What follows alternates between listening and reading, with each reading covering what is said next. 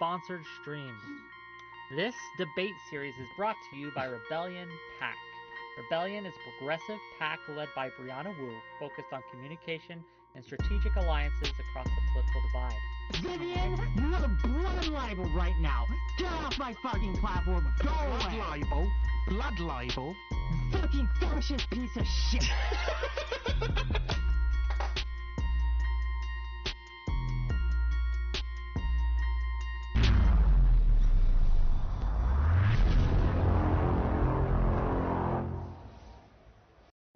Let's check in with our boy Whick, King of the Jews. Some could say he's just trying to raise awareness for an important cause. Well, let's see how often he's been raising awareness. So this one, right? Welcome. This was on October 10th. Israeli-Palestine has exposed many as monsters. Who do we think he's talking about? He's probably just being neutral. He's like realizing on 10/7 anti-Semitism had been born. And he's like, whoa, anti-Semitism? Let me put my coat on. This is bad. And then since 10/7, we've had 1, 2, 3. Oh, lefty anti-Semitism. So monsters, and now left's anti-Semitism. When is that? What was the date of that one? Oh, the 13th of October. So we got 10, 13. So we went 3 out of 4 days. Israel. We have another one. So this is what, 4, 5, 6, 7, 8, 9, 10, 11, 12. So 12. 1 for every 3 Israeli babies that were killed. Is he trying to dedicate an episode per dead 10/7 baby? Is that the goal of the advocacy? The goal? I mean, we're not worried about the Nazis that are out here. We're not worried about Charlie Kirk saying that the Jews control the blacks to come against the whites. We're not worried about Candace and Tucker doing white genocide rhetoric where the Jews control the blacks. No, we're not doing any of that. None about all the Nazis. He really needs to focus on Israel.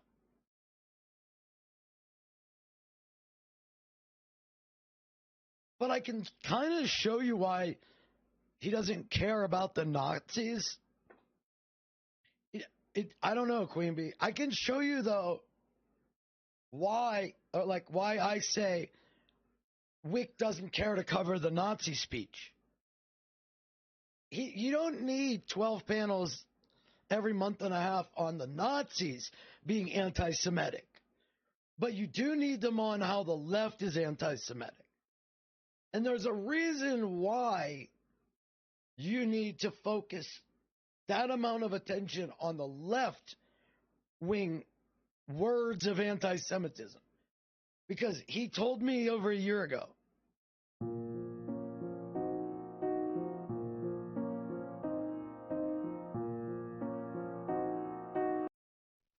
Apologies. No Carry worries, no worries. Okay, so the judge in Florida that approved the search warrant for Mar-a-Lago, yeah, they had to cancel Shabbat services the next day out of fear. And a little bit of insight and background. I grew up in Squirrel Hill in Pittsburgh, which is where Tree of Life is. I spent a lot of my childhood in Tree of Life. I was heavily involved in my temple youth group at another local temple. My ex-wife's family was less than a quarter mile from there. So that really hit me personally. And the question is, if Nazis got a permit to march around my temple and they're legally allowed to do it with their long guns, do I have any rights to keep my temple safe and open? Sure. Wait, keep my temple safe. Like, that's such a loaded kind of question, because what constitutes safe? Like, uh, you have the rights to like, everyone in your temple, right? And has the right to be safe. As in, if the Nazis or the Proud Boys or whatever group is outside with guns protesting in front of your place, they do not have the right to actually go in your place, for example, or break in, because as I understand it, it's a private building. Yeah. Like, it's not a public thing. Yeah. It's not a government state house or something. Um, you also have the right, I believe, to ingress and egress, right? To go in and out unimpeded. Um, but the yeah, that's where it is. Like, the problem here, right? The problem here is, if we try to limit the rights of those odious individuals to do these kinds of protests, right, where they go in front of the Tree of Life, or they go in front of these other temples and they protest. What are they protesting, Wick? Wick. Can you help me? The Nazis that are outside the temple protesting. What is it that they're advocating for? What are they protesting against? Can you tell me? An odious idea? What is the odious idea? What is it, buddy? What is it that they are advocating for? Us from going to the Supreme Court's house, right? The Supreme Court Kavanaugh's house, and when they overturn Roe v. Wade, and protesting in front of their house.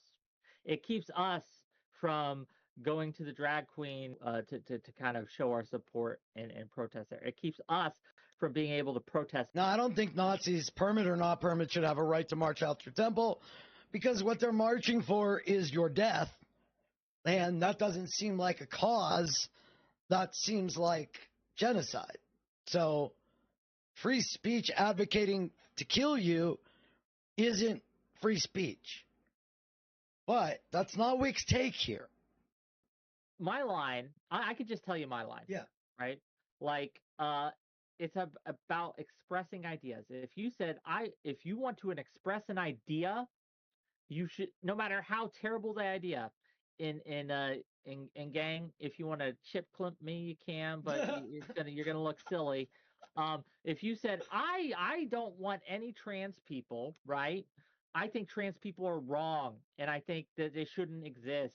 Right. You should be able to express that idea and that belief. You should be able to advocate for it. As odious as I find it, right? You should be able to have that idea and express it. Just as I should be able to express to them what would be an odious idea of, no, trans women are women, trans men are men, and they should be afforded the same rights, privileges, and in fact, they should have access, government should give them access to the medical treatments that they need when they need it. What are we talking about here, bro? They would stop express their odious idea. Again, us allowing them to express their odious ideas allows us to express our ideas, because again, while like, there's no such thing as absolute free speech that exists in this earth. Like, Right. no government, no institution, no group has and allows absolute free speech.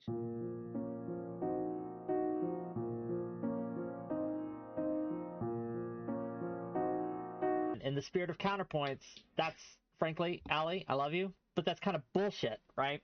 So let me tell you why. We don't have people going around ripping off the posters of killed Gazan children, right? We don't.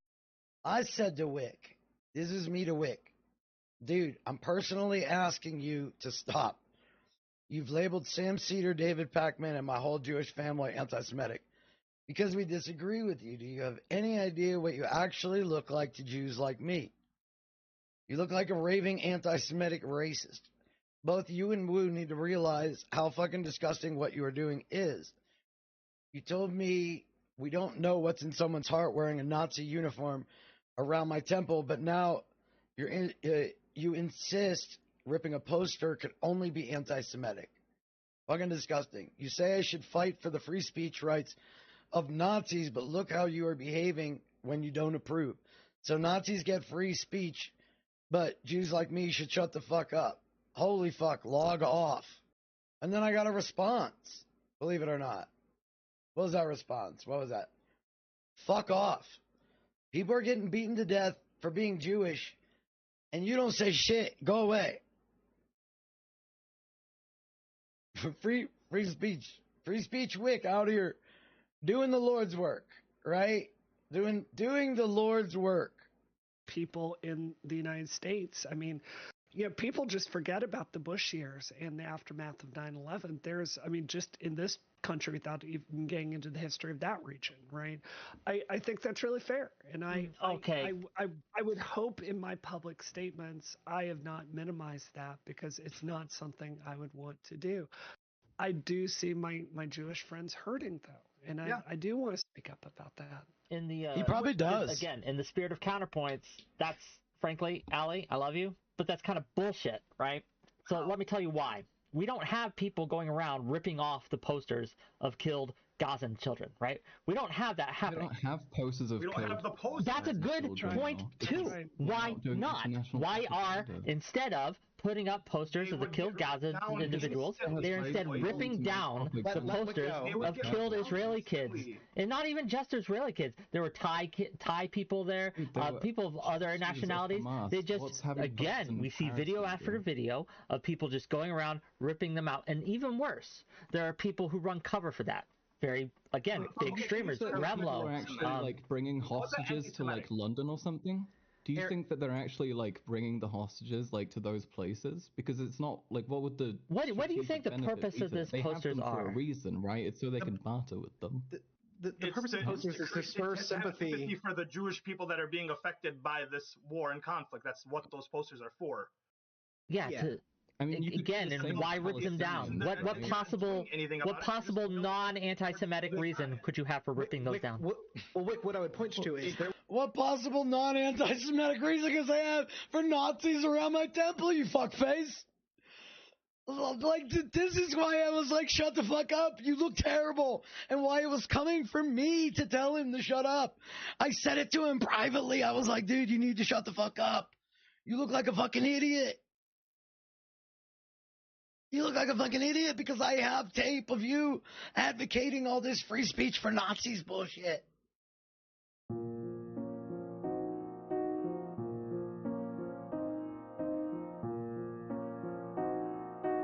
But not just once. For us to by the failure of the left to protect Jews, to protect and make there be space for us to have an ability to talk about our problems. Well, I'll give you an example from my chat. Unfortunately, the rustic fool is saying shit like 12,000 dead Palestinians, and we were having our third panel talking about the feelings of Jewish people in America, not even specifically Israelis, right?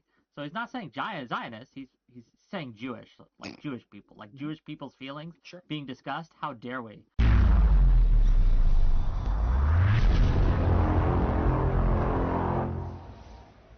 Well, there's 12,000 Palestinians dead, right? How dare we discuss what Jewish people feel? They're just Jews, right? And so that makes me mad, and I'm not a Jew, right? So I'm just curious, that reaction is so common in this space that we would never have that reaction for black people. We would never have that reaction for Hispanic people. We would never have that reaction for any other group. But because it's no Jews, no news.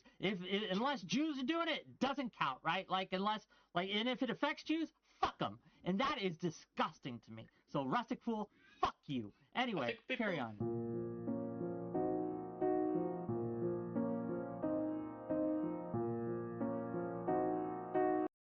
Now, you thought that was bad? You thought that was bad? You thought that was bad?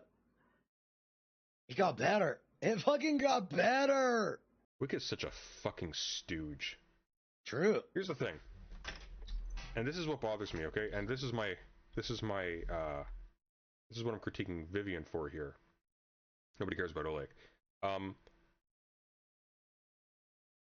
have to apply this to myself.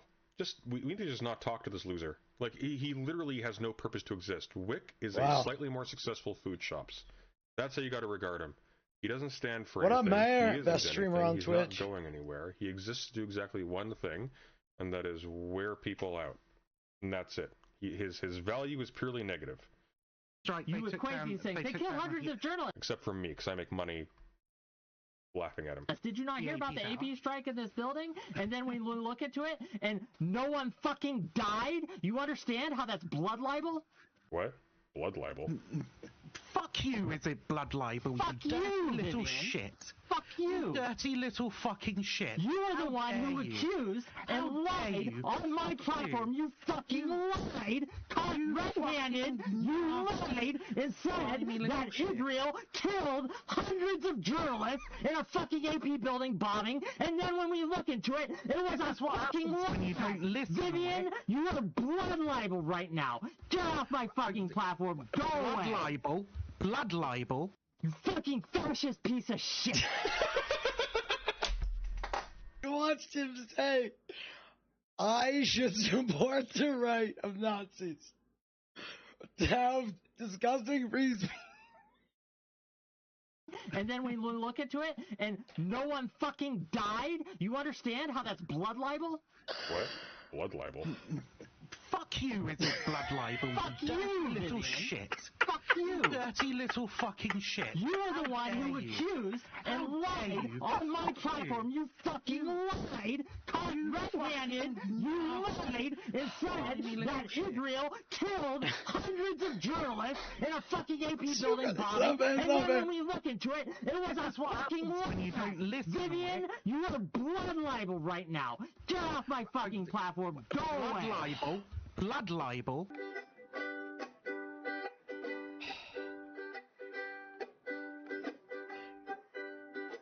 Hello, hello, hello, and welcome to yet another episode of Whick TV, a cross-ideological space where we come together to discuss issues both political and cultural, from the silly to the serious. Gang, we got a good one for you today. This debate series is the second in a two-part series sponsored by Rebellion Pac. Rebellion is a progressive pack led by Briannawu, focused on communication and strategic alliances across the political divide. Rebellion believes that we can't solve problems without talking to each other about them, and we strongly support the mission, Wick. So here we are, gang. No one here has been paid to be here. No one's been paid. You have? It's a sponsor. What the fuck is... This is a stream sponsored by Briannawu, but also nobody's been paid to be here for this sponsored stream. No, nobody's been paid to be here for the sponsored stream. That's not curious. That's not curious. Really? That's no, I got you. Nobody's been paid to be here for the sponsored stream.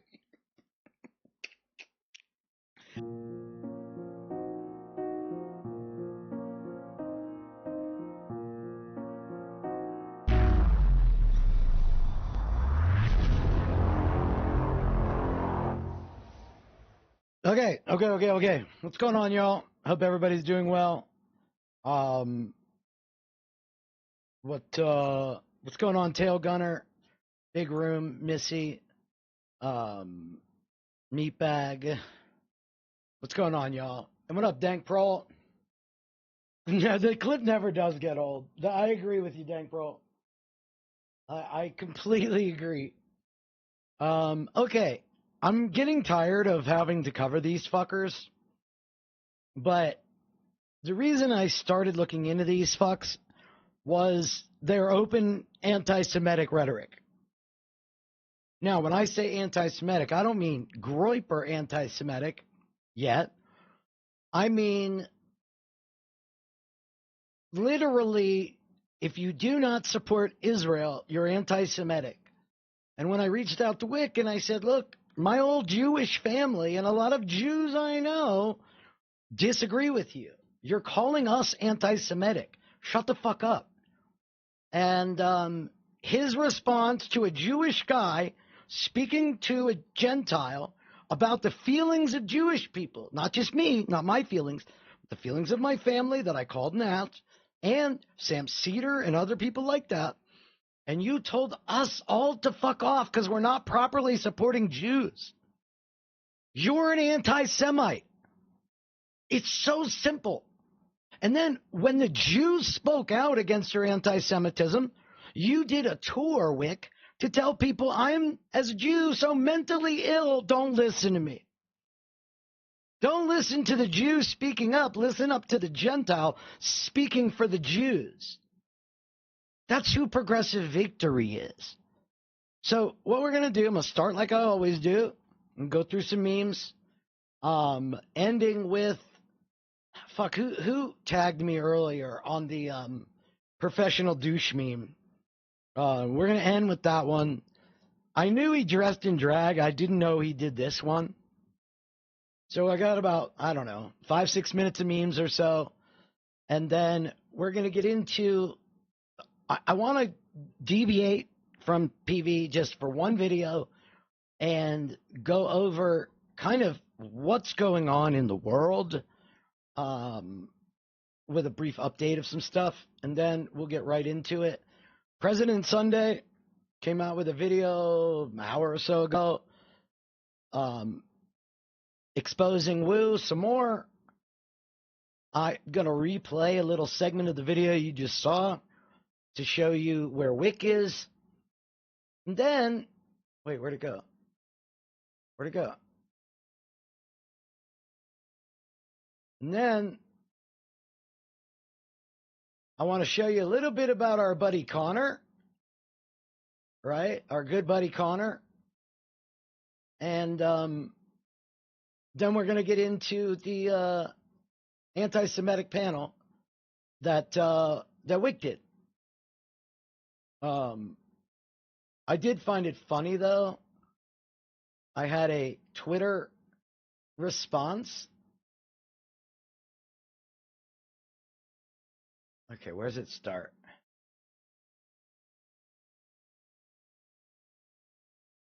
Okay, we'll just go up here and start and roll up.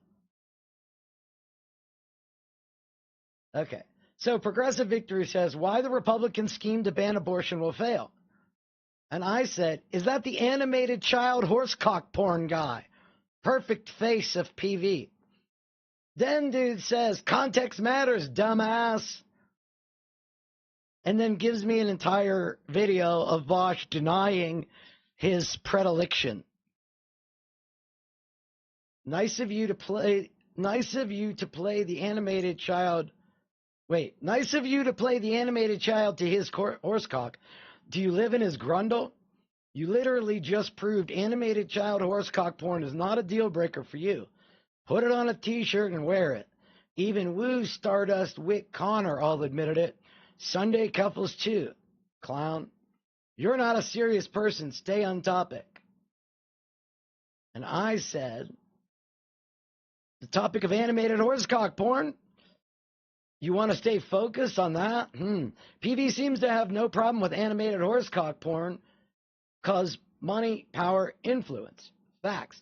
Ask Sam DRZYMALA about Luffy. Damn, y'all. Oops, it should have said, you got that RFK brain. But it says I got that RFK brain. That's kind of a self-own. Then I said, list all the streamers directly paid by PV. Go ahead. PV, the organization, doesn't pay any streamers directly. What are you talking about? Oh, here's an example. Oh, you're schizo posting. Wait, did he delete the other videos? Oh, no, there they go. You are officially retarded. It's amazing how ignorant and bold you are. Here's an admission in the first 10 seconds. I'm so over how ignorant people like you are. Here's the 10 seconds. I do want to talk about the Progressive Victory stuff and just so you all know, they cut me a check. Progressive Victory cuts me a check. Not for my content, right? But for going to a meeting. Where's the money?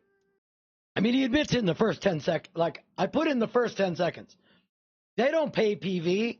Wick's words. I'm paid by PV. I mean, it's comical. And I'm the deranged, crazy dude. Where's the money, Lebowski? I'm the one they attack as crazy. I'm the loose cannon. I'm the maniac. I'm the conspiracy theorist. I mean, what do you mean they're getting paid? They're not getting paid. Okay, well then why does Wick say he's getting paid? I'm not watching that shit. I know you won't. You know, I mean, it's information. You're allergic to it. Like Kennedy spraying so toxic it killed the worm. These guys are just the worm. Okay, so we'll start with some memes. We'll get into a little bit of politics, and then we're going to get into political operatives, who they are, and why we keep talking about white fear or white replacement in progressive conversations. I mean, did they bring on a groyper to help them with ballot measures? I'm almost 45 years old. Okay, very few things irritate me more than chewing. And if you're going to film a 40-second, 30-second video, do you have to eat in the middle of it? It's a 30-second video. Like, what kind of degenerate does this? I'm almost 45 years old, and I just found out just a second ago that Michael Jackson says, I'm going to say it one more time, I'm not going to stop. I'm going to say it one more time, I'm not going to stop. Okay, I always assumed it was not that. Mama say, mama sa, mama kusa. That's what I thought it was. I'm almost 45 years old, and I just found out just a second ago that Michael Jackson says, I'm going to say it one more time, I'm not going to stop. I'm going to say it one more time, I'm not going to stop. I'm going to say it not. Mama say, mama sa, mama kusa. Mama say, mama sa, mama kusa. Mama say, mama sa, mama kusa. Mama say, mama sa, mama kusa. Whole life said that. What's a makusa? But you ain't know either. But you said it. You know what, though? As right as you are, stop fucking eating, you fucking gross pig. You said it. A makusa. I mean, it's literally a 30-second clip, and you ate like 3 times in it. This is America. I thought this was cool. I've seen a couple of these for like genre of music and other shit like that.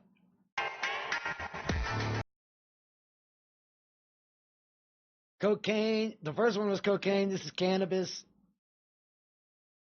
Psilocybin. LSD. What up, Roxfist?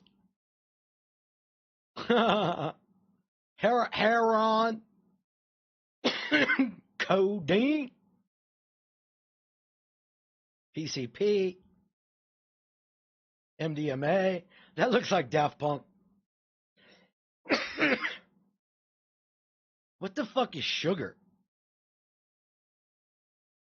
Roids. Ketamine.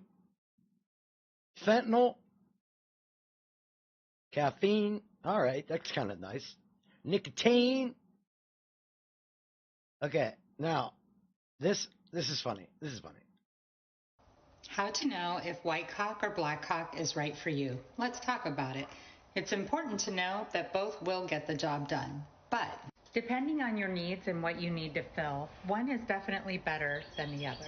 In my case, I will be choosing the black cock for the front. If you are working with a large gap or hole, you will see that this is going to work beautifully. Now for the back door, my preference is a white cock. As you can see here, the slit that I need to fill is much smaller. This is going to be perfect. If you've seen Sacha Baron Cohen's, who is Okay. So I don't remember. Sorry, I could go look, but I don't remember who posted this. I love Michael Picard, and this is brilliant. If you've seen Sacha Baron Cohen's Who is America, then you know politicians can be duped into saying the strangest things. Blink 182 pheromones. The only way to stop a bad guy with a gun is a good child with. Never forgive Walsh for this. Never. I don't care what anti-Trump shit he does. This is who he was and probably still is. The gun. Happy shooting, kids. I wanted to see how far I could push this, so I may or may not have contacted George Santos on Cameo. I had a question. What won't a politician do or say for money? The answer to that question, in George Santos's case, is nothing, apparently. In case you don't know, NAMBLA, or the North American Man-Boy Love Association, is an organization that seeks to put an end to age of consent laws, so men in their 40s can have a relationship with boys in their preteens and... yeah. Anyways, this is a pretty well-known organization. A simple internet search would have told George that something was amiss. I mean, South Are you telling me George didn't know what NAMBLA was? I struggle. Has done an episode about NAMBLA. And I'd like to take a minute to hear some In a pig costume. Yep. members. This is boring. Hey, when are we gonna get to some He's the one that went to the Trump thing and said the KKK supports Trump. Here we go. Hi, Nambla. I just wanted to stop by to offer you my full support and that I am here for you if you need anything. I want to congratulate you on your success and on your anniversary this past December. I just wanted you to know you're doing a great job and you're doing great things, and the world is a better place because of you. We all love you, and I love you, Nambla. Mwah. This was an elected Republican. I mean, but the left, the left is the real degenerates. All the best. Bye. I mean, these are the idiots in charge. These are the guys passing our laws. If he can be duped by this, then imagine what other politicians are duped by. Well, that actually leads us perfectly into our first video. Wait till you see, towards the end of this video, the deal Trump is willing to make for money. Just wait till we get there. I'm very ambidextrous, so to speak. I can do a lot of things at one time. Think about other things. I'm very ambidextrous, so to speak. I can do a lot of things at one time. And I'm willing to do and able to do things in lots of different things. So, predictably, after another horrible day at his criminal trial, Donald Trump is hey, what up, yet Glitch? again in a meltdown mode. How's your weather up there? Posting again and Looks making like AI. bizarre and weird videos of himself. But as Stormy Daniels just posted, real men respond to testimony by being sworn in and taking the stand in court. Oh, wait. Never mind. By the way, Stormy Daniels was incredible on cross-exam. Donald Trump's lawyer, Susan Necklace, was trying to attack Stormy Daniels. Ben is so hard to listen to at regular speed. Stormy Daniels not only stood up for herself on cross-exam, but made Donald Trump and Trump's lawyers look like total fools, according to the transcripts we read. Douchebags. And people who are in the courtroom. You saw our other videos on that. But here's what Donald Trump posted after Stormy Daniels put him in his place at the criminal trial. Trump writes, "This crooked Joe Biden-inspired trial is an attack on his political opponent and on America itself." We have a retarded former president who rage tweets in all caps. I don't understand. I don't understand. The corrupt and highly conflicted judge, Juan Merchan, is What up, presiding Genza? I asked all leftists would they be okay if Israel gives 43% of land for free to Palestine, an own state. All said yes. That's what the UN offered, and those moron. Wait, I don't understand why you would do you literally just come out with racism. I don't understand how everybody's so comfortable with just being a piece of crap. Those moron Arabs. You're talking about a specific group of people. It's so gross how people talk. over the death of New York City and state system of like those leftists, these guys. No, dude, 1947 UN offered deal to share land. But what does that have to do with these moron Arabs? Of course they're morons, because 7 Arabs lands attack Israel. So what you're saying is the UN offered to not just displace everybody there, they only offered to displace half of them, and they said no. Odd. You know, give me half of your house. And you say no. I don't understand. I was willing to give you half the house. Israel is an ethno-state. Israel came about so the world could remain anti-Semitic happily. Happily. So, if Israel, what's the reason Israel's a state? What is the reason Israel became a country? What's the reason? Justice, the world is watching, exclamation point. By the way, after the criminal trial proceedings, I'll do a whole nother video on this. Donald Trump's lawyers requested a mistrial based on certain testimony by Stormy Daniels that Donald Trump's lawyers elicited, one that Donald Trump's lawyers didn't object to. Justice Merchan was like, y'all asked him y'all asked Stormy Daniels these questions. She was answering your questions also on direct testimony, Miss Necklace, Susan Necklace, Donald Trump's lawyers. You didn't even object to what Stormy Daniels was saying, so don't come here now. How about this, Jenza? Let me just test where we stand. How many men, women, and children that have nothing to do with the conflict, other than they live there, so their spawn point was there. What do you think, how many is the appropriate number to kill? I wonder where we stand if you'll answer this question. What is the appropriate number of innocent people in Gaza? What is the number that is too many? Playing the victim when you didn't do your job as lawyers and when you opened the door. I'm going to guess there is no number that's too many because other people did a thing. So, retributive punishment to non-participants, well, I don't see anything wrong with that if there's certain people. I don't give a fuck about 1947. I asked you why Israel was founded. You want to know about some fucking 1947 bullshit. Like, for some reason, there's a large percentage of people that are incapable of talking about what's going on, and they have to contextualize everything in some other random shit. Like, they're killing them now in the land they live, in which they're controlling what supplies are allowed to come in there from all angles. So let's talk about 1947 so we don't have to talk about the current situation. I don't give a fuck about a turning point. Let me ask you this, Genzai. Do you believe in affirmative action programs? Do you believe in affirmative action programs? Or to this testimony. What else has Donald Trump been doing?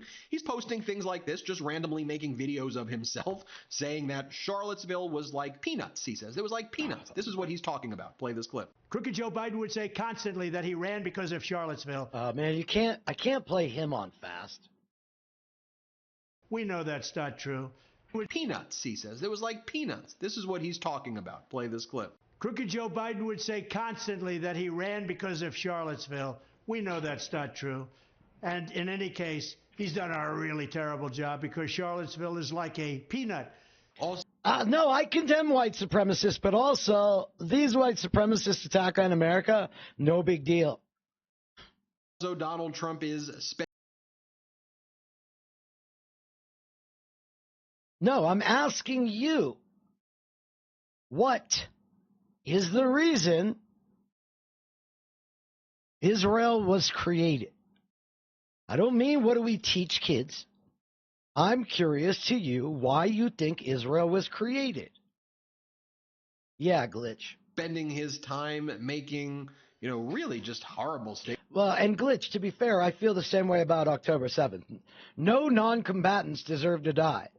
Now, if you're occupying stolen property, I think there probably resides a certain amount of fear in occupying stolen land, but I don't think what happened on October 7th you can say is fine. I mean, I don't know how you solve it, but just like civil rights uprisings, I don't believe in violence and destruction. But that's not on me. I don't get to make that choice. Statements about Jewish people. Here, play this clip. And if Jewish people are going to vote for Joe Biden, they have to have their head examined. Here's another video that Donald Trump made. I mean, how outrageous. Jews wanted a home after... Oh, Jews wanted it. Jews were like, we don't want to be safe around the world. We need to be ghettoized in a piece of land. So can we take a piece of land from some people for our safety? You think that's what it was? An interesting perspective. I don't think that's the case. I think the free world decided we are not going to address anti-Semitism. So the best thing we can do is just put Jews in an open-air prison and give them an ethno-state, and hopefully they'll stay away from us. Pretty simple. I mean, it's pretty simple. How do we keep the Jews safe so that we can all stay anti-Semitic and never address that? Like, America was just not allowing Jews in. Ottoman's land, blah, blah, blah. Unbelievable. It's just sad. It's just sad what people will do to justify, like, ethnic cleansing.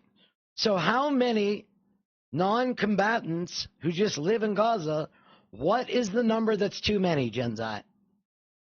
Just how horrific. Play this clip. If you're Jewish and you vote for him, I say shame on you. And by the way, when Donald Trump... Remember when everybody freaked out when Biden said, if you don't vote for me, you ain't black?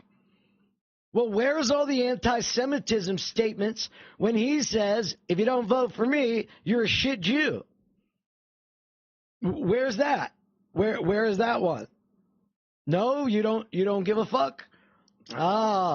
Because you don't actually care. You just like using marginalized people as weapons, just like the Dems do.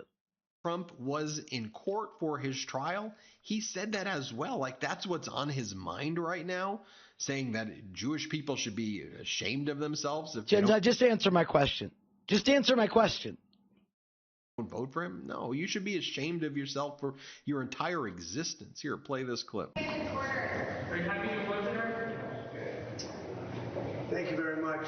What Biden is doing with respect to Israel is disgraceful. If any Jewish person voted for Joe Biden, they should be ashamed of themselves. I mean, this is anti-Semitism. Are you going to call that out? Anybody? Genzai, you want to call out anti-Semitism? Nope. Tired of... look, I asked you for an answer, but obviously... I asked you for an answer. Obviously, there is no limit to the number of innocent people Israel can kill. I mean, you've made the point. You're not Islamophobic. You don't hate Arabs as a people. There just isn't a number of innocent people killed that is too many. I get it, dude. I get it. I get it. Totally abandoned. Genocide Israel, centrist. And nobody can believe it. I guess he feels good about it because he did it as a political decision. You have to do the right. You know, we didn't have equal rights until 1964. So does that make America worse than Arab nations? Oh, but that's so long ago. Also, what about 1947? We need to stop talking about civil rights in the 60s. Look, it's been one generation of people. We have equality now. Also, the poor whites. By the way, in part of these pathetic videos that Donald Trump was making during this meltdown, he posted So tell me what Israel does wrong. Give me the number. Weird how it's so hard. Like, I love how people don't have a limit on innocent deaths.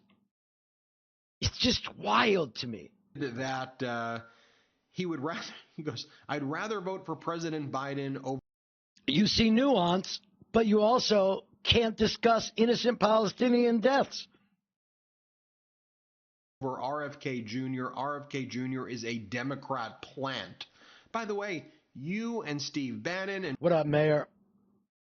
And Sean Hannity and all right-wing media try to prop up RFK Jr. He's someone who, like, y'all are actually, like, helping to fund. And now when you see that he's taking votes away from you and no more Twitter for the day, now you attack him. Watch how cowardly he is. Here, play this clip. Right. Look, you just said Israel's only doing it because they have to. You sound like Connor.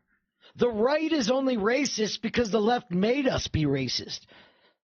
Like, it's so crazy, dude. Nobody's responsible for their behavior when they misbehave. Israel doesn't care about Palestine because they're not allowed. They have to. Do me a favor. Can you pull up some of the propaganda I was fed in the 80s at Temple? Can you pull up any of the propaganda I received in the 80s?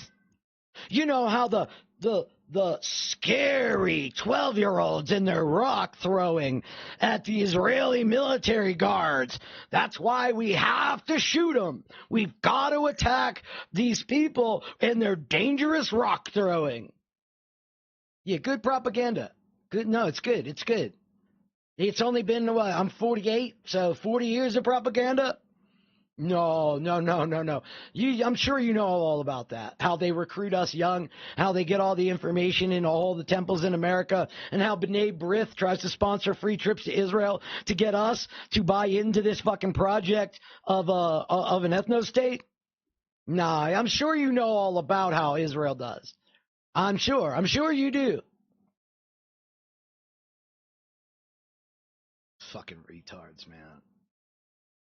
Well, no, the 20s and the would see the Revolutionary War. Britain has the right to defend itself, okay? Britain has the right to defend. Do you condemn the Boston Tea Party, though? How modern Americans would see the Revolutionary War. Britain has the right to defend itself, okay? Britain has the right to defend. Do you condemn the Boston Tea Party, though? Do you condemn? The American people chose the Founding Fathers to represent them, okay? The American people chose terrorists. Yeah, they cracked the Liberty Bell because there was a Founding Fathers encampment under. It was founded by British people. There have always been British people there, okay? These Americans weren't doing anything with the land anyway. The British are coming is a genocidal phrase, and we are banning it. The British didn't occupy Boston, okay? They're just trying to reestablish the rule of law. They're not safe there with all these disgusting, savage Americans. Every single American is a potential combatant. So when British cannonballs strike American children... those children were human shields, not children. Look, it's not our fault the people we want to kill have families. It's their fault. The UN had a treaty. It's actually not cutting down an innocent. It's George Washington beheads babies. I saw a wood etching yesterday. The Redcoats are the most moral army in the world. These subhuman American cockroaches would take out their own grandmother if it's... I am a crownist. I believe in Britain's divine right to America. A crownist. Good one, Mayor. That's fucking great. Okay. Where were we? Even take Biden over Jr. because our country would last about a year or two longer than it. You can't understand the future if you ignore the present, Genzai. You fucking moron. You can't understand the future if you don't know the past, which is why we ignore the present and we just do the parts that I want to care about. How many innocent people is too many? Genzai, how many innocent fucking people living in Gaza is too many? Why is it so hard to answer? Woodward Jr. would collapse almost immediately, and his family a radical left, a crazy left, a... I mean, what choice did they have? They should have complied, right? You know, the airmen should have complied. Breonna Taylor should have complied. Ahmaud Arbery should have just complied. They should have just complied. Why didn't they just comply? They deserve it. So America deserved 9/11, according to you. Okay. And then we were the poor victim of those people, right? America deserved 9/11, according to Gen Z.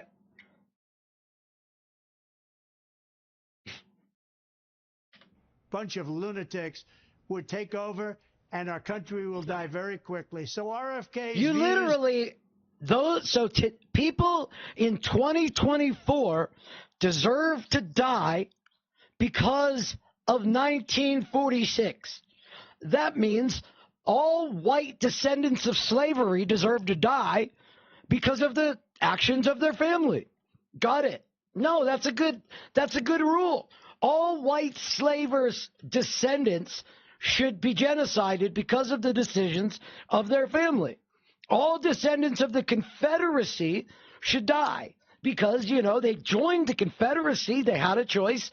They made the choice to be traitors. And now, to protect our future from the traitors, we've got to destroy all the white descendants of the slavers and all the Confederates. No, that's your logic, Gen Z. It's wonderful. On vaccines I'm a fucking moron. As is everything else about his candidacy. He is not a Republican, so don't think you're going to vote for him and feel good. He's a radical... Dude, how does Trump not bring up brainworms? Of all people that's just going to mock somebody for some shit like that, why didn't he bring up brainworms? Left Democrat, let the Democrats have... What's funny is when RFK joined the Democrats, the entire right-wing mechanism went to work promoting JFK as the best alternative. Like, how could you vote for Biden when you got JFK? Look at how great this guy is. And now it's like, oh, shit. They realize he's actually just a fucking MAGA. And so he's terrible. He's a plant. He's the enemy. He was the greatest. And then he's a plant. Have RFK Jr., they deserve him. Like many of us, you might think identity theft will never happen to you. But consider now that you've committed to debate on the now dying Howard Stern show, no less, let's set it up right now. I'm ready to go anywhere that you are. We could do it in D.C., even pinpoint the White House, or in New York when your radical left fascists are finished with election interference against your political opponent, me. Just take a look at this post and how he looks. Like, how strange is this? By the way, the debates will take place when the debates will take place. There will be invites that will be sent out. They'll take place in the normal course. And we could roll back this tape when that happens.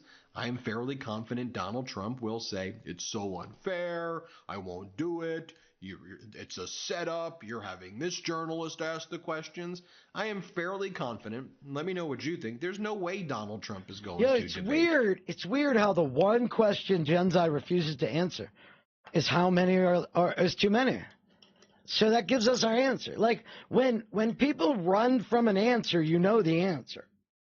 It's sad. It's kind of embarrassing. If I was Gen Z, I would be a little embarrassed about my open support for genocide. Like, are you just jealous the Germans got the Holocaust and you didn't? Is that the problem? You're just jealous? You wish you could have your Holocaust moment? Yeah. Yeah, it's got to be hard seeing the Germans succeed in ways of killing Jews and minorities and shit that you'd love to. President Biden will hold up just fine. No, I get it. You think it's fine to murder 2 million people because of a decision 47 years ago or 80 years ago. No. It makes sense. It makes sense. No, I thought Gen Z is an old name. I don't think that's Grackle, but I could be wrong. Trump will talk about what? how he wants to take away women's reproductive rights. He'll talk about how he's replaced our national anthem with his J6th anthem. He's going to talk about how he canceled Roe v. Wade and how proud he is about that. He's going to praise Vladimir Putin and Kim Jong-un. This is just, you want to talk about... What are we, is this fucking communist China and fucking communist Russia? Also, I love Putin. We need a military more like Russia. Let's go over to Russia and check out how great Russia is. Also, look at these goddamn disgusting Democrats partnering with Russia. They're letting Russia take over. Also, let's, as Republicans, travel to Russia together. That hypothetical debate. Okay, this is Donald Trump talking.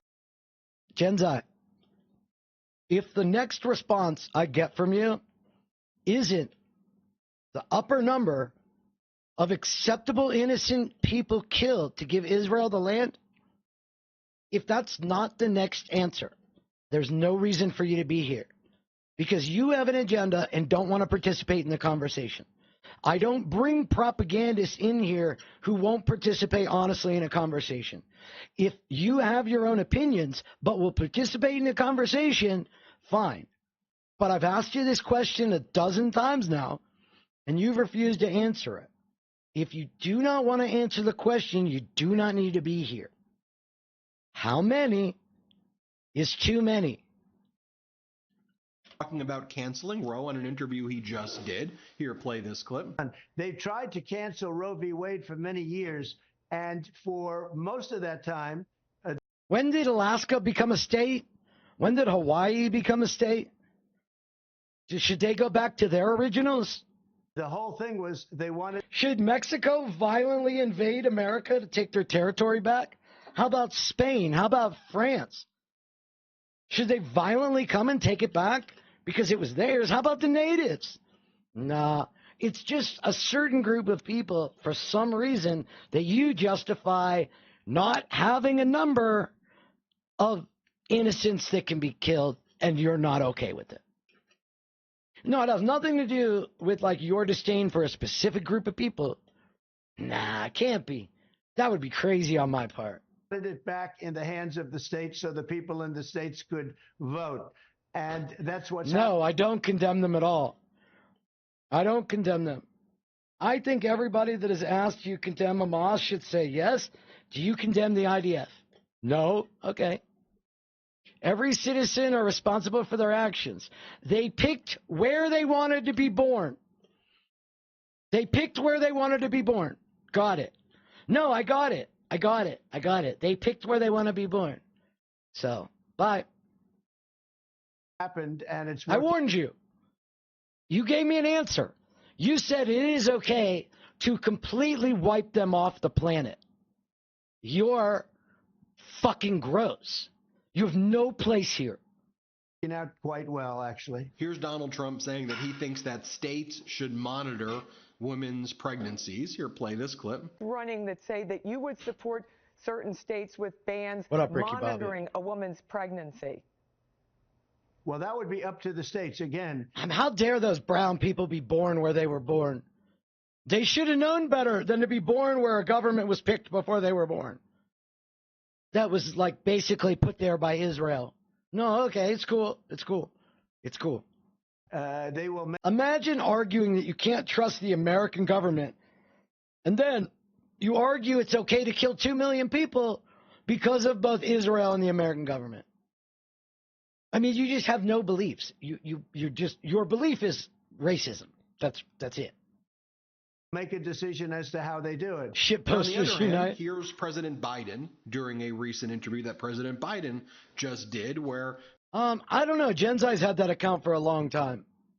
President Biden's asked, it's an odd question. I mean, it was a good interview, but it's an odd question. Why do you think that you're going to Like all other pieces of crap, I give people a fair opportunity to earn a ban. The number one reason, other than just outright racism, the number one reason people get banned is because they want to dictate a conversation, but they don't want to answer questions during the conversation. Never go full grackle. If you're not willing to have an actual conversation, which involves answering questions you might not want to answer. If you're not willing to do that, then it's not a conversation. It's a propaganda effort. They have a narrative. They want to get it out. And they do not want to participate in potentially getting information that might distract from the narrative. I don't allow fascist propaganda here, but I will allow fascists to be here and advocate for their opinion if they're willing to have the conversation. But as we see, they're never willing to have the conversation because they don't want to grow. They don't want to learn. They have an agenda, and getting that agenda across is the only thing that matters. Like the stream. What up, Addy? How are you doing? All right, let's finish this one up. Jobs where Donald Trump didn't. I don't know, maybe because President Biden's actually created 15 million jobs and Donald Trump didn't. Like when Donald Trump lost 3 million.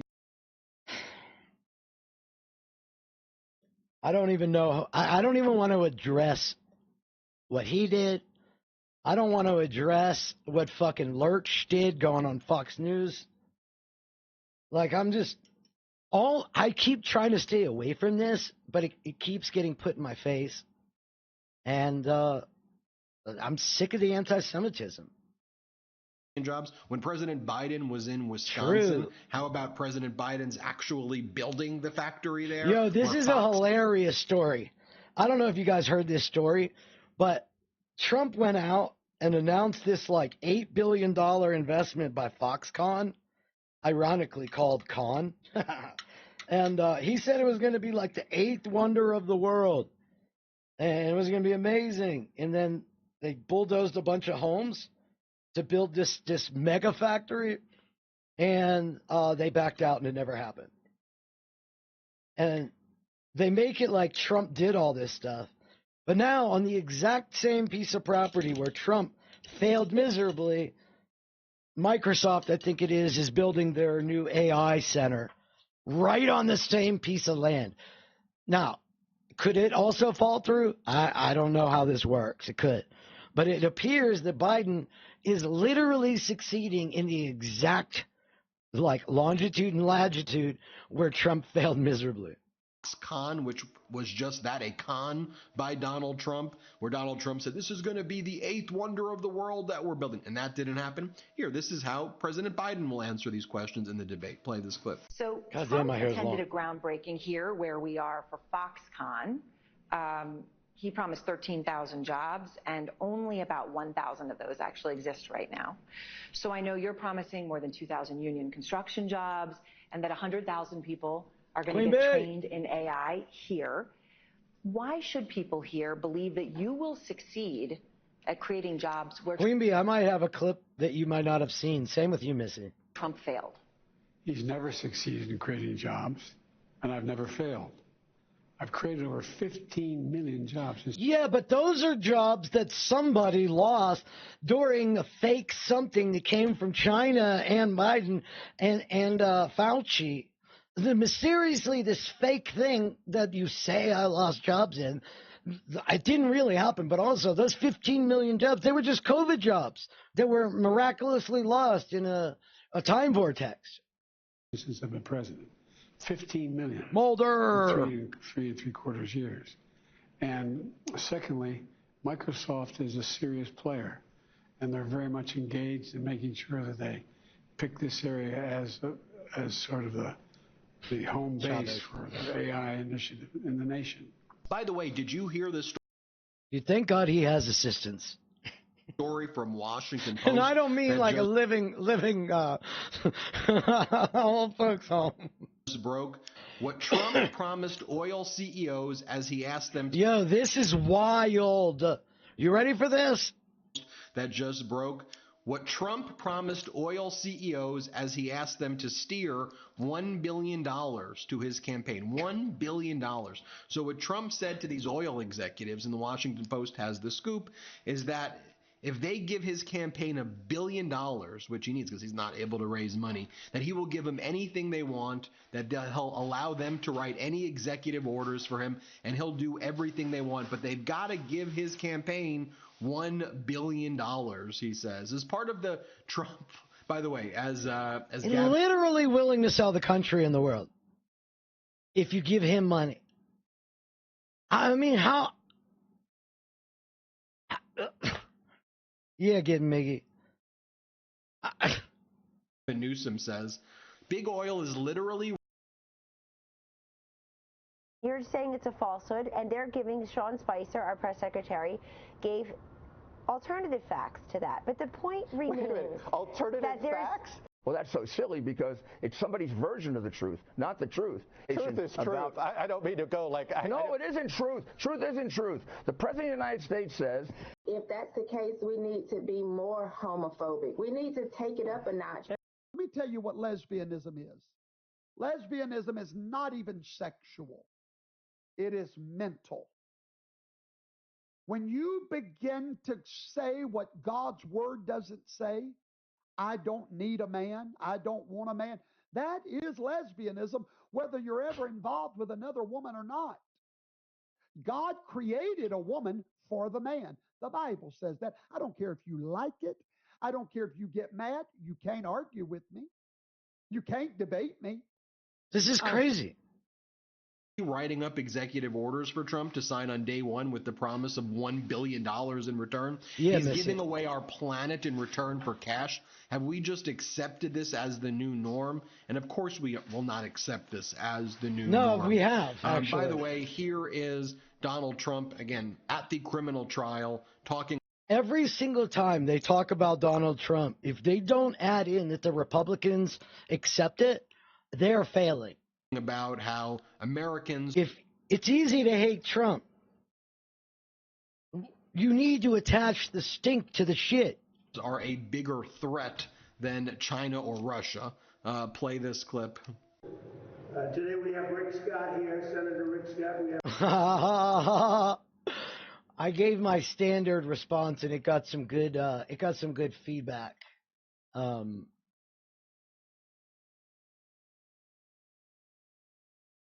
Rick Scott was great in Poltergeist. That's Trump's guy. We have other politicians here. We have many people in support. The outside of this building is closed down like Fort Knox.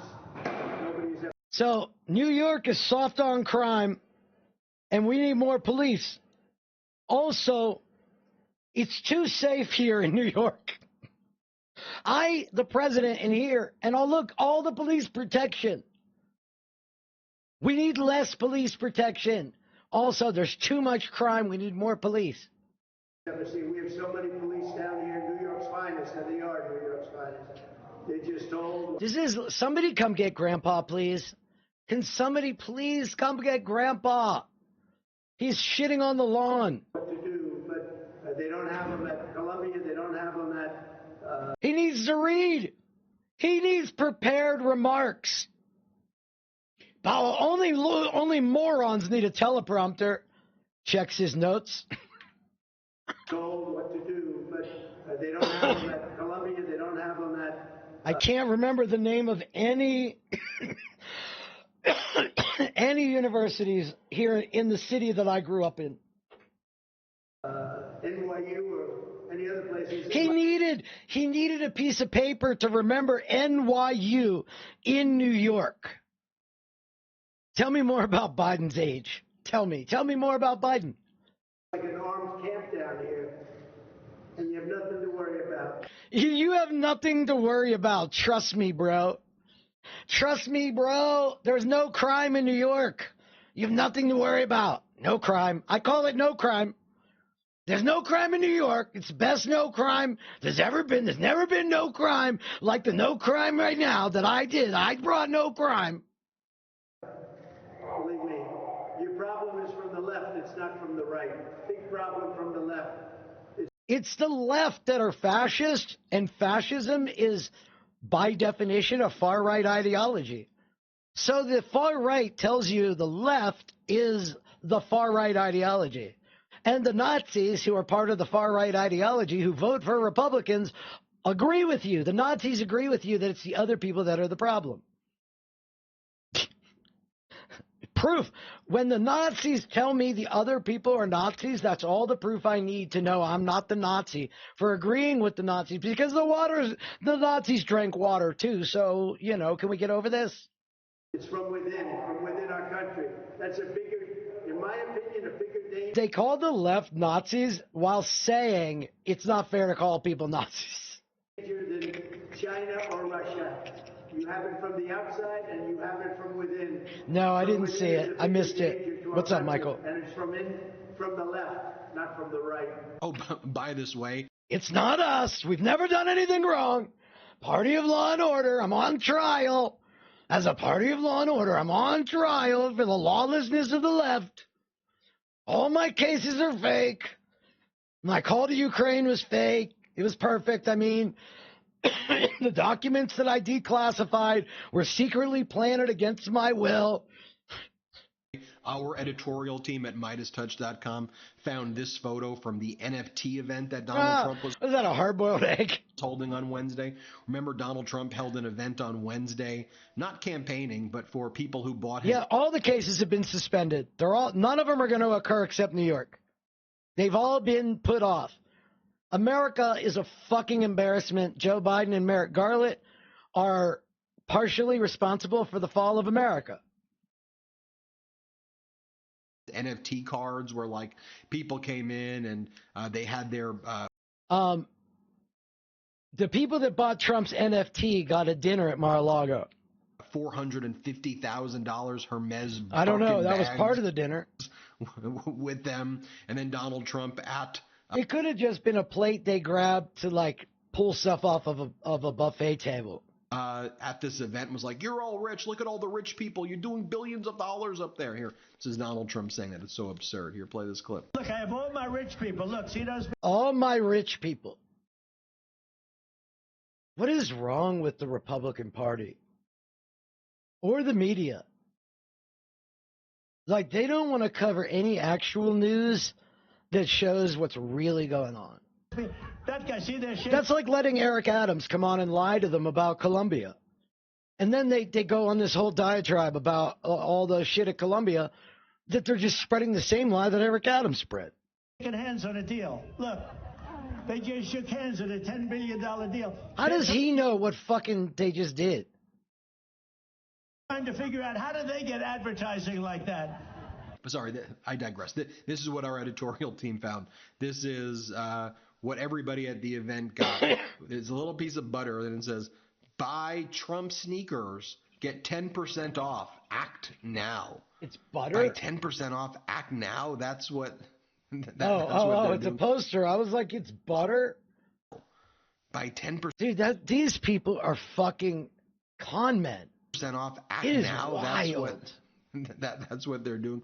Finally, let me show you this clip right here of Trump. This is as he was leaving court, and he goes, I'm so innocent. I'm like the most innocent person ever. Here, play this clip. Thank you very much. Everybody saw what happened today. I don't think we have to do any explaining. I'm not allowed to anyway, because this judge is corrupt. He's a corrupt judge. This judge, what he did and what his ruling was, is a disgrace. Everybody saw what happened today. He's a corrupt judge, and he's totally conflicted. Well, Meatbag, I kind of disagree. I think for our American system to work, people need zealous defense in all circumstances. I got to get back on the campaign trail. I'm not supposed to be here. So I need to get back on the campaign trail. I'm not supposed to be here. Also, he didn't campaign yesterday other than this dinner. He went and played golf. He complains that he's supposed to be somewhere, and then he doesn't do that. He literally cannot tell the truth about anything. You are so innocent. There's never been... Well, Meatbag, you could say it a different way. Any lawyer that defends Trump eventually gets disbarred. Anything like it. Read every single analyst. Yeah, we just talked about that. He didn't give Wisconsin $3.3 billion. That's Microsoft's money.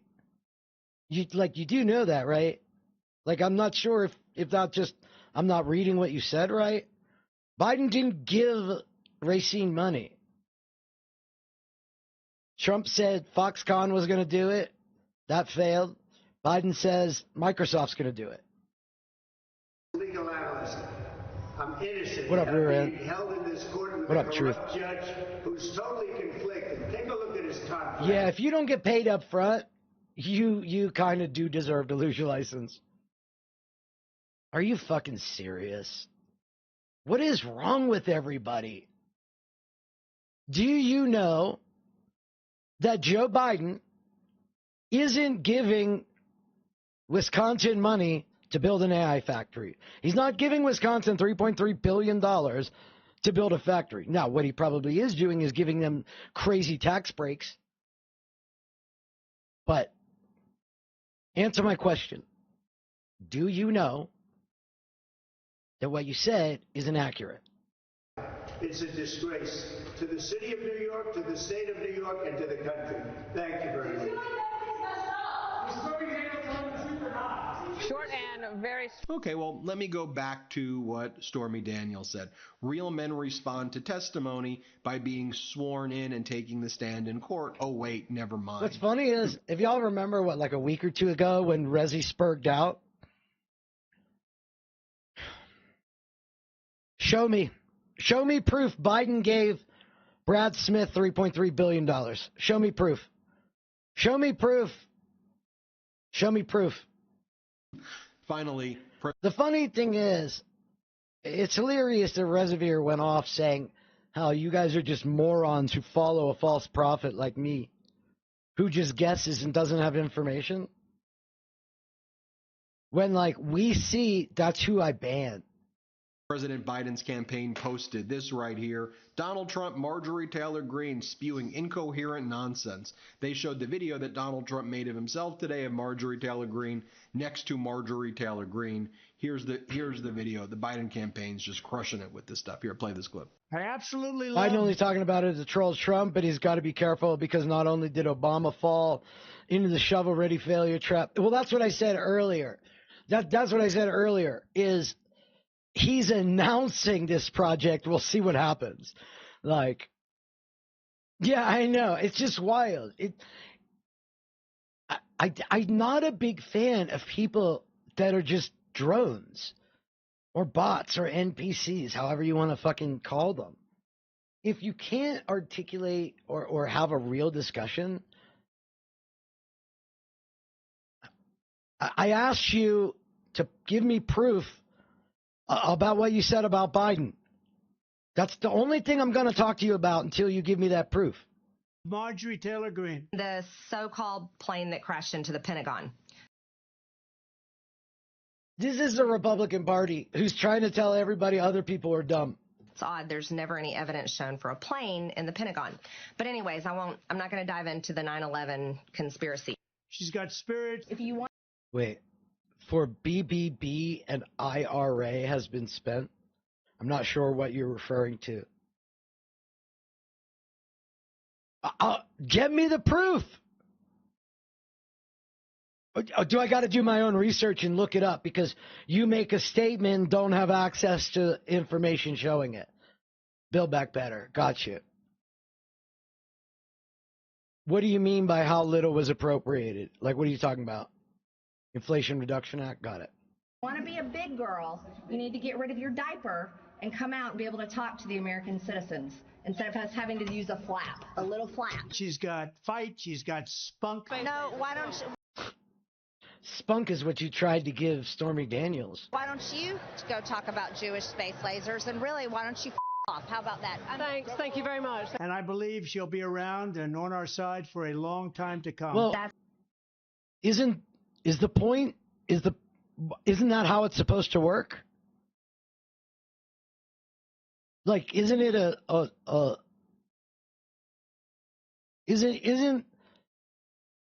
aren't these things like here's the money, spend it all now. It's here's the money for projects as we progress to improve the infrastructure of America. Are you trying to say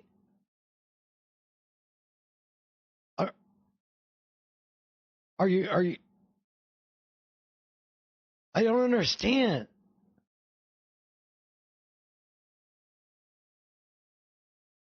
How come all the money allocated to help the victims of toxic shit at 9/11, how come all that money isn't just spent on everybody now? By what metric have we not made progress? Give me the metric of the failure, other than like, here's what I believe based on something. Like, you guys just make nebulous statements from Microsoft. Like, are you going to take responsibility if you were wrong? No, because I'm not here to have a conversation. I'm here to push an agenda. It's all I care about. That's what Q has been. And thank you for the article, People's Elbow. Telling everyone. Q is trying to tell people. I mean, here's a question for you. Pete Buttigieg helped when that bridge around Philadelphia went out. And a very important bridge to both supply chain and just the regular infrastructure.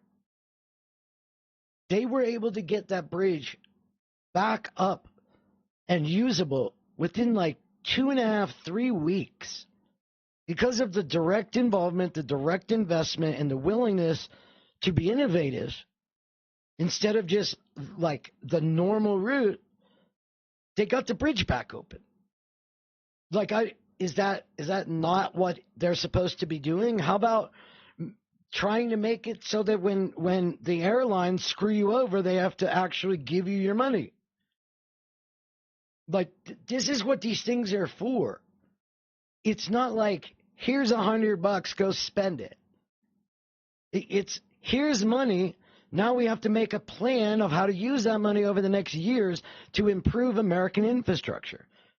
I mean, the Inflation Reduction Act, I can't even tell you what it's supposed to do, frankly.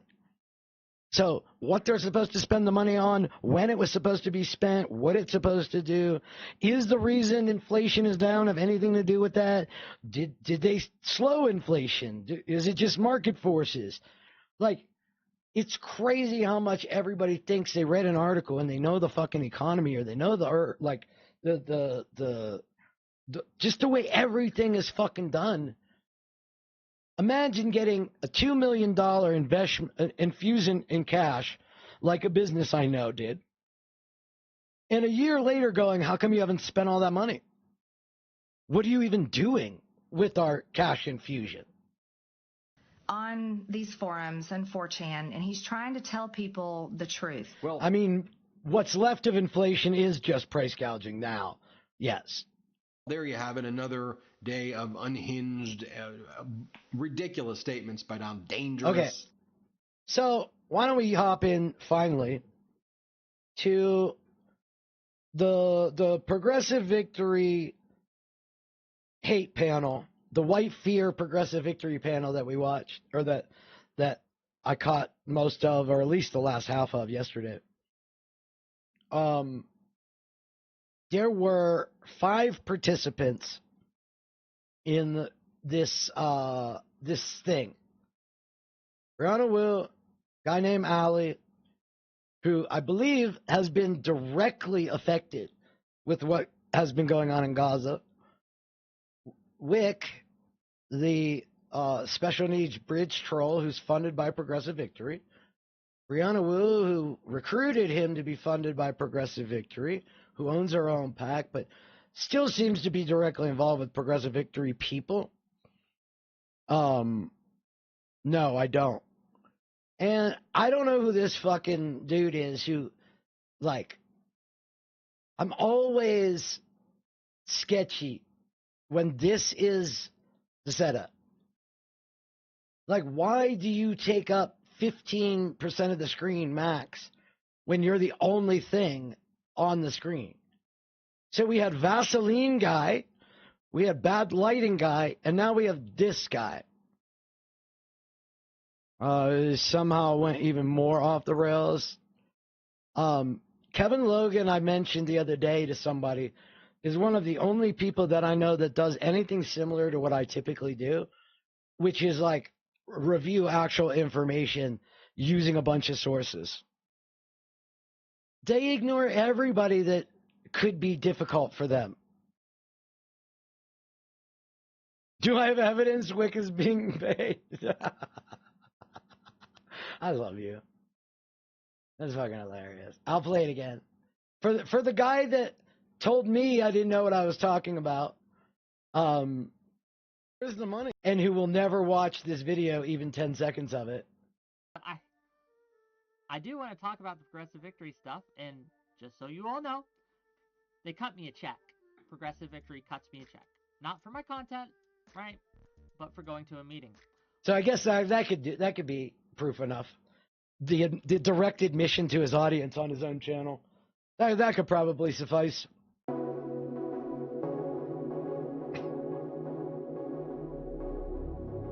Fuck this fucking... Alright, so there's a... Okay, so that's President Sunday. President Sunday hates briannawu. Kind of like a fixation with hating briannawu to a point where every time I've had a conversation with President Sunday about Progressive Victory, it like always starts and ends with Wu. Even though Wu's not involved, it's still his opinion of it was when he talked to me was based almost exclusively on it can't be competent, it's not going to go anywhere because of Wu. And it's pretty wild, but Sunday, I like Sunday, and he does not give fucks about Wu. Wu segment here? What is this? If I move this all the way up here, you can see the little slider. It's going up to... Will have perfect pitch, but they never fuck with music, so they never discover the fact that... yes, of course. Level of irrelevance, so... Look at me providing evidence and not just making claims. Yeah, imagine that. Imagine that. Shit. This fucking dumbass is doing transvestigation. I don't know why. Well, I do know why. It's because she's a piece of shit. But it is one of the most fire transvestigation threads I've ever seen. Gigantic chunks of it are gone now.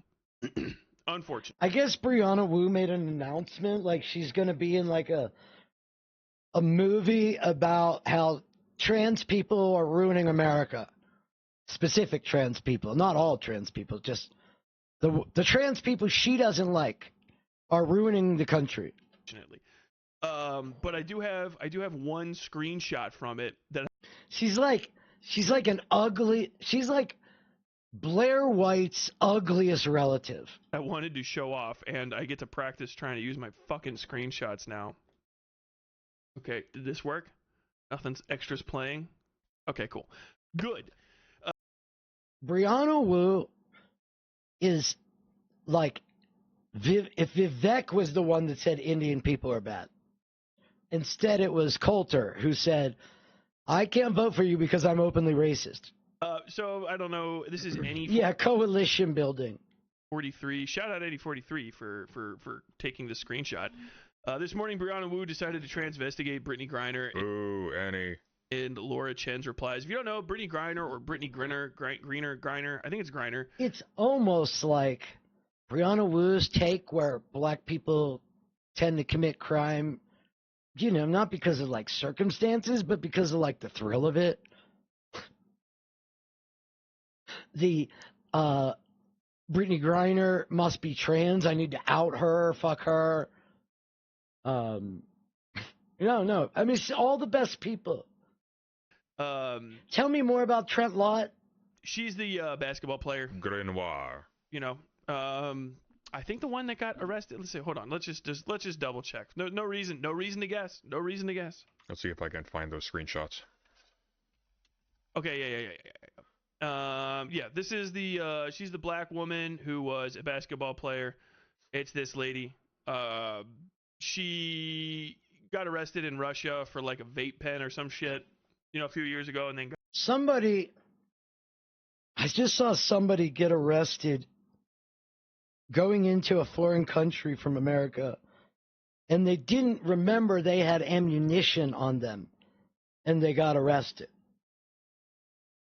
Somehow, it's an appalling overreach of a foreign government to arrest somebody for bringing actual ammunition that they have so little control of where their ammunition is that they accidentally had it with them.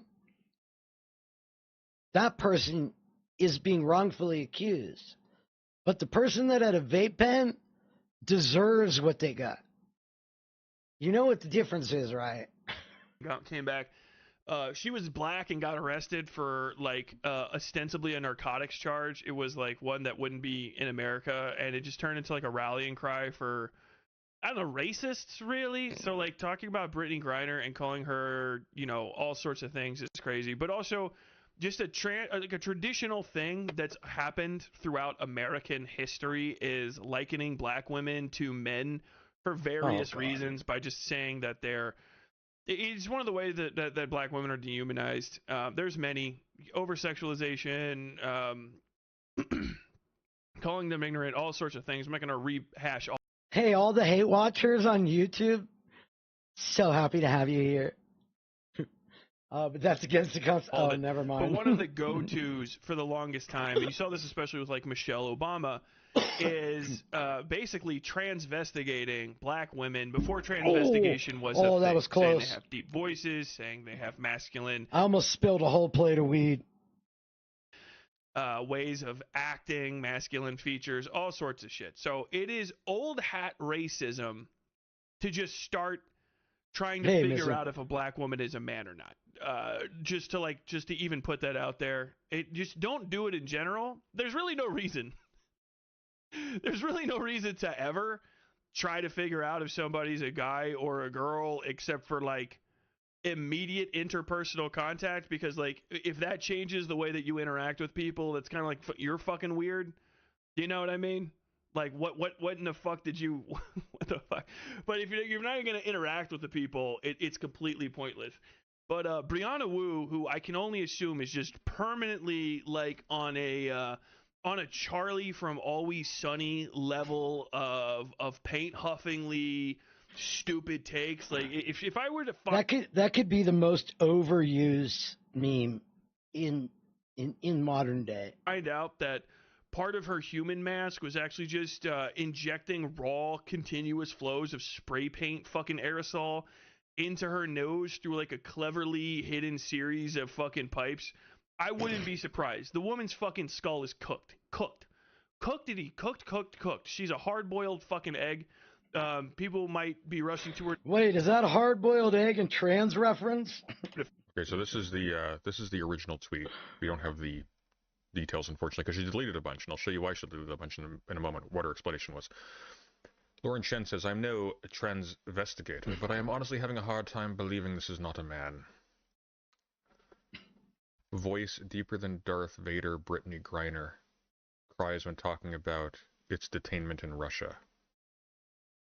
Dude, there's no... there is no amount of hate that these people don't feel publicly doing. We traded the most dangerous Russian arms dealer for this. Wow, that's got to be averaging... Wait, what about the Russian agent that was a witness for the Republicans?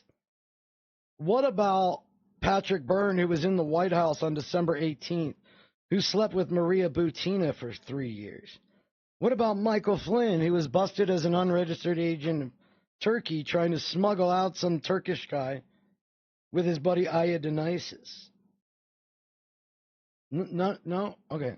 In the 75 hertz range, and I'm hearing a lot going below. What about Paul Manafort, who, after he was pardoned, admitted he sold internal polling data to Russia?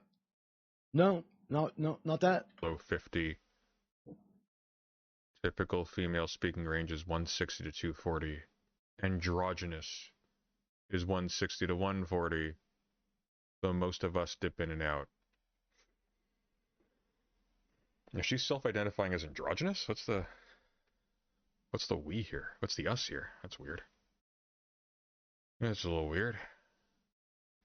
What was it? Wow, that's got to be averaging in the 75 hertz range, and I'm hearing a lot below 50. A little weird. Androgynous is 100 to 140, though most of us dip in and out. Us who? Yeah. Us who? Defense to say, Tyler, she used to have a massive drug problem. And it's like, yeah, but she was rich and she had a drug problem. So that's her fucking fault. And got nothing to do with me. Now, the thing that really showed how, like, shitty BriannaWu is when she was attacked. She doesn't like drama, which is why she went on to Stardust to say she had been dreaming about drama with Sunday for 6 months, and Sunday's an alcoholic, and he should be better because she spent $30,000 a month on rehab 20 years ago. So everybody should be better. If you fucking cook your brain with drugs, first off, that's a skill issue. Trust me. Your boy has parts. Dude, when I heard that part, I lost my... I just started laughing. Because I knew exactly what this guy meant. Like, I've done my share of drugs. And if you're ruined because of the drugs you did, that sounds like a skill issue. If you fucking cook your brain with drugs, first off, that's a skill issue. Trust me. Interesting, Roxas. Your boy has partied. So, you know, if you fucking cooked yourself out from a fellow traveler, that's on you. But also, if you cooked yourself so bad that you're saying racist shit and sexist shit and like highly pro fucking genocide shit, I don't know, you can in addition to the massive amounts of aerosol paint, you can suck a fart out of my ass as well. Yeah. And I hope you choke on it. I hope there's some bits. Get fucked. I hope there's some bits. Tweet. Hold on. I think I can almost do a BriannaWu. Kind of an ass this guy. You know, this guy's a dick, okay? There's a difference. It's an important distinction. BriannaWu. True. Wow. That's got to be averaging in the 75 hertz range, and I'm hearing a lot below 50. Typical female speaking range is 160 to 240. Androgynous is 160 to 140, though most of us dip in and out. That's not bad, actually.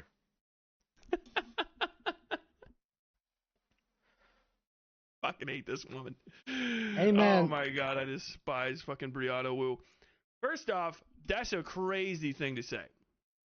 That's just a crazy thing to say. Yep. Charlie Puth has like the perfect pitch, right? Although, you all be pleased to know that this story has a happy ending. So earlier today we received the news. Not the nudes, the news. BriannaWu has been diagnosed with terminal colitis.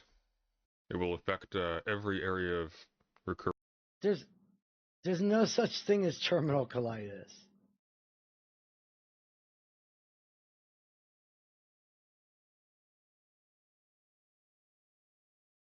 I mean, nobody's going to stop you, Brianna. We want you to accomplish your dreams. And if that is your dream, I wish you all success. May you find Epstein and all of his buddies for you to hang out with. Career. And fortunately, it doesn't end this way. It gets better. It gets better. It's not as dark as it seems. She deleted that one. Now we're engaging in some. This is the same person who, for the last 6 months, has been the actual victim of the Middle East. And I don't mean they're hurting her. I mean, she is literally the victim of this whole thing. Healthy self-care. So, all's well that ends well. Unfortunately, we will not be able to efficiently, make this with the screen, we will not be able to efficiently farm Wu for content for the duration of her extended colon cleanse, but I wish her a very, very clean bowels indeed. Dude, we're off of this whole conversation. Like, I just don't understand people. was like 15, 20 minutes ago. And for absolutely no reason whatsoever.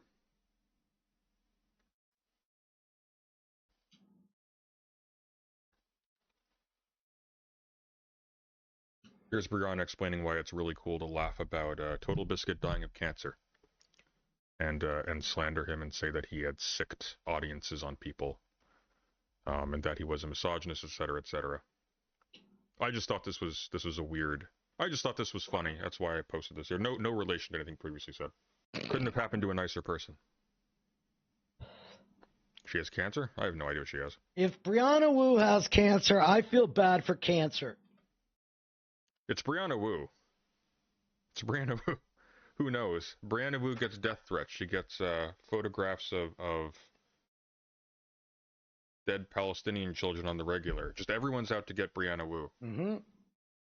For over a decade.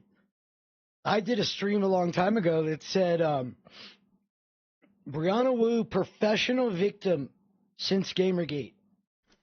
Nobody can prove any of this, mind you, but everybody's out for Briannawu. She's so full of shit she got cancer? Yeah, I mean... everything else gives you cancer, it stands to reason. Colitis isn't usually terminal, though. I mean, Brianna it might be. Colitis is just ulcerative colitis. It's not cancer. I grew up with colitis. Then it was, well, I grew up with what was diagnosed as colitis, which was later re-diagnosed as diverticulitis. But they basically manifest the same way. You just would need to remove a different part of the intestine or colon. When somebody is a drama queen, they have earned the right for people not to care anymore. She's literally the cunt that cried wolf. We actually have no idea what Brianna has. She hasn't specified. She just got a very dire diagnosis, apparently. Woe is me. I paid for your pity. Give me your pity. Some information is very dire. It's going to take up all of her time conveniently for the rest of the election season. She has to go back to Mother Russia. Oh. If she has cancer, picking on her for it is not good. Fuck that. I disagree. In a fight between cancer and Briannawu, I defend cancer. Strongly disagree. In the words of Brianna herself, I've come to believe that death is the most important time to examine the past actions of those that pass. Feigning decency doesn't do any favors to the living because silence in the face of evil is not decent. Yeah, she cries wolf every 2 weeks. Exactly, April. I respect the hell out of this woman, and I'm going to follow her advice. Yeah. And to be clear,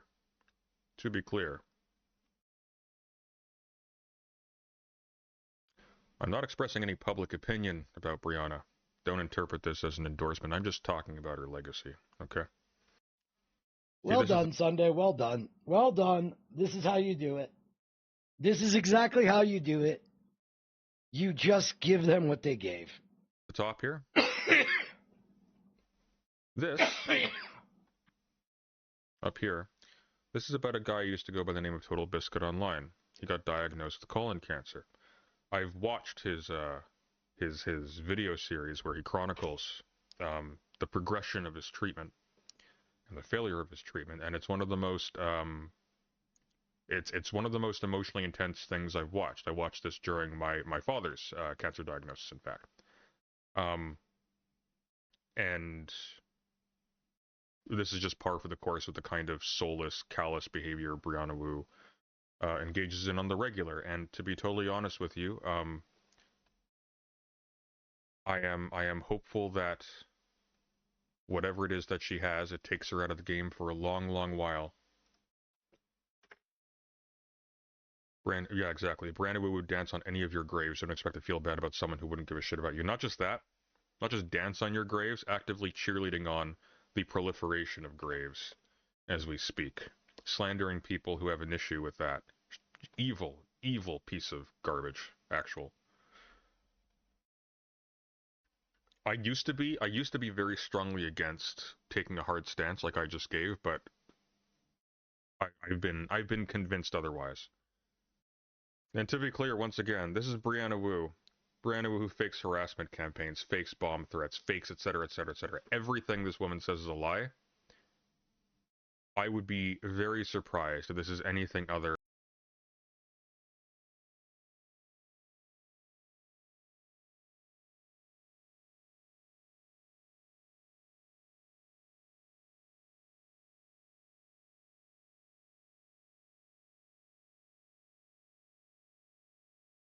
than some systemic issue that... Thank you.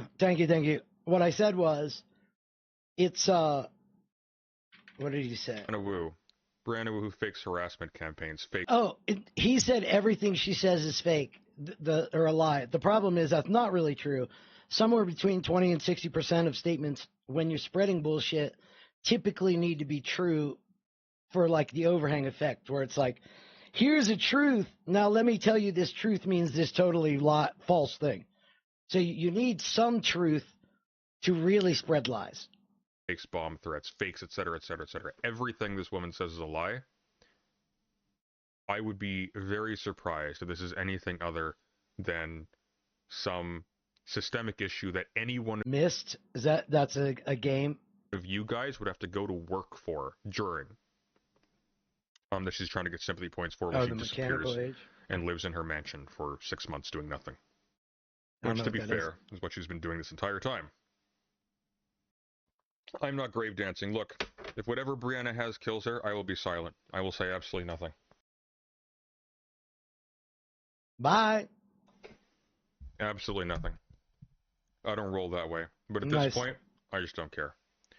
At this point, I think her fishing for sympathy and pity is hilarious. Okay. What a mean person that Sunday. So mean.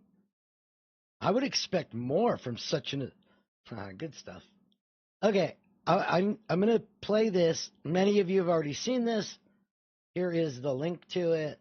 This is that Wick-spectacular thing. But before... We got two things, this and one other thing before we get into that panel. And...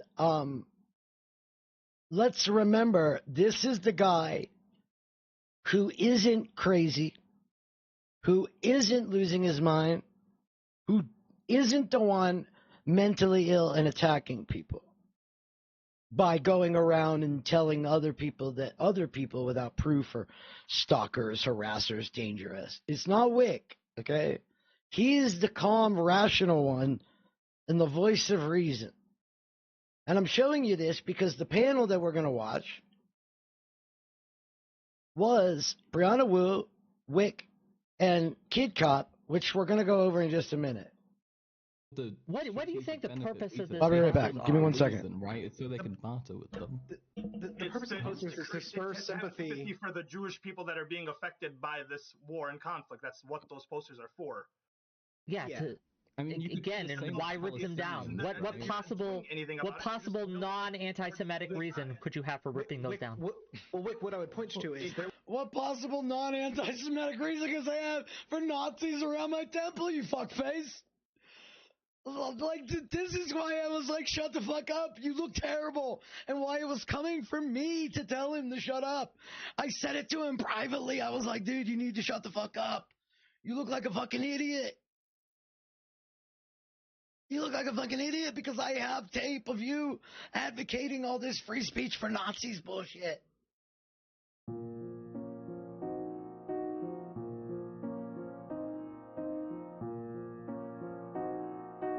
But not just once. For us to by the failure of the left to protect Jews, to protect and make there be space for us to have an ability to talk about our problems. Well, I'll give you an example from my chat. Unfortunately, the Rustic Fool is saying shit like 12,000 dead Palestinians, and we were having our third panel talking about the feelings of Jewish people in America, not even specifically Israelis, right? So he's not saying Zionists. He's saying Jewish, like Jewish people, like Jewish people's feelings being discussed. How dare we?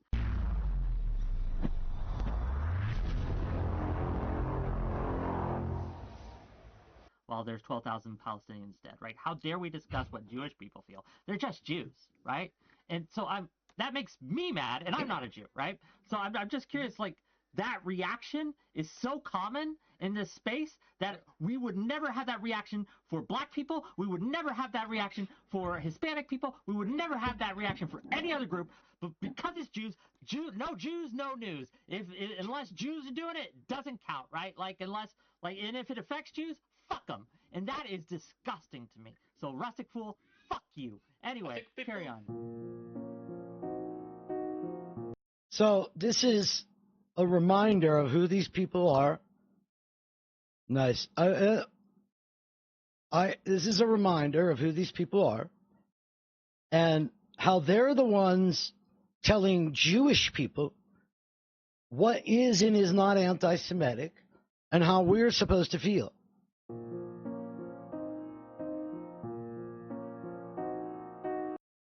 Now, you thought that was bad? You thought that was bad? You thought that was bad? It got better. It fucking got better. Wick is such a fucking stooge. Did you not hear about the AP strike in this building? And then we look into it, and no one fucking died? You understand how that's blood libel? What? Blood libel? Fuck you, is it blood libel? Fuck you, dirty little Vivian. Shit. Fuck you. Dirty little fucking shit. You are the one who accused and lied on my platform. Remember, this is the guy that's mentally well. Okay? This is the guy actually helping politics who is mentally well. And if you don't agree with him, you're unwell and need to seek treatment. Me disagreeing with Wick means I need to seek treatment. No, not a Jew. I thought I made that clear. I thought I made it very clear. Not a Jew. Unless Jews are doing it. What up, Krell? Right? And if it affects Jews, fuck them. And that is disgusting to me. So Rustic Fool, fuck you. Anyway, carry on. For me, because I make money. Libel. My platform, you fucking lied. Caught red-handed, you lied. I loved how all the people in the space that defended him doing this all aren't Jewish. No Jewish creator in the space that I saw was like, yeah, what's wrong with that? It's just colloquial. He looks like an idiot, but it's just colloquial. Isn't that weird how they argue with the Jewish guy about what is anti-Semitic? By deciding which tropes are anti-Semitic. Pretty fucking cool. Must be good to be white. It said that Israel killed hundreds. Well, to be fair, according to Connor, it's actually pretty dangerous to be white right now. Of journalists in a Krell, where'd you go? Is it Thailand? Fucking AP building bombing, and then when we look into it, it was a fucking Vivian, you are blood libel right now. Get off my fucking platform. Go away. Blood libel. You fucking fascist piece of shit. So that's Wick. Now let's check out Connor. Now, Connor is not a progressive. He's a Birkin conservative, so he says. But he's part of Progressive Victory because he wants to make sure Trump doesn't get elected. In fact, part of the infomercial with Progressive Victory that he did after the panel talked about why it's good for Republicans to be part of Progressive Victory. And basically it came down to they want to keep Trump out of office, and we do ballot measures and help individual down-ballot Democrats that have nothing to do with the president, which is why it makes sense for us to have a conservative whose only progressive agenda is presidency. He's anti-progressive in society, in everything. But he wants Trump to lose, so he should come door knock for progressive ballot measures. Yes. Well, here's the thing, Queen Bee. One thing I can tell you for sure when it comes to Connor, he does not draw a line at animated child horsecock porn. Kid Cop does not have a red line at animated child horsecock porn. So am I going to take a moral lesson from the guy that doesn't draw a line at animated child horsecock porn? Or should I maybe not take advice from people that support people that should be on a registry? I mean, I'm just saying, if I was going to get my morals from somewhere, I would think they would at least have a red line at working with people that possess on their computer that was revealed publicly that they are the owner and collector of such wonderful content that represents obviously your values, that you can accept these people and these values. And not only that, you can promote the organization that accepts these values, and you can even side with the guy who has it on his computer that Kid Cop Connor does not have a red line at animated child horse cock porn. So if you want to get your values from that guy, have at it. I think we got them all in here. Oh, and if you don't know, this is white nationalist, Groyper leader, tied with the America First PAC and the America First movement, which is basically an ethno-state movement of racism, anti-Semitism, and all that. This is Connor having a friendly conversation with him for a couple hours, laughing and chuckling, not really trying to shut down his stuff, just, you know, gentle pushback to one of the most notorious anti-Semites, Holocaust deniers in the country. This is a guy paid by Progressive Victory to help with progressive values. I wonder what Connor's favorite governor, DeSantis, would think of him supporting animated child horsecock porn. Right. I'm glad you left it out because it would have probably not let it, but I don't know. Probably put Connor in a camp. Maybe that camp that he goes to would contain people with child horsecock porn, and he could get away with it. I mean, he could thrive there. And like I said, it ended up being a little bit more of a discussion with some flourishes of debate. So 2 hours talking about Nick's ideology and Connor's ideology, and it was more of a conversation than a debate. Oh, don't you find that interesting? That you could spend 2 hours with Nick Fuentes and it not really be a debate? And the entire thing was about, like, politics and your worldview? That's kind of interesting, don't you think? That, like, Kid Cop Connor doesn't draw a red line at animated child horsecock porn, kind of, like, gets along and doesn't fully disagree vehemently with Nick Fuentes. That's definitely who I want in my progressive organization. Here and there. Now, you started off counterpoint, so I'll let you start off here and let Mr. Fuentes finish it here. And I know your back's hurting too, probably, so I appreciate you hanging in here. I appreciate you allowing me to be a boomer on your platform. I had fun. I enjoyed it. You know, Nick the Knife Fuentes is a feared name in the world, but unfortunately he's been castigated into his realm. Unfortunately, he doesn't get to be a regular member of society. Wow, so you don't draw a red line at neo-Nazi Holocaust deniers or animated child horsecock porn. Hey, Progressive Victory. You guys are awesome. No, seriously. You guys are amazing. Now, like, these are your people. But tell me more about your progressive agenda. Is a feared name in the world, but unfortunately he's been castigated into his realm. You know, but I do want to make it clear that we do have opposing projects. Just because I'm conciliatory or like concede to descriptive reality or this, that, the other, we do have. Just because I agree with you doesn't mean we agree on everything. Fundamentally different perspectives. To articulate this in the closing, because I'm not religious, because I don't root my world in foundational. Luckily, Missy, I don't do any research. No, I didn't go back to 2022 and find old clips for a stream presentation that I did months ago.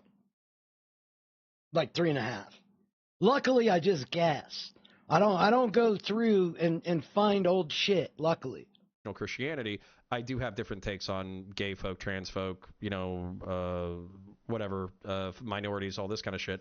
And I'm trying to think of the future of the world in which we build a civic nationalist, liberalist structure that actually is strong enough to survive the trials and tribulations of the future without it being like a desiccated, morally bankrupt, spiritually collapsing, falling apart. Is that your opinion of the left, the progressives? Because we're at the peak of Rome, but what happens now?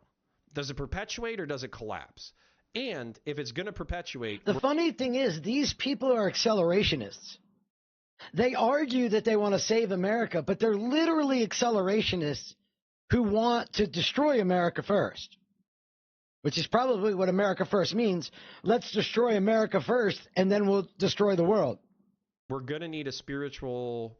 Not like religious necessarily, but we're going to need a spiritual narrative that... He is such a faux intellectual, it's disgusting.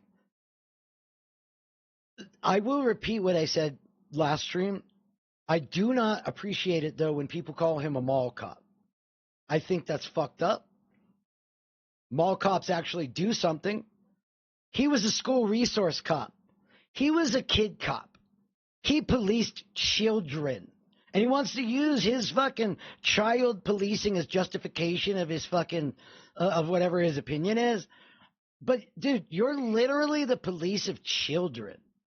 What a scary environment where you feared for your life on a regular basis. Like, were you a truant officer, basically? Or, like, did you protect the children? You got real tight with them children. That actually propagates the project forward. Without that narrative, we're doomed to collapse because people don't even know what they're fighting and dying for. So the material benefits are obvious. The global hegemonic project is powerful. Just because it experienced a temporary setback, I want people in Nick's audience to soberly reflect on what the geopolitical goals of Russia are and what the geopolitical goals of the American hegemonic project.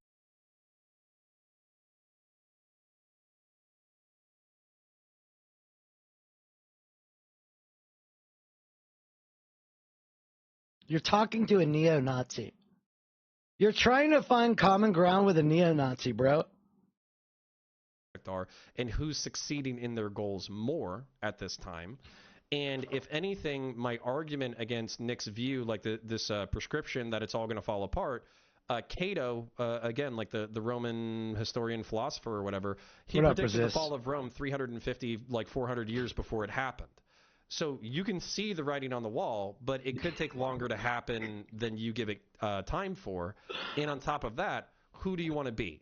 So do you want to be the Christian aesthetic who ignores the fall of the Imperium and eventually wants to reconstitute something greater within Christendom? Because there were people who existed 2,000 years ago who did exactly that. This guy is certified retarded. There were Bulgarian, Central European. Like chatters that I thought were not mentally retarded, but look at them be full mentally retarded. Who became more Roman than some of the Romans themselves and fought for the Imperium and perpetuated the empire for longer than most people thought it was going to survive. Okay, what I wanted to show you is how him and Nick Fuentes treat each other. And then there was stuck-up empire through their own, basically rushed the fall of the empire. I'm hoping that through these conversations, through these ideas, we could kind of come along like a civic nationalist, liberal social structure that's capable of perpetuating. And when Dude, Nick he says, just literally repeated the exact phrase. There's no way that's natural by repeating the identical phrase. do you think it's strong enough to survive? My honest answer is I don't know. It's just what I'm pushing for, the same way that he's pushing for Tsar Nicholas XIV and the revitalized Christian empire of the 3500s. So we'll see whose project survives the test of history. I mean, this was just a fun intellectual discussion with a neo-Nazi.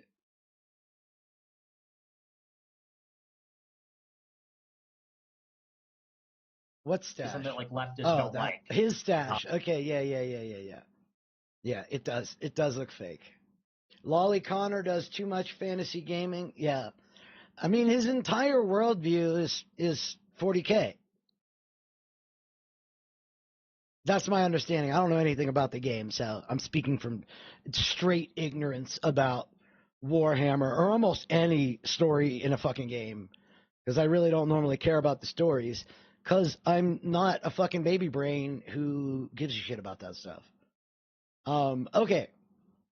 This is a panel that I was appalled at. These people are trash humans. You saw briannawu. You saw Whick.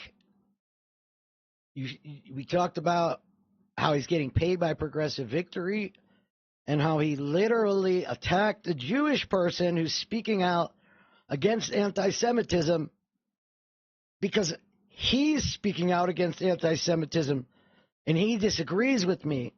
So I need to shut the fuck up. Right? I need to shut the fuck up because I'm not advocating properly for Jews.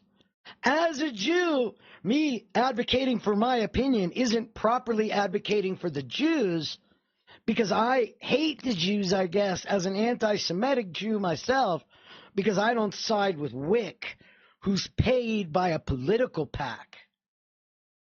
And where do they get their money and what are they trying to accomplish? Probably nothing. Probably nothing. Nerds doing geometry. Okay. Welcome, one and all. Now, let's remember, this guy's a paid representative of Progressive Victory. So even if this isn't a panel that has anything to do with Progressive Victory, he's still a representative of Progressive Victory. Another episode of Whick TV, a cross-ideological space where we come together to talk about issues both. Who did? briannawu did. And Sam DRZYMALA gave him the authority to decide what free speech is available. Like he told this Jew, that I need to fight for the free speech rights of Nazis so that when I want free speech, it'll be there. But then when I try to use my free speech, he tries to shut down my free speech and anybody that agrees with my free speech. So Jews need to support free speech for Nazis. But when Jews don't support what you're saying, we need our free speech taken away. So basically, it's the Jews' responsibility to silently let the Nazis do what they want to do. No, actually, we need to advocate for the Nazis and then shut the fuck up. Because Whick is an anti-Semite. He doesn't care what Jews think. He's using Jews for his purposes.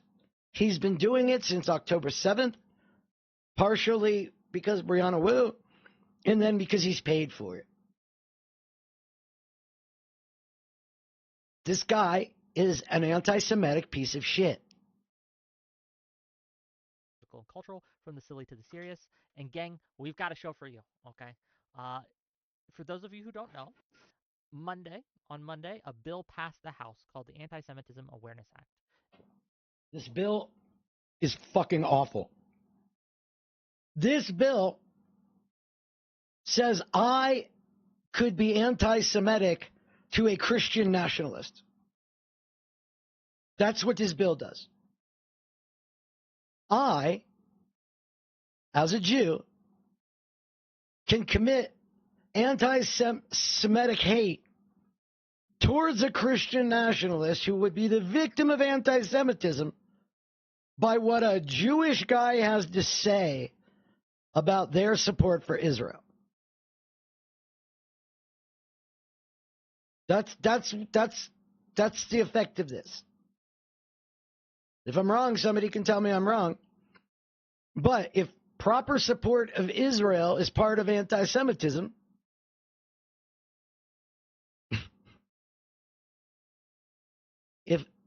discussing Israel negatively is anti-Semitism, then me telling a Christian nationalist how fucked up it is that they support Israel, then I, a Jew, am being anti-Semitic to a white nationalist, Christian nationalist, and that is where our government is. It was a largely bipartisan legislation passed with 390 votes amongst both Democrats and Republicans voted for it. Yeah, and Wick says Israel's propaganda isn't good, just so you know. Only 90 opposed, I believe it was. It's actually the people in Gaza who have all the propaganda. 70 Democrats and 20 Republicans, something like that. But basically what the act does, and we'll get into it as we discuss. And that's the thing, rear end. That's the point. Like, they're making Jews anti-Semitic now. There's nothing dangerous about that, right? There's nothing dangerous about making Jews the enemy of what you want the Jews to be doing. That's probably not gone bad in the past. But what the act does is it defines anti-Semitism. Why is that important? Because of things like Title IX in academia and universities and schools. Now, remember, this is Wick, who argued stochastic terrorism isn't a thing. You need to give free speech to Nazis. Stochastic terrorism isn't a thing, but we need to worry about anti-Semitism. But I guess Nazis themselves aren't anti-Semitic. They just want free speech. They have an odious idea they advocate for. They're not necessarily anti-Semitic. Asking me if Nazis are anti-Semitic is kind of a loaded question, I guess. The classes that are protected. You're a fucking retarded anti-Semitic piece of shit. Are ethnic and religious groups, right? And so there's been a lot of discussion recently with the college protests on what is anti-Semitism. And so the House has passed this bill in order to define Dude, I hate his fucking soft, fundy voice. So, the House, like, he throws so much of his fucking, is it affect? Is it, what's the word? His inflections, his intonalities. He's so fake. Everything from this guy is fake. You know, we needed to define anti-Semitism because there's a lot going on our colleges. But also, when you're being threatened by Nazis as Jews, you gotta respect their freedom. I mean, they're still letting you come in and out. The question becomes, is that definition going to be helpful or hurtful? Is this going to help with helping Jews feel more safe on campus? Or is this simply an attack on free speech? We're going to get into it. We got a great guest list for you today. We have one more coming. He's going to be... So the only thing it could be is, does it protect Jews or is it against the First Amendment? That's a weird framing. That's a weird framing, don't you think? Or do you think it's an overreach that could punish people to shut them up? That if we make a law that says protesting to not invest in Israel is anti-Semitic. Well, how could that harm anybody other than free speech? But it would help the Jews, you know. It would help the Jews. Not the Jews that disagree with Israel. But you don't allocate the Jews disagree with Israel because you're an anti-Semitic ghoul. Be a little late, but I'll be filling in for him until he gets here. And with that, I'm going to pass it off to my counterparts, and we're going to start with the Dami Lama, and we're going to end with Ali. Go ahead, Dami. Oh, all right. I'm the Dami Lama. My position is it is a good thing. There are a lot of, basically, I boil it down to it's not really a threat on the freedom of speech. The freedom of speech. Limiting speech isn't a limitation on freedom of speech. Bold choice, dude. Bold choice. No wonder you only take up 10% of the screen. I would probably hide myself in the picture, too. Oh, my goodness. Let me grab this. Sorry. I didn't expect to go first. All right. So, yeah, it's pretty much it's not a threat on the freedom of speech. It actually states explicitly that it can't be used to take away. It can't be used to take away free speech, but it can be used to punish your speech by the government. To go against somebody's freedom of speech, and I think defining anti-Semitism was a very important thing that kind of addressed. We kind of already had a definition. We already had a definition of anti-Semitism. You know that, right? Fucking, this guy is really annoying. Was he hired by the IDF? Was he hired by the IDF? Because there is not an American that could say this isn't a limitation on free speech. I mean, there's not an actual American that could have that argument. So is he paid by the IDF? Is he APAC? Like, what is this guy? Addresses the issues that we've seen in the past, more recent, like super recently with Harvard and the colleges. I bet you this guy's heavy on details. He's probably short on rhetoric and heavy on details. Specifically, I'm going to pass it on. It's a pretty simple it's fine. position. We'll get into it as we go. Thanks for being here. And yeah, I'm sure we will have a great discussion. You know what, Missy? Now that I think about it, they shout out their channels at the end, so that's probably where you can, if he doesn't do it now. On this, BriannaWu, what you got? So look, hi guys, I just want to say I'm really happy to be here. You guys are amazing. To get real with you guys, directionally, I support this bill. I think it is very helpful for the United States to have an official definition. We had a definition. You guys are retarded. Of anti-Semitism. I think you can look at the Civil Rights Act of 1964 and see how, generally speaking, directionally, it's been very helpful for this country to tackle issues of structure. So she's comparing adding Israel to a definition of anti-Semitism to civil rights.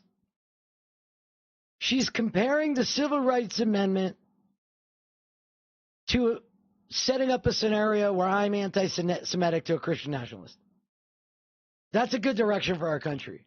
They're basically the same. They're basically, giving black people civil rights and limiting the free speech of people that disagree with a foreign country, those are identical. Racism in this country, and ironically, parts of that legislation actually made it easier for women, specifically Title IX. So I think it's actually really surprising, or at least I found it surprising, that we did not have an official definition of this for so long.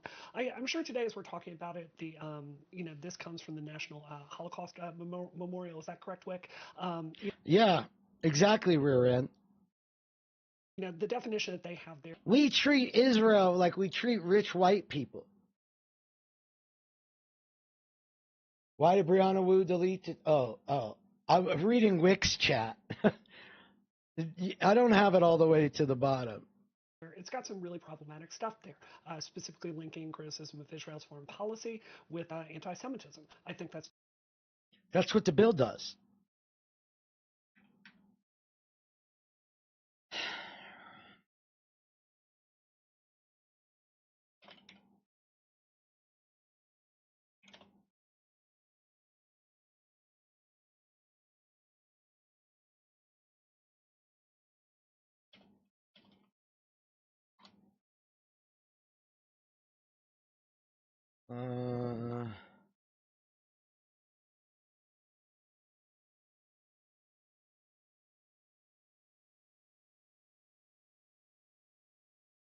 And moving to the United States, the House of Representatives has overwhelmingly passed a new bill to fight anti-Semitism. What up, Lurking? The measure, which will now be considered in the Senate, allows the Education Department to restrict funding to universities that tolerate anti-Semitism. However, critics say the bill has been brought to choke the ongoing student protest against Israel's war in Gaza. So what exactly does the bill say, and how, in fact, will it affect the protesting students? Our next report explains. The United States has introduced a new bill to combat anti-Semitism. The bill is called the Anti-Semitism Awareness Act, and it was overwhelmingly passed by the House of Representatives on Wednesday. The move comes as pro-Palestinian protests grip college campuses across the country. We're here to discuss the little Gazas that have risen up on this is campuses so across fucking America, racist. and the liberal college administrators and politicians who refuse to restore law and order and to protect other students. These little Gazas are disgusting cesspools of anti-Semitic hate, full of pro-Hamas sympathizers, fanatics, and freaks. Now, can somebody get me the actual fucking reading of it? The measure will go to the Senate for consideration, and if it were to become law, it would codify. Thank you. Oh, wait.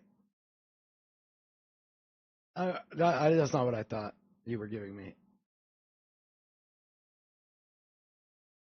Okay.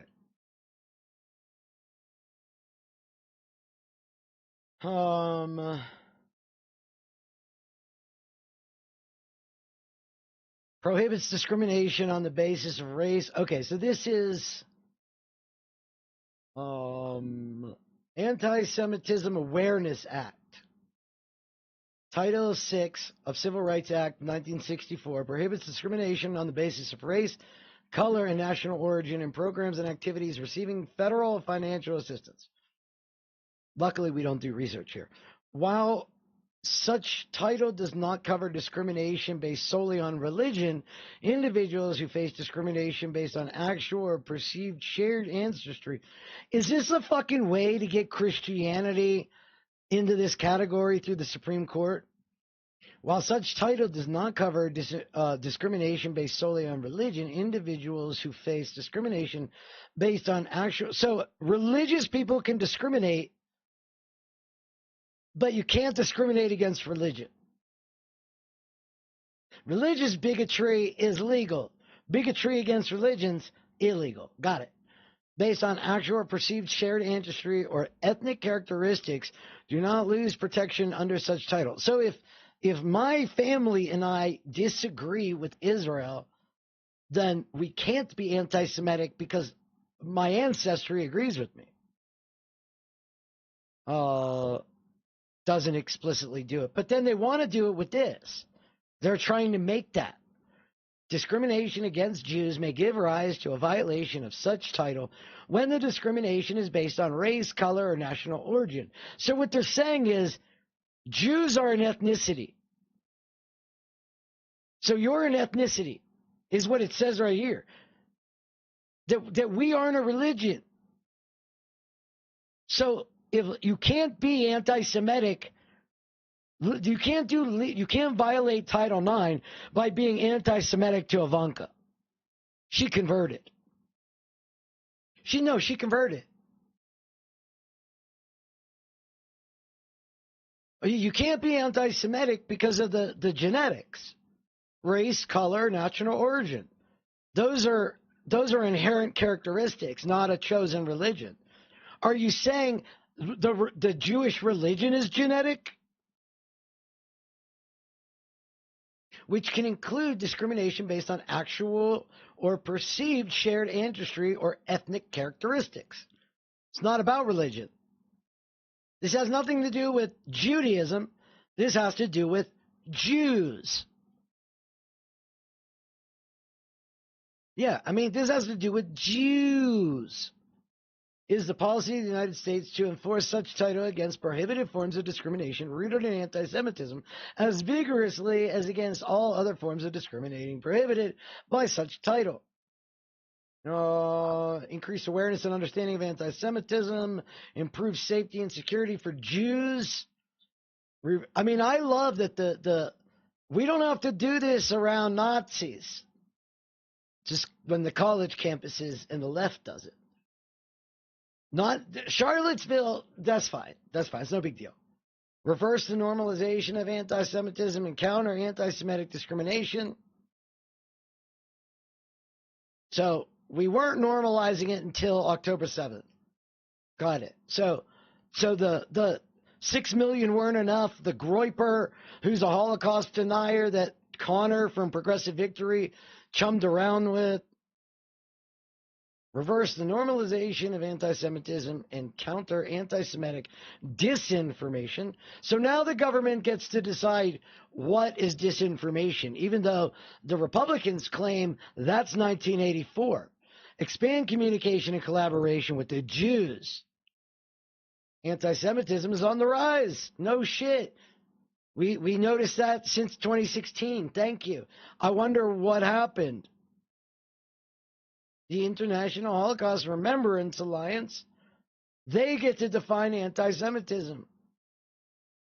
Did we poll the Jews? No, because we don't care. On December 11th. Oh, so this was written in 2019, and they decided now for political points, let's go ahead. Oh, did it say discrimination, not disinformation, and I read it wrong? Yeah, okay, my bad. I did read it wrong. Still, they're deciding what speech is discriminatory.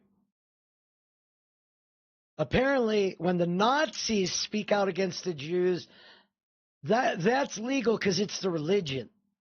But when you speak out against Israel, which is the safe place for radical Jews, then that's different. That's about heritage. When you speak out against Fuentes, he's just talking about Jews, the religion, and he's questioning history. But when you speak out against, Israel, that's the heritage. Since 2018, the Department of Education has issued this definition of anti-Semitism when investigating violations. The use of alternative definitions of anti-Semitism impairs enforcement efforts by adding multiple standards. Yes, we need a uniform standard to determine all instances of anti-Semitism. Yeah, we definitely need that. The White House released the first ever United... You know what? My whole life, we didn't need this. My whole life... What up, Corny? My whole life, we didn't need this. Why do we need it now?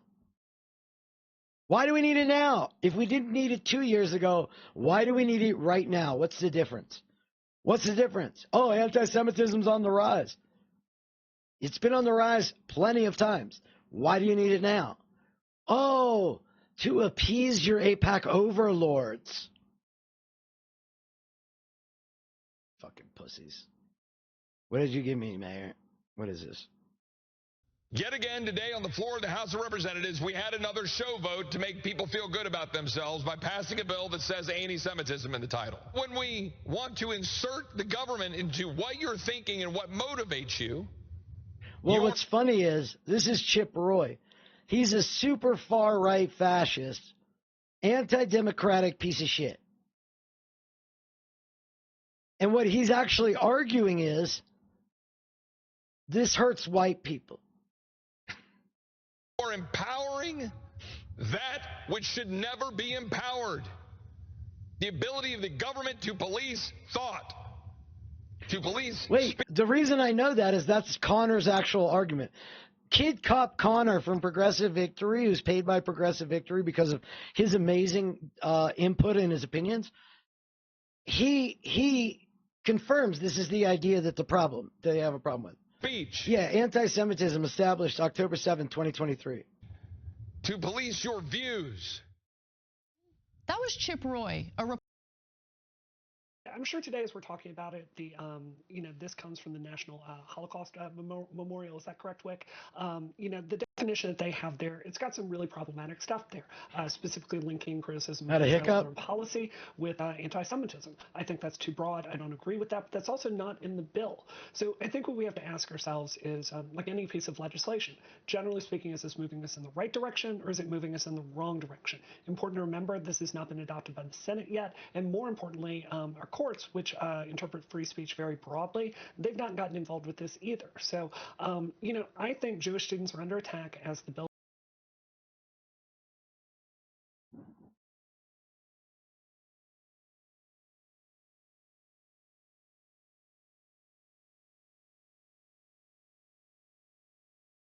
These are political operatives using brown, black, and Jewish people for political purposes. That's it. Says, I think we need to be taking anti-Semitism very seriously, and I actually think this is a good, if flawed, piece of legislation. You treat Jews that don't agree with you like shit. You are anti-Semitic, but you don't take it serious. You take it as a tool. Legislation. Okay, well, thanks for being here. We will get into it as we go. There's a lot being said. Well, again, we'll save it for the group discussion. Ollie, what you got? Yeah, I thought everyone kind of already knew what anti-Semitism was or wasn't. I don't know that we needed it to be like legally defined. I thought, one, I am surprised that it's not. To be fair, I thought it already was. But if this is just here's the thing: it's still not. It's based on ethnicity. It's based on genetics. It's not based on religion. Like, even believing this bill is based on, like, around even anti-Semitism is ignorant.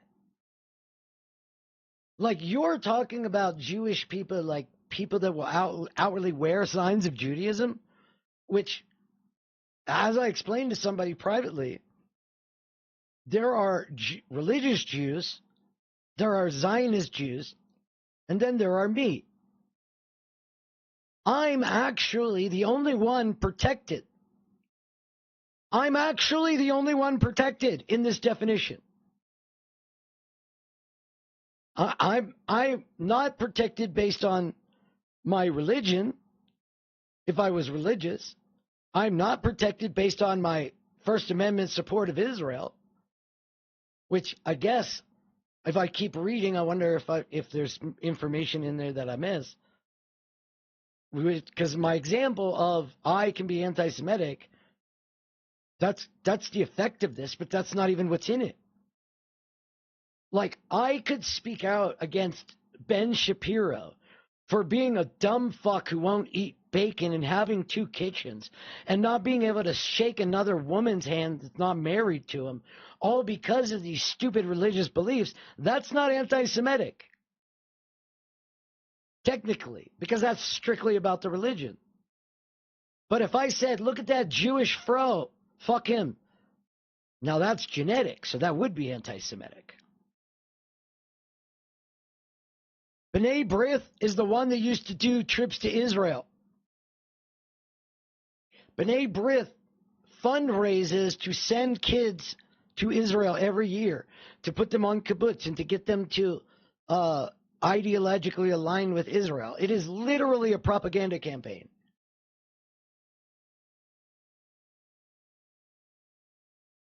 But the same people that used to tell Rosenblatt to shut the fuck up and go away, now they use him to quote why they're right. Because they don't actually hold beliefs, they hold positions. And then they use somebody's belief to fill those positions. A bill to, like, say, hey, this is what anti-Semitism is. This is the definition. Sure. Sorry, I missed the YouTube chat. I tend to use dictionary for definitions. Call me crazy. Hey, what's up, Semaphore? It's discriminating against people. Fuck, I hate YouTube chat. Against people from Zion. But it feels like it's a bill that's going to be passed that's... Isn't that the Matrix? Press what things people can say under the guise of anti-Semitism, which has just been the largest buzzword, especially over the past like few months. I've heard it nonstop, and so like yeah. Oh my God! Did Briannawu just question that? Do I need to go back and show you the October 7th tweets where she was already calling the left anti-Semitic? She was literally wielding anti-Semitic with warm, dead Israeli kids. Think about this. This absolute beast shit fuck of a human was wielding anti-Semitism for political purpose while babies' bodies were still warm. Passed that suppress what things people can say under the guise of anti-Semitism, which has just been the largest buzzword, especially over the past like few months. I've heard it nonstop. Oh, what? And so like yeah. What? So you mean when the Jews like us say anti-Semitism established October 7th, we're crazy too? Are we crazy too? You know what's funny, Brianna? Maybe I'm wrong. Can you show me all your efforts around this? I'm just curious. Hey, how's it going, everybody? Video and you like what we do here, please subscribe to the channel, hit the like button down below, put in a comment maybe. Viscerally when you see Camp Auschwitz shirts as part of January 6th. Of course it does. How could it not? Glickman is one of the survivors of the deadliest attack on Jews in American history. She was inside the Tree of Life Synagogue in Pittsburgh. That horrific. I grew up there. That's where I grew up. Tree of Life is in Squirrel Hill. There's 3 main temples in Squirrel Hill. There's Tree of Life, Road of Shalom, and Temple Sinai. They're within 4 or 5 miles of each other. And we used to do combined youth group stuff. So a lot of my friends had their bar mitzvahs, their confirmations, weddings, all right there. Like, my ex-wife's family lived on Chatham College, on Chatham Road, which it literally exits into the entrance of the temple. They're like 200 yards away. I don't remember the world passing a law about what anti-Semitism back then was. Did we? Did we? You know why? Because the right supported the guns. Horrific October day in 2018 when a gunman stormed in and slaughtered 11 of her fellow worshipers. With a tweet saying vaccinated employees get a vaccination logo, just like the Nazis. So was this anti-Semitism? Was there a bill passed over this, Brianna? I mean, I know it's hard to understand, you being the ultimate champion of anti-Semitism and all, right? I get it. I get it. It must be tough. It just seems like it's just another way to try to silence certain people from saying certain things because we don't like what's being said. But we can. So can I challenge that directly, like respectfully? Like, let's get into it. So, you can read the bill yourself. I think all of us agree. Like, you should have any right to say what you want to say. But everybody should be able to say what they want to say. But let me absolutely I advocate for the opposite of what I just said. She does this all the time. I don't support Netanyahu. I don't support the IDF. I do, however, believe they have a right to defend themselves. And what do you expect them to do? So what part don't you support? Well, I mean, I don't support what they're doing. Which part? What would you force them to stop? Well, I mean, but I don't support Netanyahu or what the IDF does. I don't support them. I'm against their policy. Okay, so what would you stop? Well, I mean, this bill is intended to do specifically is, I think we'd all agree that everyone should have access to public education or access to. So it's not about the college campuses, but we do need to protect the Jewish people on college campuses. This isn't a flash reaction to stymie protests on college campuses. But we do need to think about the Jewish kids on college campuses, right?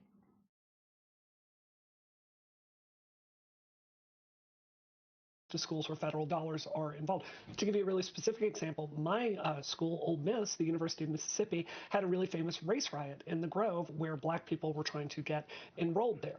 Racist white people didn't want black people going to Ole Miss, and the National Guard had to get involved. In the same way, it's all about college campuses. So this isn't a knee-jerk reaction to appease Israel. But also, do you remember when civil rights stuff happened on college campuses?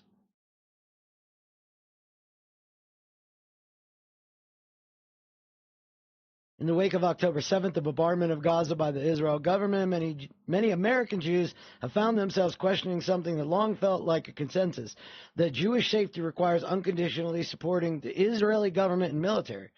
But in recent months, it's become clear that the consensus does not exist, and probably hasn't for a long time. And as more and more Jews speak out against the actions of the Israeli government and military, it's exposing deep rifts within the Jewish community, including ones that are threatened to break friendships, families, and blah, blah, blah. In this episode, hear from the people experiencing that division firsthand. So, she's literally speaking against half of us. intention of this legislation, just to be really clear what we're talking about here, it is to where if students repeatedly do not take, if schools rather, repeatedly. Well, it says they've been using it for executive orders, but now they can use it for hate crime enhancements. So let's say they want to arrest a protester, right, who's protesting that Columbia stop using their tuition money to fund Israeli businesses, okay? So it's not about anti-Semitism. It's about requiring that their money doesn't go anywhere near Israel. And if somebody that supports Israel with a Jufro, then if they get blocked while somebody is speaking out against Israel, well, that is now not only like impeding the person's progress, public disturbance, stuff like that, but now it's a hate crime.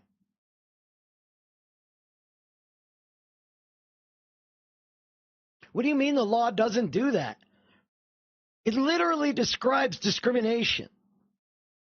How can this be an executive order voted on by the House of Representatives? I can't. Do not take threats to their Jewish students seriously. They can potentially have their federal dollars withheld. And to me, that makes a lot of sense. Like if I don't want my tax dollars going to an institution that, repeatedly discriminate against black people or men for that instance, right? So what? Their Jewish students seriously. They can potentially. It defines what discrimination is.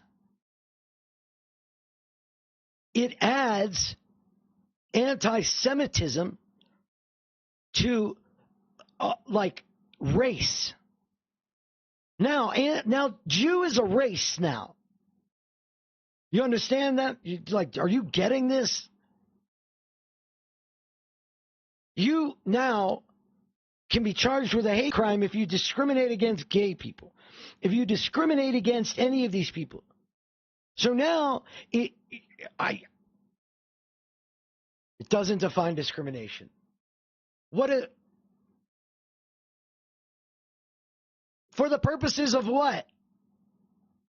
For the purposes of what?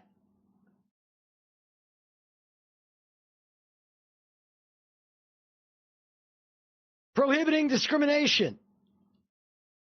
No, it's just defining anti-Semitism inside of the law that polices discrimination. We're just defining anti-Semitism inside of the law that prohibits discrimination, and that is used for hate crimes. No, you're right. It doesn't make any sense. I'm not making any sense. No, you're right. I'm not making any sense. You're saying it's only describing anti-Semitism, and then I show you for the purposes of, deciding what violated civil rights, which is part of the hate crime enhancements. And that's okay. Don't worry about it. This can't have anything to do with Title IX, even though in the bill it mentions Title IX. No, you're probably right. Potentially have their federal Title VI. Dollars withheld. And to me, that makes a lot of sense. Like if I don't want my tax dollars. Yes, it is for the purpose of discrimination. Unbelievable. Jesus fucking Christ. Why going to an institution that repeatedly discriminate against black people or men for that instance, right? No, Brianna, you're leading us right to suppression of speech like Canada and the upcoming UK government. Thanks, libtards. So it's the liberals, but not the Republicans that also voted for it. Or women. So, understanding the actual language of the bill, do you still have that problem with it? I don't necessarily have a problem, but I just don't understand what a threat to a Jewish student is that's different than a threat to any student. A threat is a threat. Well, anti-Semitism looks different.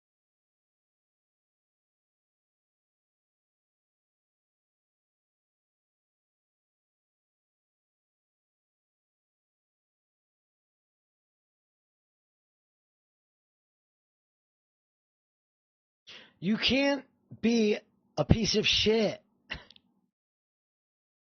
Who didn't read the law? He didn't need the law. He didn't read the law. Who's he? Okay, let's be nice. You are talking about this person right here, right? It's about discrimination. And when they define discrimination, right, what do they do with it from there? Now that they've defined discrimination, what's next? What's the next thing they do with that new definition? What do they do with it? What do they do with it? What do they do with the defined discrimination?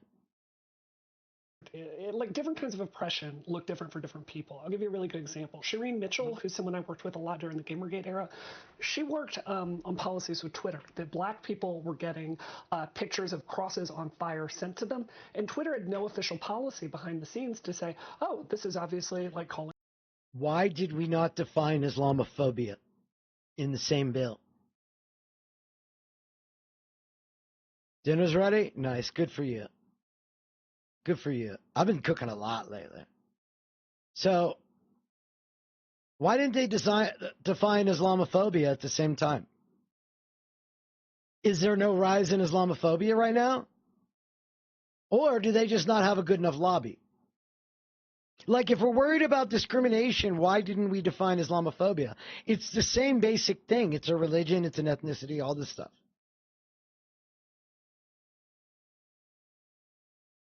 Yeah, I mean, exactly, Corny. We need to protect the Jews, except for the Jews that don't agree. Well, so answer it, People's Elbow. If all they did was define discrimination, what is the purpose? Now, it's stated in the bill that I read directly to you. What is the purpose and effectiveness of defining anti-Semitism? You just said it defines discrimination. It's not about threat. It's about discrimination. Isn't that what you just said? Like, I know you've talked yourself into a circle because what you're saying is nonsensical. But I fully appreciate your right to talk yourself in this same circle. Yes. It's about defining anti-Semitism. What is the purpose and effectiveness of defining anti-Semitism? And what is anti-Semitism? Is anti-Semitism a form of discrimination? Are you saying anti-Semitism isn't discrimination? Anti-Semitism is not discrimination. It's not. So why do you define anti-Semitism? What, just so we know?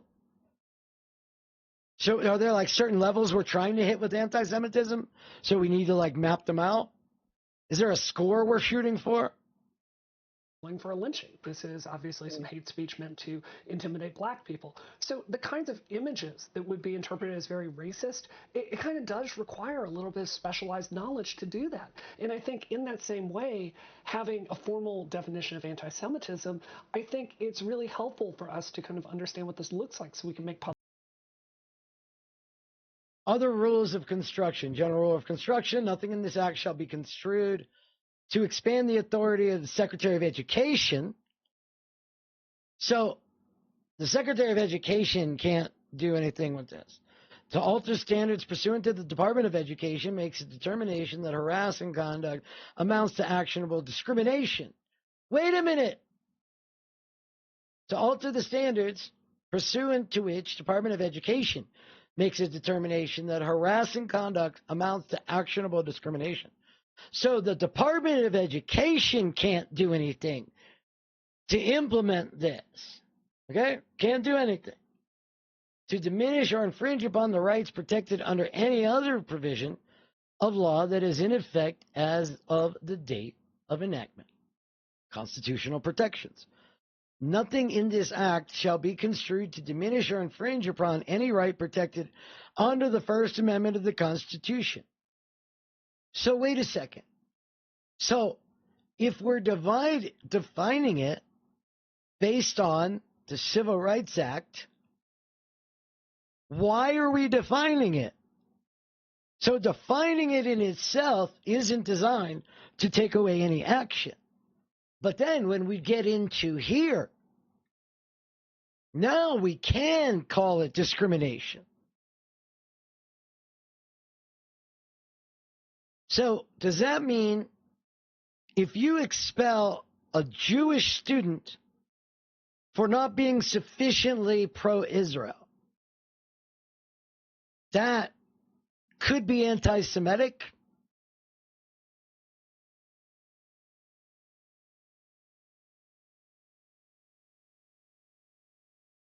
The crush, the what thing? What do you mean? Oh, the cross thing? He did the cross thing? That's funny. What is the purpose of defining anti-Semitism as how it is included in Title VI? The use of alternative definitions makes it hard to do what? Yeah, definition of anti-Semitism impairs enforcement efforts. It doesn't have to do with any law enforcement or discrimination, but also we need to define it for enforcement provisions. Are you really fucking this retarded? It's for enforcement. You literally said they just are defining it, not for enforcing discrimination, but then you give me the reason they need to define it is for enforcement. How many times do I have to make you look like you're fucking lying? Public policy about it. So Ollie's buddy isn't here, so I'm going to jump in a little bit and steelman his side, if I may. So the issue here that I have with the bill specifically is the definition that they're giving. So in the bill, in the definition section, it's very clear that it uses the AIHRA, which is the Holocaust Memorial Museum, the International. I don't know their full name, right? But I love how much he's informed. I don't know what we're going to Ohio for.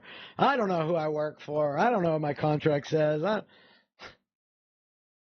The attention to detail is really what I love about this fucking bridge troll. Links to it, right? And it gives you what this definition is, right? And you can go to the website of the IHRA, and it also, again, in Section 2 of Section 4, or Part 2 of Section 4, I don't know how, you know what I mean. No thanks, debate board. Right? It includes, it says this, it includes... I've got it open right here. Go ahead. Yeah, it includes the contemporary examples of anti-Semitism identified in the IHRA. You're not disagreeing with me. Yes, you are.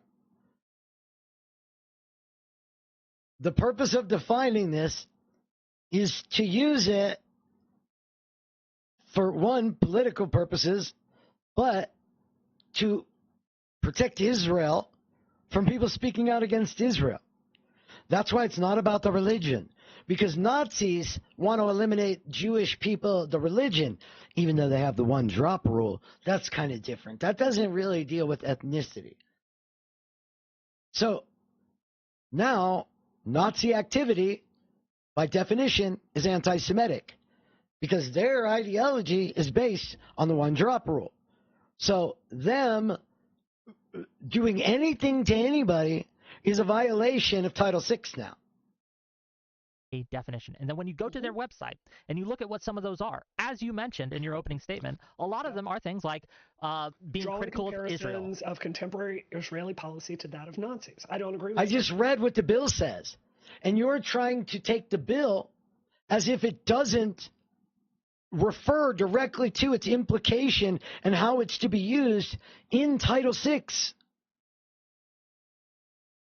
Literally, this bill defines how you use anti-Semitism in Title VI, which is about enforcing discriminatory behavior. So somehow defining it isn't part of the thing that the bill says it's part of. Help me understand. Is this bill to help define anti-Semitism for the purpose of Title VI?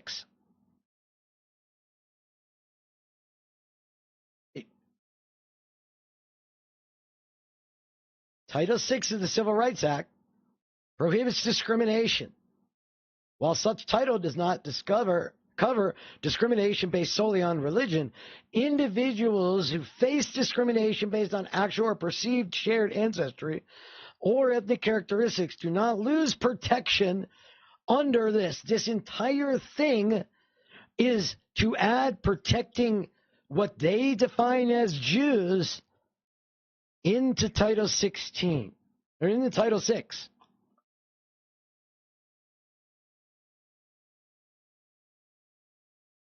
So you're telling me this has nothing to do with discrimination, but it's part of defining discrimination for enforcement purposes.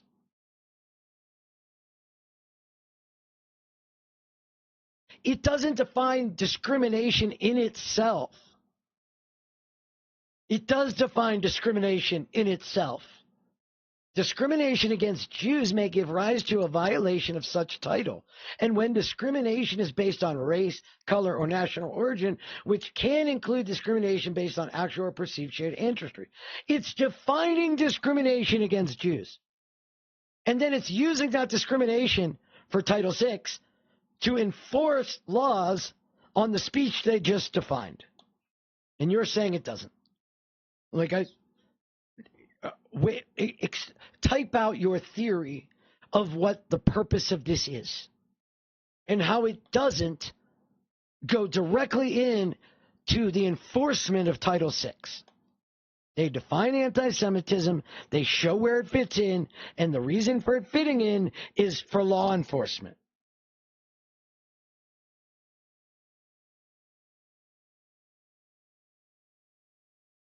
Show me where it says it'll give rise to violence. Show me where it says rise to violence.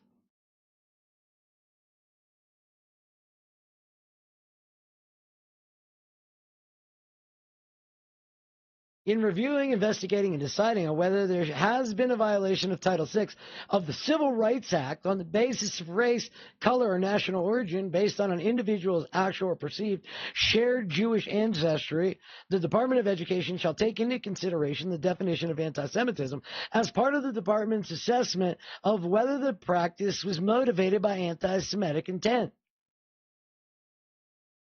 They're defining discrimination in how it fits in Title VI. Okay, so you said violation. So let me reread it. Blah, blah, blah.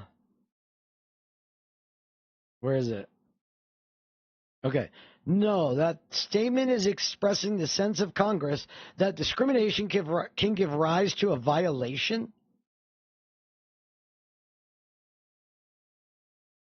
So they're not defining, are they defining discrimination? Say yes, they're defining discrimination, or no, they're not defining discrimination. That's a free speech issue. But this is in the bill. This bill is simply adding, it's not adding religion. It doesn't add religion. Are you really that dumb? Dude, are you fucking retarded?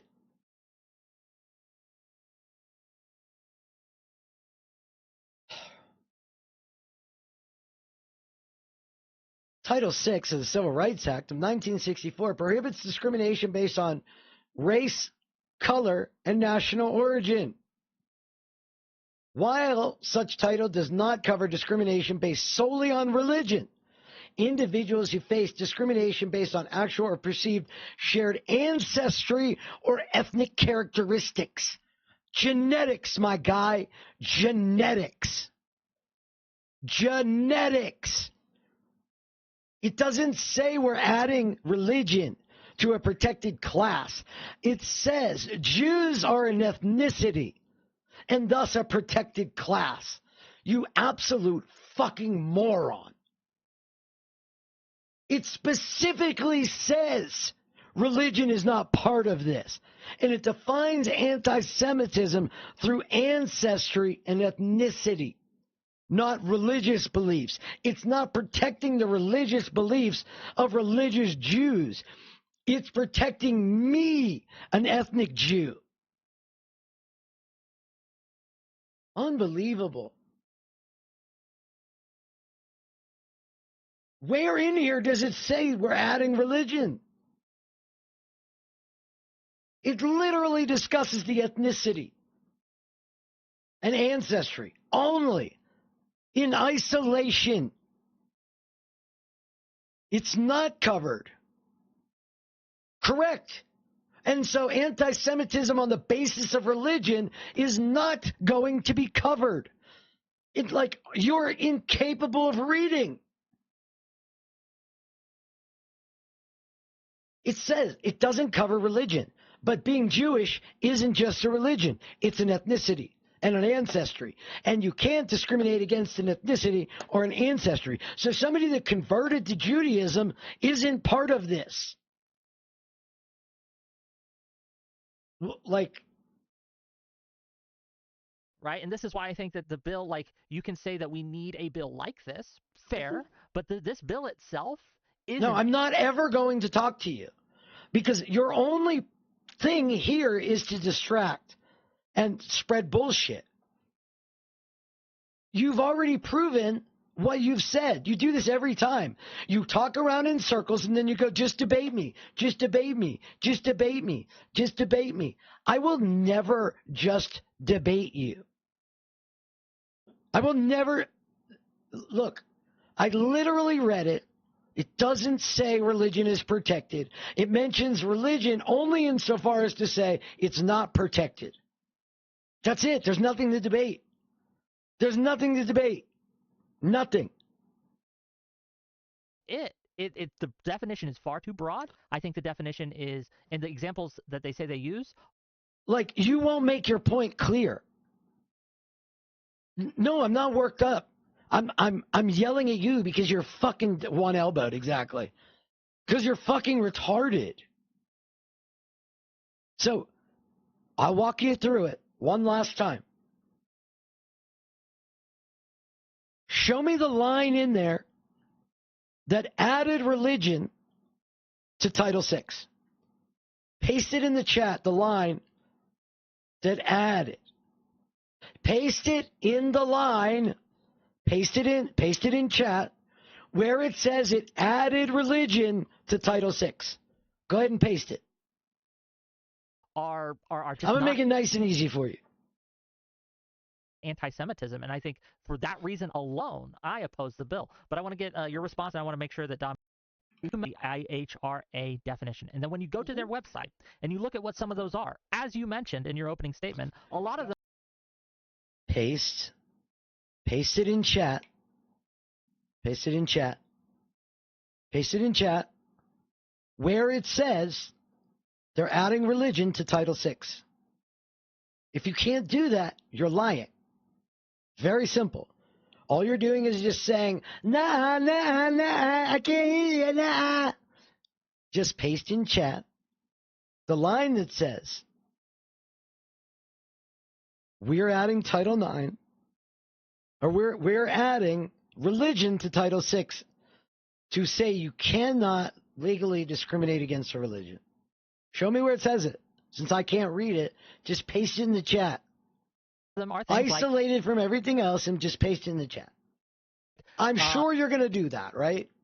Being Drawing critical of Israel. comparisons of contemporary Israeli policy to that of Nazis. I don't agree with that. That's a free speech issue. But this is in the bill, right? And this is why I think that the bill, like, you can say that we need a bill like this, fair, but this bill itself isn't it. The definition is far too broad. I think the definition is, and the examples that they say they use are just not anti-Semitism. And I think for that reason alone, I oppose the bill. But I want to get your response, and I want to make sure that Dami gets. Where's the examples in the bill? And Dami, please just jump in wherever you want to here. Okay, I think we agree on the second to last one, but like you say very broadly, this is too broad. What other examples here? I'm saying 1, 2, 3, 4, 5, 6, 7, 8, 9, 10, 11. Okay, where are the examples? Where are these examples?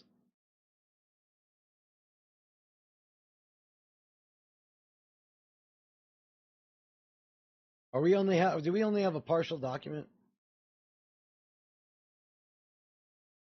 Oh, yeah, it's way longer. Okay, hold on, wait. No, it's not. It's the same thing. Where are their examples? What are the examples of anti-Semitism?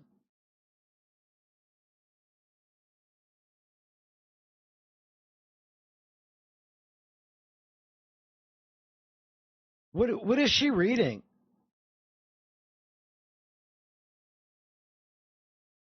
Thank you. Thank you.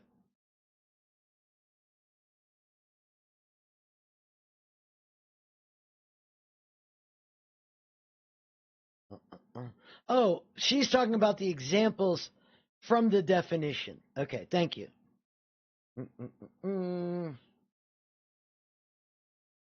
Calling for, aiding, or justifying the killing or harming of Jews in the name of a radical ideology or an extremist view of religion. Well, that doesn't count. Because this is about the religion, though. Like, that goes against the bill. Because it's about ethnicity, not a religion.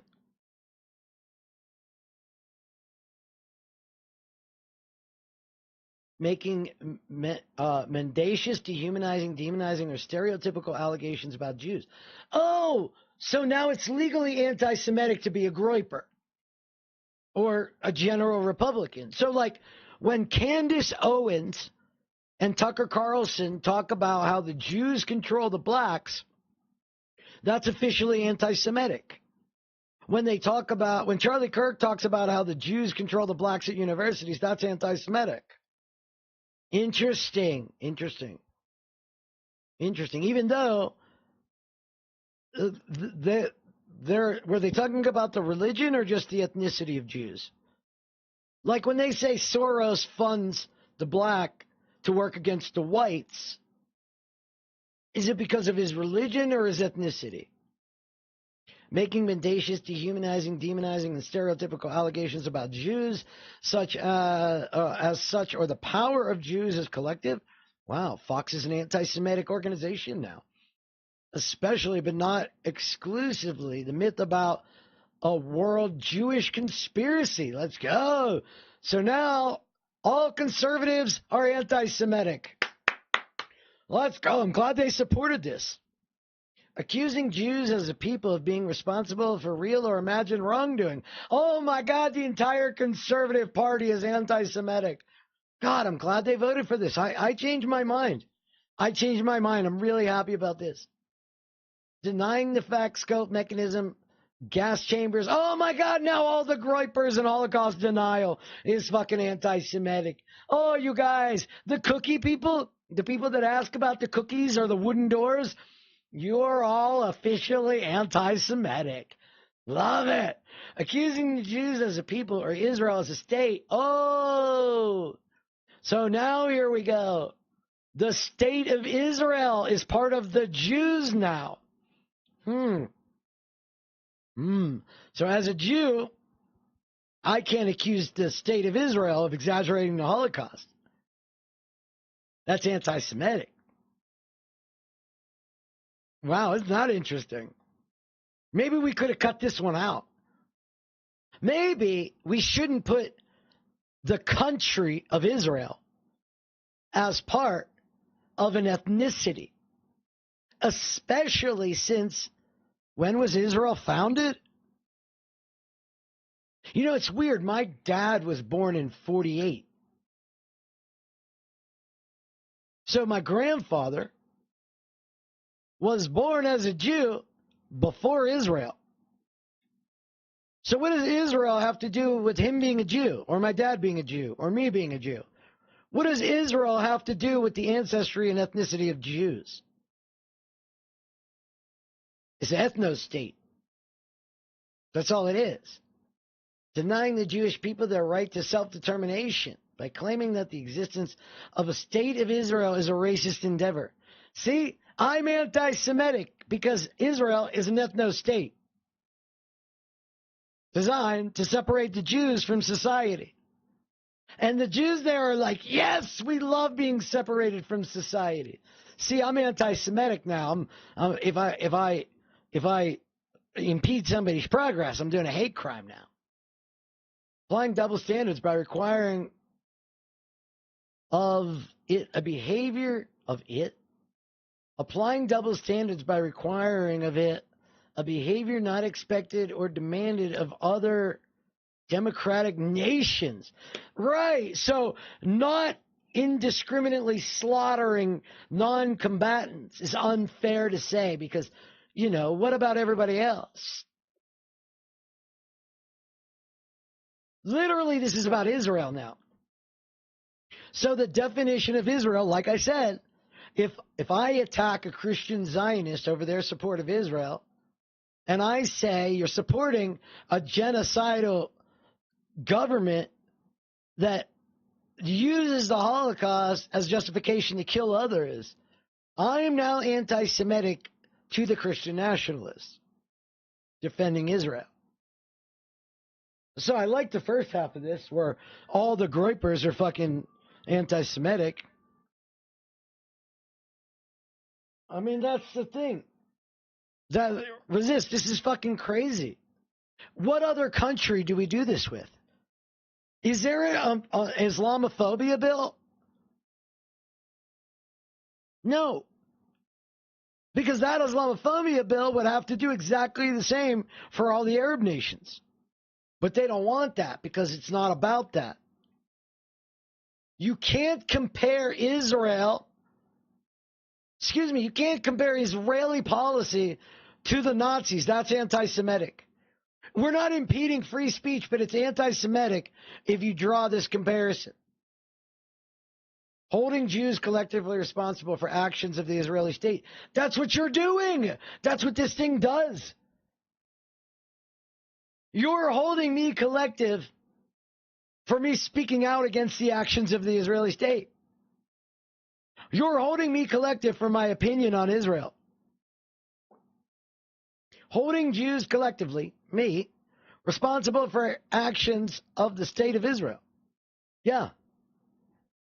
If I speak out against Israel, you're calling me anti-Semitic, but I'm a Jew, so I don't have to be responsible for the actions of Israel, which means you can't hold me to be anti-Semitic because I'm an ethnic Jew speaking against Israel as an ethnic Jew. So you can't hold me responsible for not agreeing with Israel because you can't collectively hold me responsible for Israel. Done. Sweet. I'm free. We're free, Jews. Hey, Jews, I found the loophole. Anti-Semitic acts are criminal. Wait a minute. I thought they weren't making this criminal.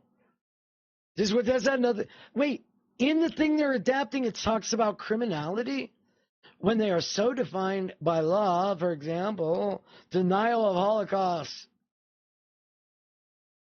It's criminal to deny the Holocaust now.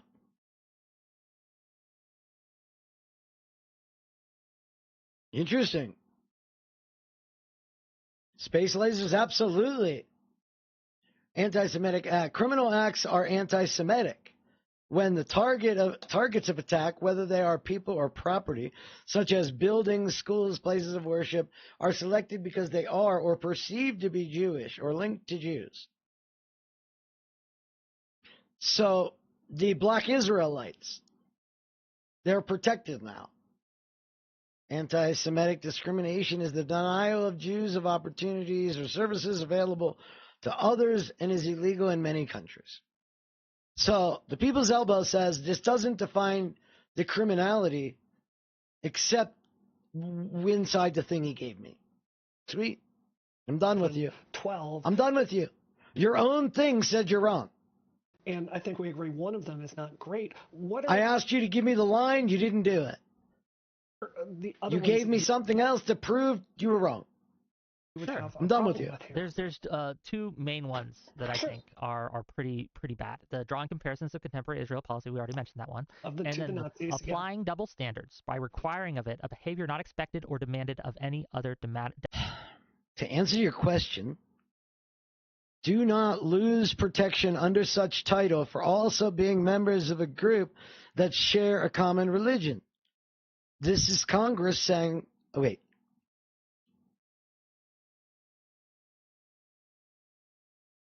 Yes. Just because you're religious doesn't mean you lose the protection of your ethnicity. I'm done. That's it. I'm done. Democratic nation. I'm done. They're referring here to Israel, and this is too dicey. It's far too dicey. It like a double. Like I think that we should hold different nations to different standards. Really? I think, for example, I hold the You don't lose protection for being Jewish religion or Christian religion. Elbow, nice. United States to a different standard than I do Russia in general behavior. I think that isn't anti-Russianism or anti-USAism. It's just too broad. There's no word for it. Yeah.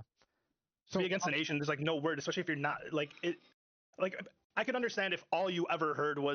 If I compare what Israel government is doing to the Nazis, am I anti-Semitic? Answer that, Brianna. Answer that, dude on the bottom, and Wick. Just help me. Is this acceptable? Was anti-Jewish rhetoric, and that's all that people complain about. But people complain about the anti-Israeli rhetoric. No, you're right. I'm done with you. You're right. It's like hard. It's like that. I don't get why we can't complain about another nation. I don't see why we can't do that. Sure. Yeah. I don't see the issue. Yeah. Go ahead. I'm sorry. Go ahead. Oh, okay. So a couple things. One with the broadness of this. The alternative to this and what we were at before was we would use this stuff, or the institutions would use. This. So this is my last comment to you, and I'm giving you a 10-minute timeout for this dumbest fucking comment. You're saying it protects religion, and then you state, while such title does not cover discrimination based solely on religion, and then it explains how it covers it not based on religion. And so, like, go take a seat. Go take a seat. Or they would choose between two other options. So this is actually narrowing the options and the definition versus what it was before. Also, it doesn't limit free speech; it just makes it more narrow. So this is actually narrowing the options and the definition versus what it was before. Also, as far as for the specifically naming out Jewish people or anti-Semitism, we have a long history of when there's a group of people that are facing a problem, that isn't covered with a specific rule that already exists. We do happen to name out the specific group. So tell me what we did in 2003 to stop the Islamophobia when they were doing Drama Muhammad stuff later. Tell me what we did. Tell me what we did. I mean, this is about a group that gets discriminated against, so tell me what it is that we did after 9/11. Group of people, African Americans, women. There was some version. What is the systemic oppression of Jews we're combating here? Can somebody give me the systemic oppression of the model minority that controls everything? What is the systemic oppression that we're talking about for the people that are in this fucking group? What are Jews kept out of now? Where are we not allowed other than Christian spaces? I'm not read up on the Asian version of this, but there was legislation passed after the internment camps. That's what we're comparing. We're comparing college protests to internment camps. Got it, man. This is a great conversation. To protect Asians, I think specifically after we did some. Do we have an Islamophobia? Yeah, you might be right, Queen Bee. No, we should. An Islamophobia awareness bill. Then I'd like. Yeah, we should. But also, all you Muslims got to shut the fuck up. You're crazy. An Islamophobia awareness. I mean, like, yeah, I completely agree. So the way I completely agree. No, you don't. No, you don't. No, you don't.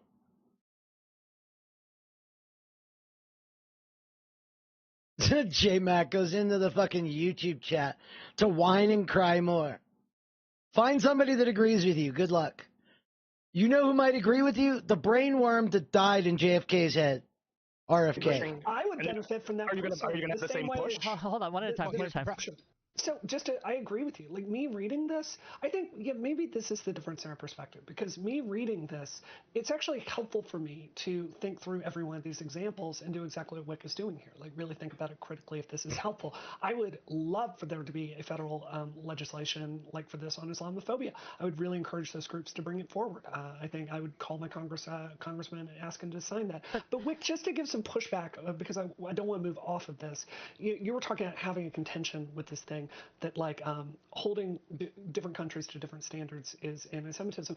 At least let me steelman that. I'm not 100% sure I agree on this, but I can tell you how I think Jewish people feel based on what I've heard over the last 7 months. So you can look at the standards Israel is being held to with the Hamas-Israel war, and the truth is the civilian casualties are actually lower than a lot of armed conflicts per capita, right? But yet Israel is held to this really, really high standard where it's called a Holocaust almost immediately. With every single part Oh my of God, this, people use their free speech.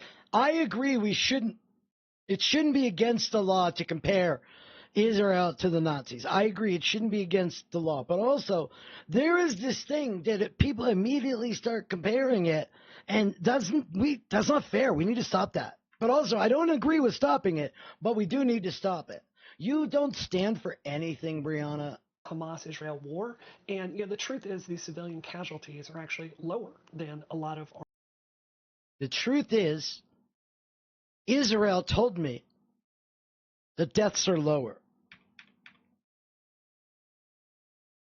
Jewish people feel based on what I've heard over the last 7 months. So you can look at the standards Israel is being held to with the Hamas-Israel war, and the truth is the civilian casualties are actually lower than a lot of armed conflicts per capita, right?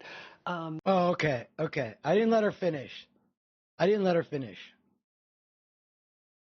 Look, Israel's actually doing pretty well by not killing more people. I mean, it's pretty impressive. But yet Israel is held to this really, really high standard where it's called a Holocaust almost immediately. With what is that? What is me calling it a Holocaust have to do with anti-Semitism? You said I disagree with the part that says you can't compare Israel to Nazis. That's overreach. But also, you shouldn't be able to do that. Every single part of this, it really feels like there's this this propaganda effort that's ready to go. Yes, it's not you and AIPAC and all the Israel money spread into the government. It's actually the overwhelming propaganda of the Muslims that has root in America. That is the real thing that's making this all very unfair to the Jews. You won't listen to my voice as a Jew. But that's only because other people are silencing the Jews, right? Anything Israel does in really bad faith and portray it in the worst light possible. I agree with you. I think you can see this pattern and see how it could. So we need to really pass a law about the free speech of people comparing Israel's attack to other tragedies. But we don't need it with the fascist alt-right neo-Nazis, Richard Spencer, Charlottesville, all this other stuff. Could potentially be anti-Semitic. No, if your argument is that people have used this as a shield to be anti-Semitic, right? And they use the word Zionist, but we all know what they really mean. I'm with you. I'm 100%. What do you mean? We all know what they mean when they use the term Zionist. Zionist is a real term. And you just called everybody using it anti-Semitic. When I use the term Zionist, I'm anti-Semitic. You know what I mean? I mean I hate the Jews, right? This is how anti-Semitic Wick is. No Jew can be anti-Zionist. No Jew in Israel could stand up against the Israeli government. They're just anti-Semites. With you. But my problem is, if we want to fight this, we got to make sure that the cure isn't worse than the disease. And I think that this is what does. It's like if we had an Islamophobia bill where it said that criticism of Iran was Islamophobic. No one would accept that. That would be wild to say, right? Right, but Briannawu, it's different. It's different because Jews are they're just different. Like, and this is what I feel like in the context of how this act is coming forward and the definitions that it is pointing to, outside definitions that are referenced to outside institutions, right, which is another problem, it becomes an issue. And I think that we can recognize that there's a real problem of anti-Semitism on campuses. Absolutely. But we can just also say this isn't the step forward. In fact, it might in fact be a step back, because what this does, and if I may finish real quick, what this does is it makes it look like we've solved it, but we haven't done that at all. And it's like empty calories. We feel full, but it's not tackling the root of the issue. Anyway, carry on. So, go ahead. Whichever one wants to. So I was just going to say, Wick, I really hear what you're saying there, and I think that's no. There has been anti-Semitism on campus. Like, we shouldn't be hyperbolic. There has been anti-Semitism on campus. There's always been anti-Semitism on campus. I was on 3 college campuses throughout my time, and I experienced anti-Semitism in all of them. When I went to boarding school, I had pennies slid under my door. Like, this has always been a thing. This has always been a thing. But these people believe anti-Semitism was born on October 7th, 2023. Because to them, any anti-Semitism before was acceptable. No, I mean, even right now in these current protests, there's anti-Semitism that occurs. It's not a prevailing sentiment. They're isolated incidents. But there's definitely anti-Semitism that has occurred. Is it these, like, what they're portraying it? Absolutely not. But we need to concede there is some anti-Semitism that spills over from Israel. Because there are people, even with good intention, that hold accidental or unknown anti-Semitic beliefs when they do not really know the difference between Israelis and Jews. That the IDF isn't the Jews, that the Israeli government isn't the Jews, because this law says the Israeli government is the Jews. Like, they're trying to make it law that the Israeli government is the Jews. They can't speak out against the Israeli government in certain ways because that is speaking out against Jews, which is anti-Semitic against Jews genetically. Like, this is a whole fucked up thing, all of it. There, 2 things. So I think we do need to understand that there are people on those college campuses that believe pro-Israel is like the Jews being pro-genocide. And so it's hard for some of them when they meet a Jew that agrees with them. And then that's when this learning begins to happen, which is what this article seems to be about. That in the wake of October 7th and the bombardment of Gaza by the Israeli government, many American Jews have found themselves questioning something that had long felt like a consensus, that Jewish safety requires unconditionally supporting the Israeli government and military. Meaning, if you don't support the Israeli government, it's dangerous for Jews because they're one and the same. But in recent months, it's become clear that the consensus does not exist and probably hasn't for a long time. And as more and more Jews speak out against the actions of the Israeli government and military, it's exposing deep rifts within the Jewish community.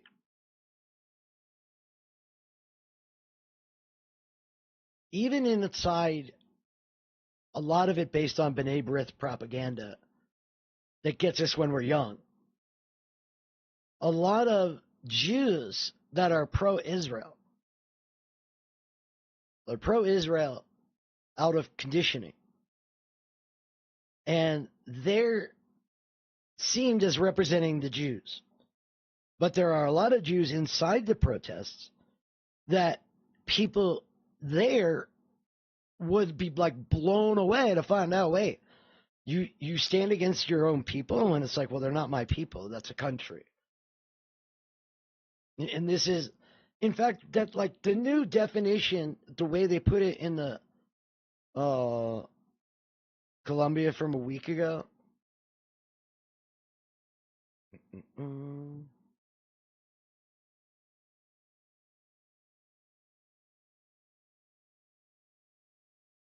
Wait. Where did you do it? General?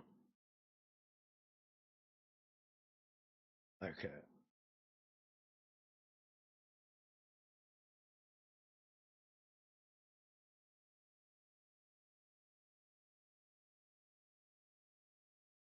Do you consider yourself atheist or agnostic, Jewish, Christian? Wait, what? Where did this come from? Is this inside of the camp?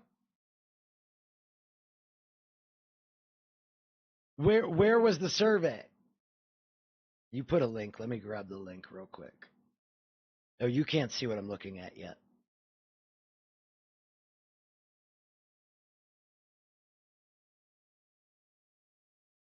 Should Columbia's president resign? And 27 other questions we asked schools, students, faculty, and staff.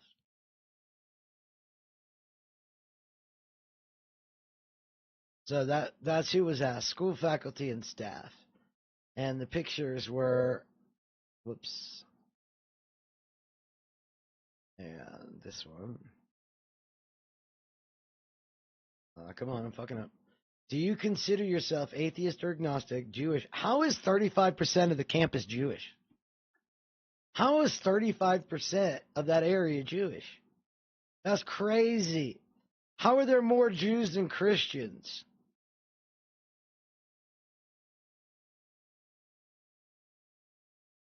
Did they take this outside of the did they take this outside of the temple? There's very few places you get this concentration of Jews. Almost like this is Hollywood. Oh, we went there. Settle down, Clive Davis. Anti-Semitism at Columbia is a problem. 33% agree. 19% agree. 22% disagree. 11% strongly disagree. Islamophobia, pretty similar in numbers. What am I looking at here?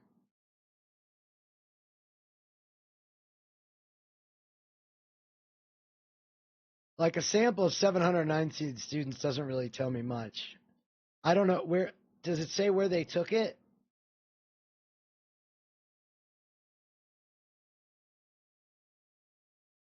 Only active members of the university community verified by email were able to participate. Answers do not sum up to 100%. Okay. This is such a small sample size. I mean, how many students go to Columbia? And where did they reach these people? From what list?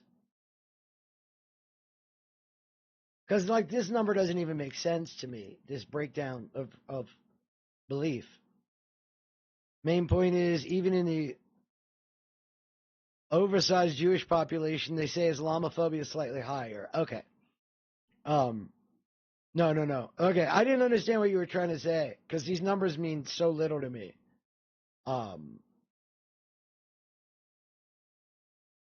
But that does make sense, what you're trying to say. Now that you break it down as far as who the sample was, the responses are based on the sample, not based on what they mean for the population.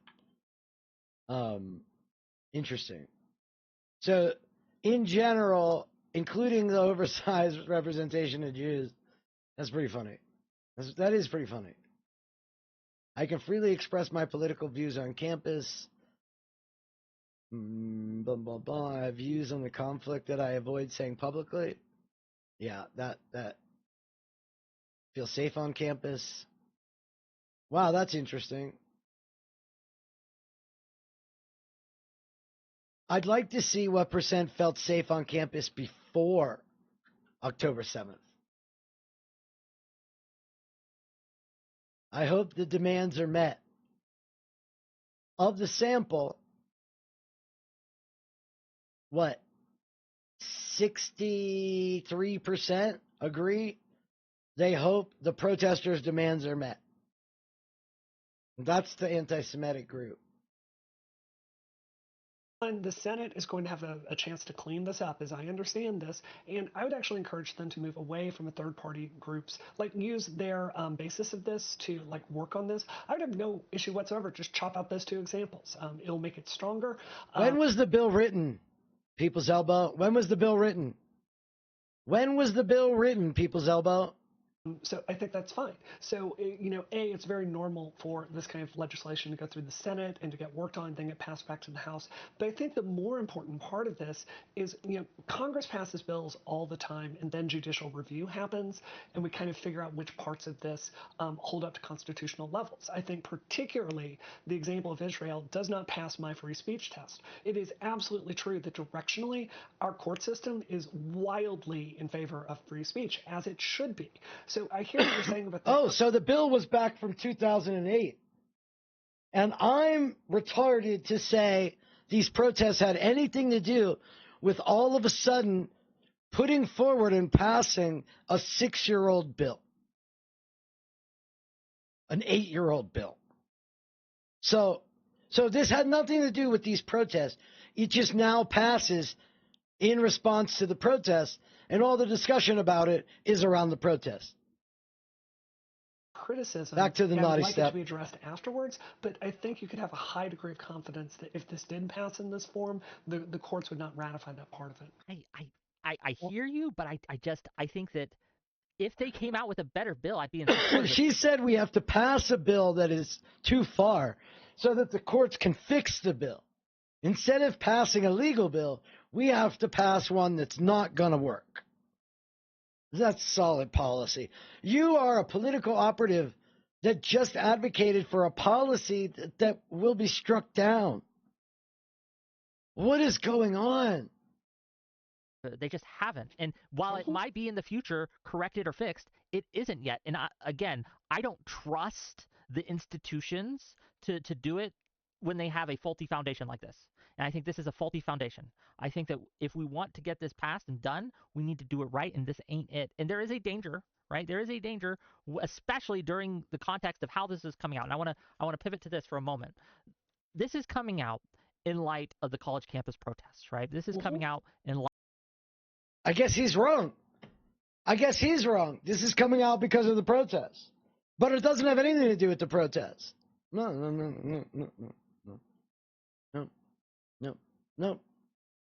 No, they're dumb. They're fucking dumb. Go yell at Whick. Light of the discourse surrounding Israel.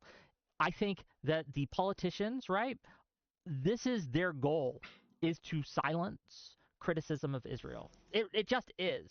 Now, listen, do you really think? I'm not a shill for Israel, but do you really think all this you can't say negative things about Israel is to stop the speech against Israel? Really? I mean, my Jewish friends. Is to silence criticism of Israel. It just is. Now, do you think so? I think for a lot of... I don't agree with that. I think you can't criticize Israel to protect the Jews.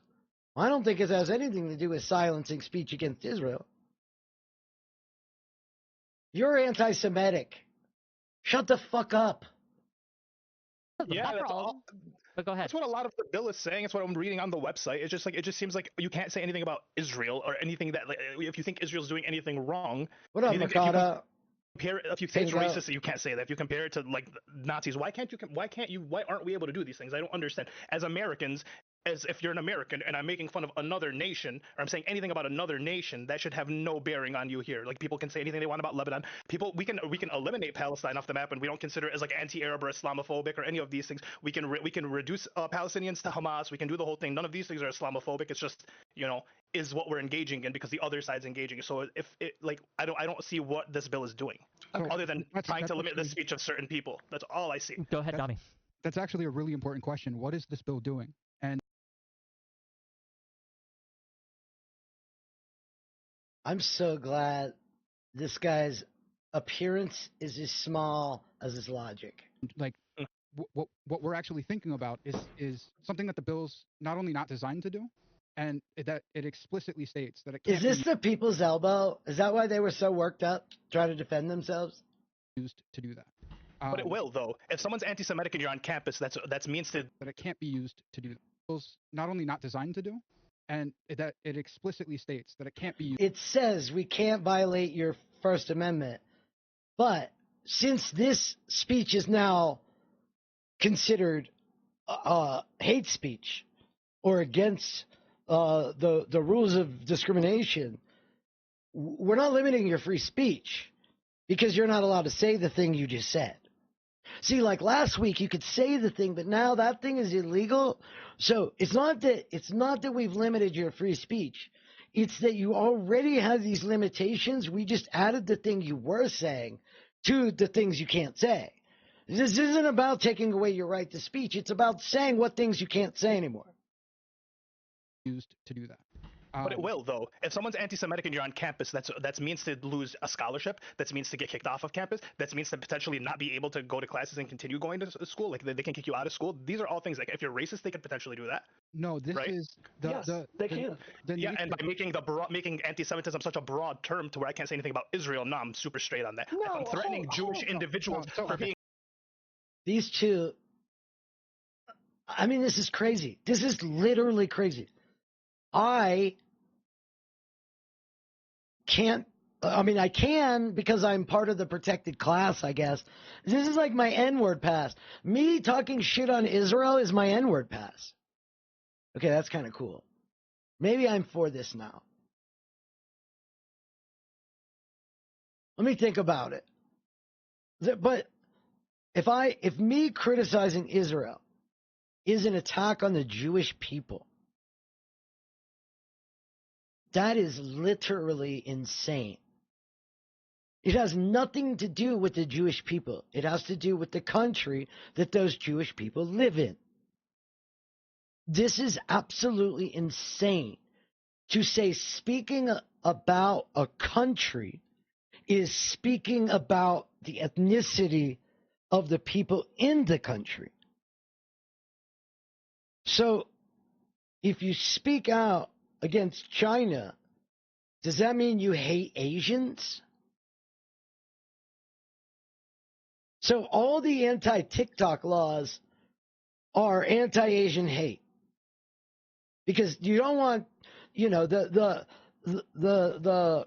stereotype is that, China wants to take over the world, they want to steal our intellectual property, and they want to do X, Y, Z. So if you say something about TikTok in China, then you just hate all Chinese people. You can't say anything about Switzerland because that means you hate the Swiss.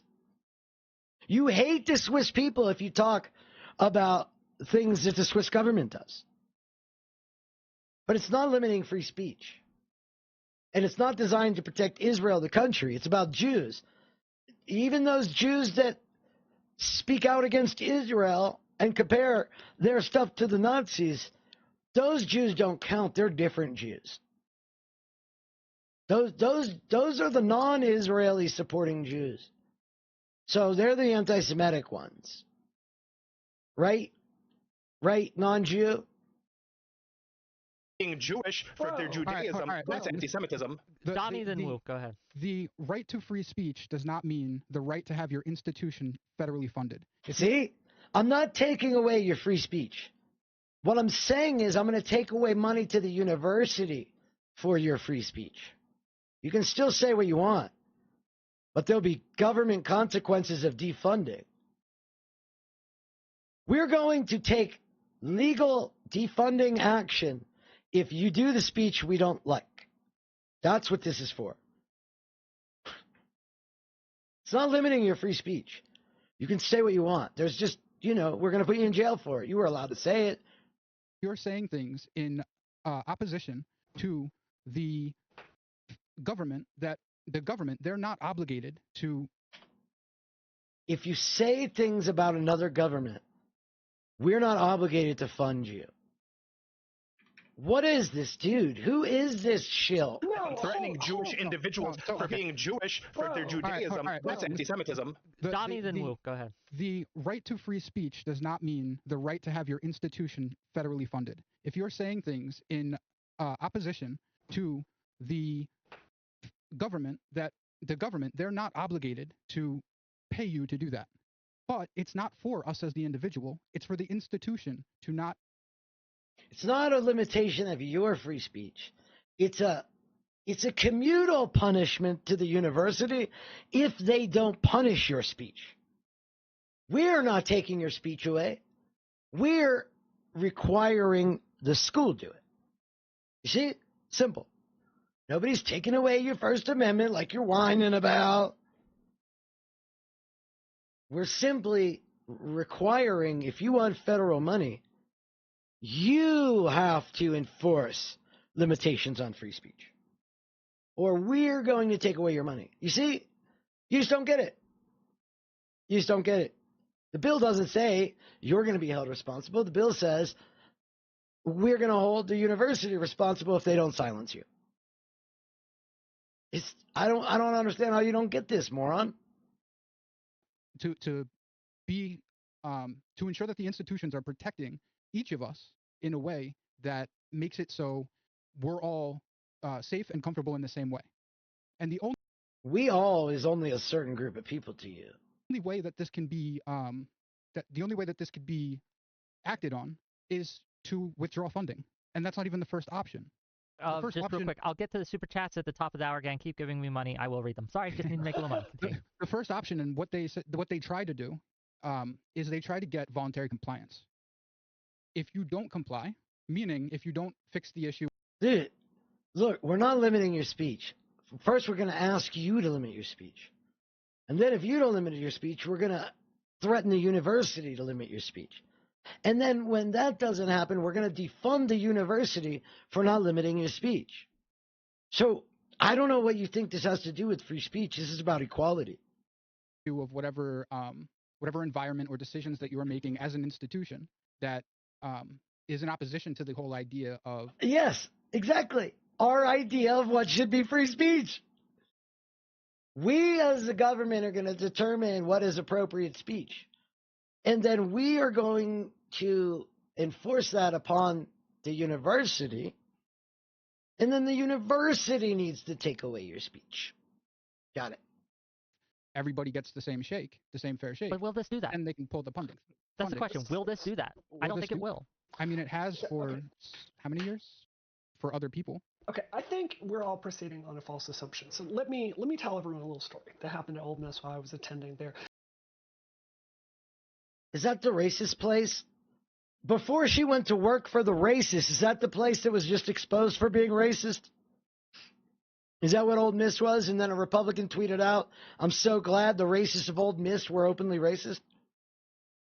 Is that what we're doing? Are you going to defund Ole Miss?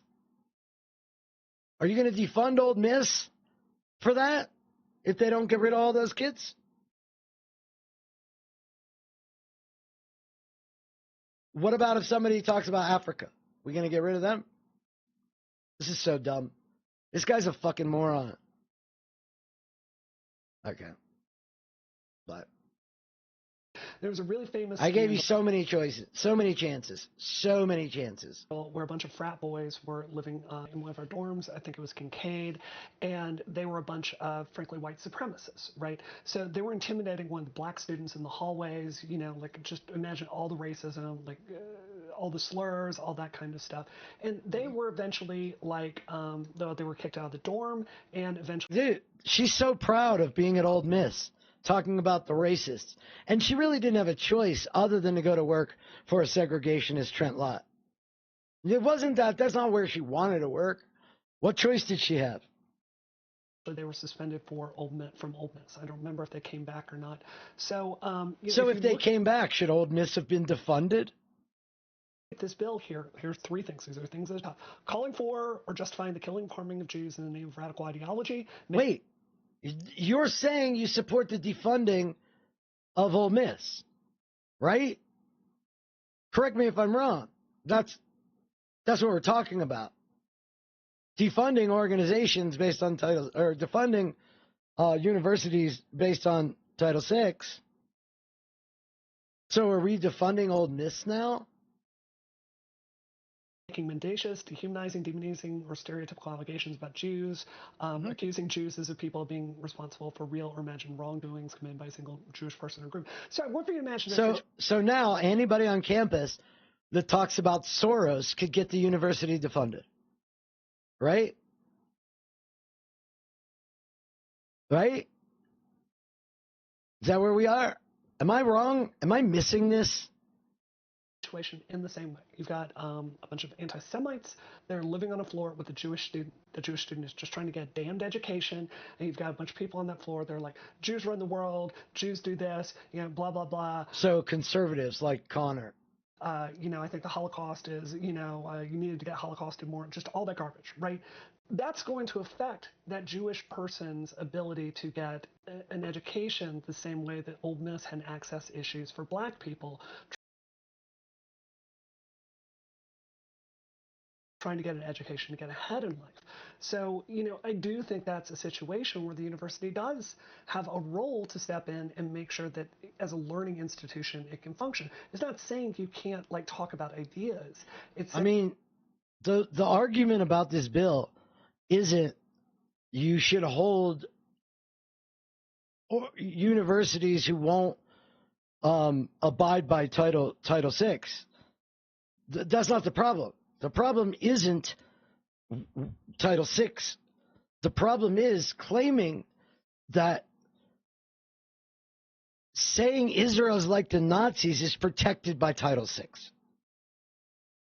If I say the phrase Israel is just like the Nazis, you say that's protected by Title VI, and based on that statement about Israel, that they need to enforce that is the same as racism, right? That the neo-Nazis are the same as saying Israel is like the Nazis. Saying that the school itself has a responsibility to keep students safe. So didn't Ole Miss just have the frat dude with the monkey sounds at the black lady? Yeah, that's the exact school. Those are Ole Miss frat boys. They've behaved there my entire life. I was very non-surprised. Yes, so aren't you advocating to defund Ole Miss right now? So no, finish your point. But I have two things I want to say. Go ahead. I was gonna say if a bill was passed and we're still not protecting. Is he suspended from the school? People are standing behind him saying they don't want him suspended, and so you agree that he should be just suspended from the school, right? And that's because he attacked the woman for being black. Look at that! Wait, it's just racism though.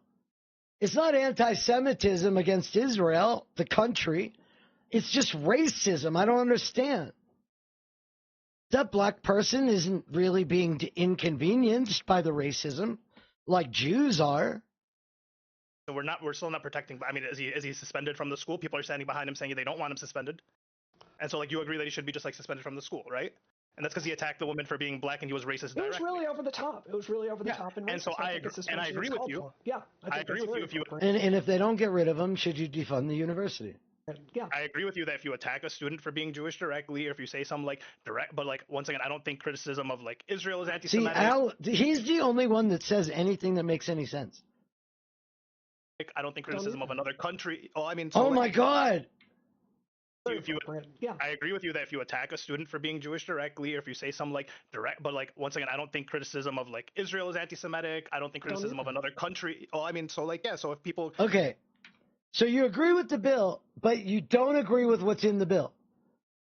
I can't. I might be done soon. I might not be able to do this. I agree with you that if you attack a student for being Jewish directly, or if you say something direct, but once again, I don't think criticism of Israel is anti-Semitic. I don't think criticism of another country.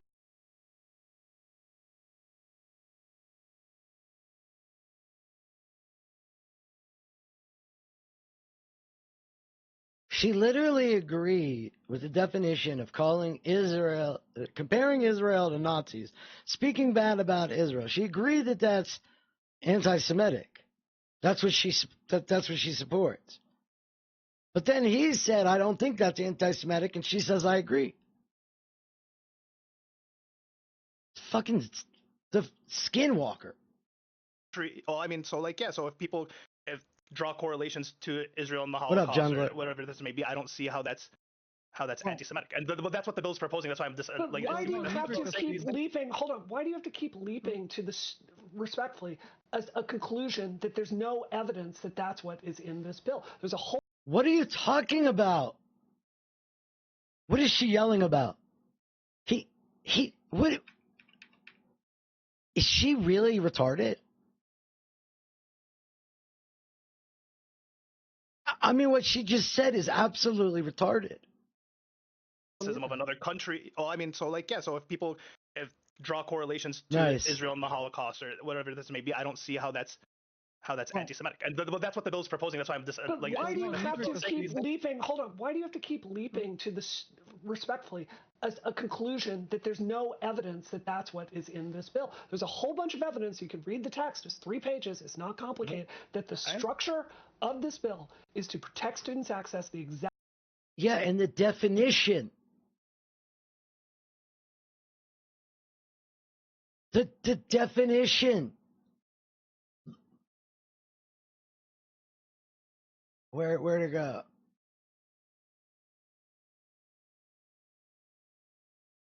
He's being extreme. She's yelling at him.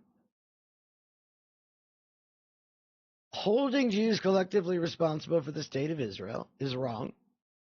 Drawing comparisons to contemporary Israel policy to that of the Nazis. He just said that. And she's yelling at him. Using symbols and images associated with classic anti-Semitism to characterize Israel or Israelis, applying double standards by requiring of it, Israel, applying a double standard of Israel by making it behave in ways other nations aren't required. Thank you. Apply double standards by requiring of it a behavior not expected or demanded by any other democratic nation. So, speaking out against Israel in a way they deem unfair is what Brianna is arguing for. And then what she's doing is what the People's Elbow did, which is go back and just argue this detail says the other thing. This detail says the other thing. This detail says the other thing. This detail. I know, it shouldn't be considered anti-Semitic to speak out against Israel. But also, I'm glad we're defining it to include it's anti-Semitic to speak out against Israel. Exact same way we protected access for women and black people. Why do you constantly take this catastrophic interpretation of it? Wick and I mean, it should just be all people. What catastrophic interpretation? It's from the definition. Wick and I are already agreeing. Wick and I are already agreeing that this needs to be worked out in an ideal version. No, Wick said this shouldn't be passed the way that it is. You said pass the illegal bill and it'll go to the courts. We already agree, right, Wick? Look different on a few points, but you're constantly leaping to this assumption that it's going to kill free speech, and I don't think there's evidence for that. So if I he didn't say kill free speech. Okay, this might be the last thing, but that's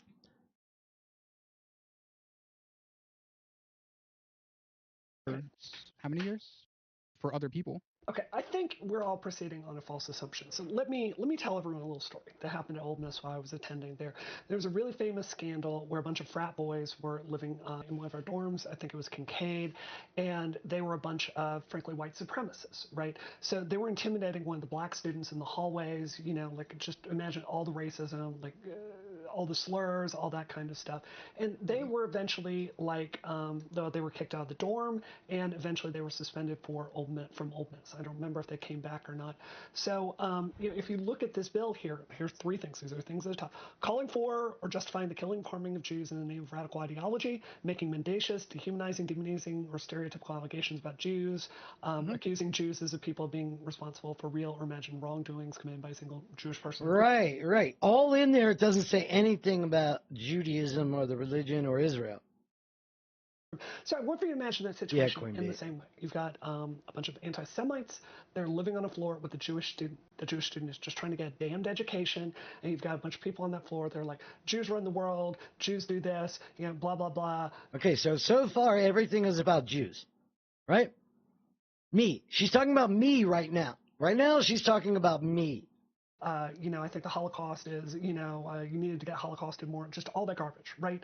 That's going to affect that Jewish person's ability to get an education the same way that Ole Miss had. Yes, if people are sliding pennies under your door and constantly making anti-Semitic references, yes, it's going to make your life harder. We agree.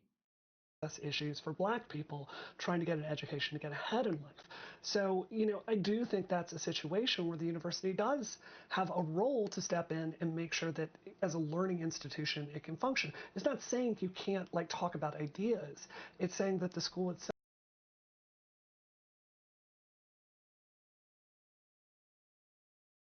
has a responsibility to keep students safe.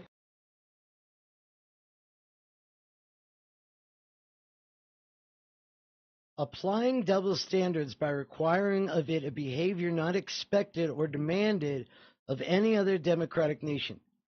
Applying double standards in what way? What way? What way are you applying these double standards? Denying the Jewish people their right to self-determination by claiming that the existence of a state of Israel is a racist endeavor. You can't speak out against the state of Israel. But it's not about limiting your free speech or Jews. Because I know Jews and Israel are different, very different. But also speaking out against Israel is speaking out against the Jews. Oh my God! Using the symbols and images associated with classic anti-Semitism, claiming Jews killing Jesus or blood libel. Yo, clip it. It is anti-Semitic. According to the definition, using the symbols and images associated with classic anti-Semitism, example, claims of Jews killing Jesus or blood libel. Well, he wasn't characterizing Israel by it. He was just yelling blood libel, right? That doesn't count. That can't count. Wick's not anti-Semitic. Except for according to the definition. Right, Kidnakin? Kidnakin, you support anti-Semitism, I guess now. Wow, it's almost like when the Jew was telling you what was anti-Semitic, maybe you shouldn't have been an asshole. I mean, that's anti-Semitism. Out. And that's it. His value is purely negative. You was crazy saying they kill hundreds of journalists. Except for me, because I make money laughing at him. Did you not hear about the AP strike in this building? And then we look into it, and no one fucking died? You understand how that's blood libel? What? Blood libel? Fuck you, is it blood libel? Fuck you, little Vivian. shit. Fuck you. Dirty little fucking shit. You are the one who accused and lied on my platform. You fucking lied. Caught red-handed. You lied and said that Israel killed hundreds of journalists in a fucking AP building bombing. And then when we look into it, it was a fucking lie. Vivian, you are blood libel right now. Get off my fucking platform. Go away. Libel. Blood libel. You fucking... Wow. Wow. Using the symbols and images associated with classic anti-Semitism, like blood libel, to characterize Israel or Israelis. Wow. Wow. Who knew? Who knew Wick was anti-Semitic? Yeah, Rhea. That's why I made the video. Because blood libel is one of the biggest anti-Semitic tropes in history. And he's just throwing it out there and claims, you know, Dershowitz and Sarah Palin said it was fine. But I guess, you know, the organization with the definition calls him anti-Semitic. So, blood libel is Jews using primarily Christian children and their blood for the purpose of Jewish mysticism Didn't Ole Miss and just our have rituals. the frat dude with the monkey sounds at the black lady? Yeah, that's the exact school. Those are Ole Miss frat what you're boys. saying. They've behaved there my entire life. I was very non-surprised to see that clip. So yeah, no, finish your point. But I have two things I want to say. Go ahead. I was gonna say, if a bill is passed and we're still not protecting. I mean, is he suspended from the school? People are standing behind him saying they don't want him suspended, and so like you agree that he should be just like suspended from the school, right? And that's because he attacked the woman for being black and he was racist directly. It was really over the top. It was really over the top and racist. And so I agree with you. Yeah, I agree with you if you. Yeah. I agree with you that if you attack a student for being Jewish directly, or if you say some like direct, but like once again, I don't think criticism of like Israel is anti-Semitic. I don't think criticism of another country. Oh, I mean, so like yeah, so if people draw correlations to Israel and the Holocaust or whatever this may be, I don't see how that's anti-Semitic. And So all he did was say the things in this definition, like comparing Israel to the Holocaust, those are wrong. She said, I agree. Israel isn't about anti-Semitism. This guy up here, his name's Ali. I don't know where to find him, though. He's the only voice of reason since October 7th. The bill's proposing. That's why I'm just But like. why do you have to keep leaping? Hold on. Why do you have to keep leaping to this, respectfully, a conclusion that there's no evidence that that's what What is she talking about? is in this bill? There's a whole bunch of evidence. You can read the text. It's 3 pages. It's not complicated. That the structure of this bill is to protect students' access the exact same way we protected access for women and black people. Why do you constantly take this catastrophic interpretation? You mean the actual definition that you agreed with? Is crazy. He took a huge leap by reading the thing she read from. Nothing. Wick and I should just be all. This is how fucking thinking that you're part of a political movement attached to these people, dude. You're fucking retarded. All right, let's just jump forward. I want to hear about why this is all bad for white people. If say you have somebody that wait, I have to. I'm getting autistic on this. I have to correct. Calm down, man. Relax. You'll be okay. You can do it. The initiator for the investigation would be a complaint lodged by an accuser or based on your speech, right? Be a victim of this, and those would be what initiates the investigation. So if you make an anti-Zionist remark, you can be then investigated because someone complained because they felt that it was anti-Semitic, and now you're under investigation for your anti-Zionist remark until it's found out that it's not anti-Semitic. That's always kind of true though, because I could do a complaint against you right now and be like, oh, Ali, trespassed on my property, last week or whatever, and then this new law is fine because it's always been true about this other thing unrelated. that would launch an investigation. This is Kid Cop Connor. People unfairly assign the label mall cop, and I don't think that's fair to the mall cops out there who do shit with like real people. This guy polices children. He wants to tout his experience as a cop. Policing what? 14-year-olds? 15-year-olds? Such a fucking hero, bro. You're such a fucking hero. Where like the cops would find out whether or not you were actually on my property, in my state, whatever. So, but I do think that can be weaponized to have a chilling effect, and I think that's part of what people are resentful of even the introduction of this bill, is the fact that it seems intended to have a chilling effect. Now, the truth is, we might need a chilling effect at this specific moment in time. We might need to chill free speech, by the way. But that doesn't mean that we should overcorrect through legislation. But we shouldn't do it in a way that is okay for the left. I think there's a real. We'll go pass it to Wu. We'll go ahead. Sorry. I just think, like, respectfully, like, Connor, you're a really, really close friend, but at the same time, I feel like there's this tendency to just think that all of these problems are solved, and they're not. I mean, we have, even in recent years, in the Me Too era, brought forward a lot of specific examples about how colleges were failing to investigate sexual assault and rape claims, right? My own home state of Mississippi, still to this day, has a lot Dude, your ability to never stop doing anecdotes is really annoying. issues with black people accessing education. This is why it was so, one of the legacies of the Trump administration is to take away the laws that were passed during integration to kind of do judicial oversight and make sure there's a watchdog process. There was a real tendency to just go, yep, mission accomplished, racism and sexism. Wait, what? Did she just praise Trump? This is why it was so, one of the legacies of the Trump administration is to take away the laws that were passed during integration to kind of do judicial oversight and make sure there's a watchdog process. Okay. I totally missed that.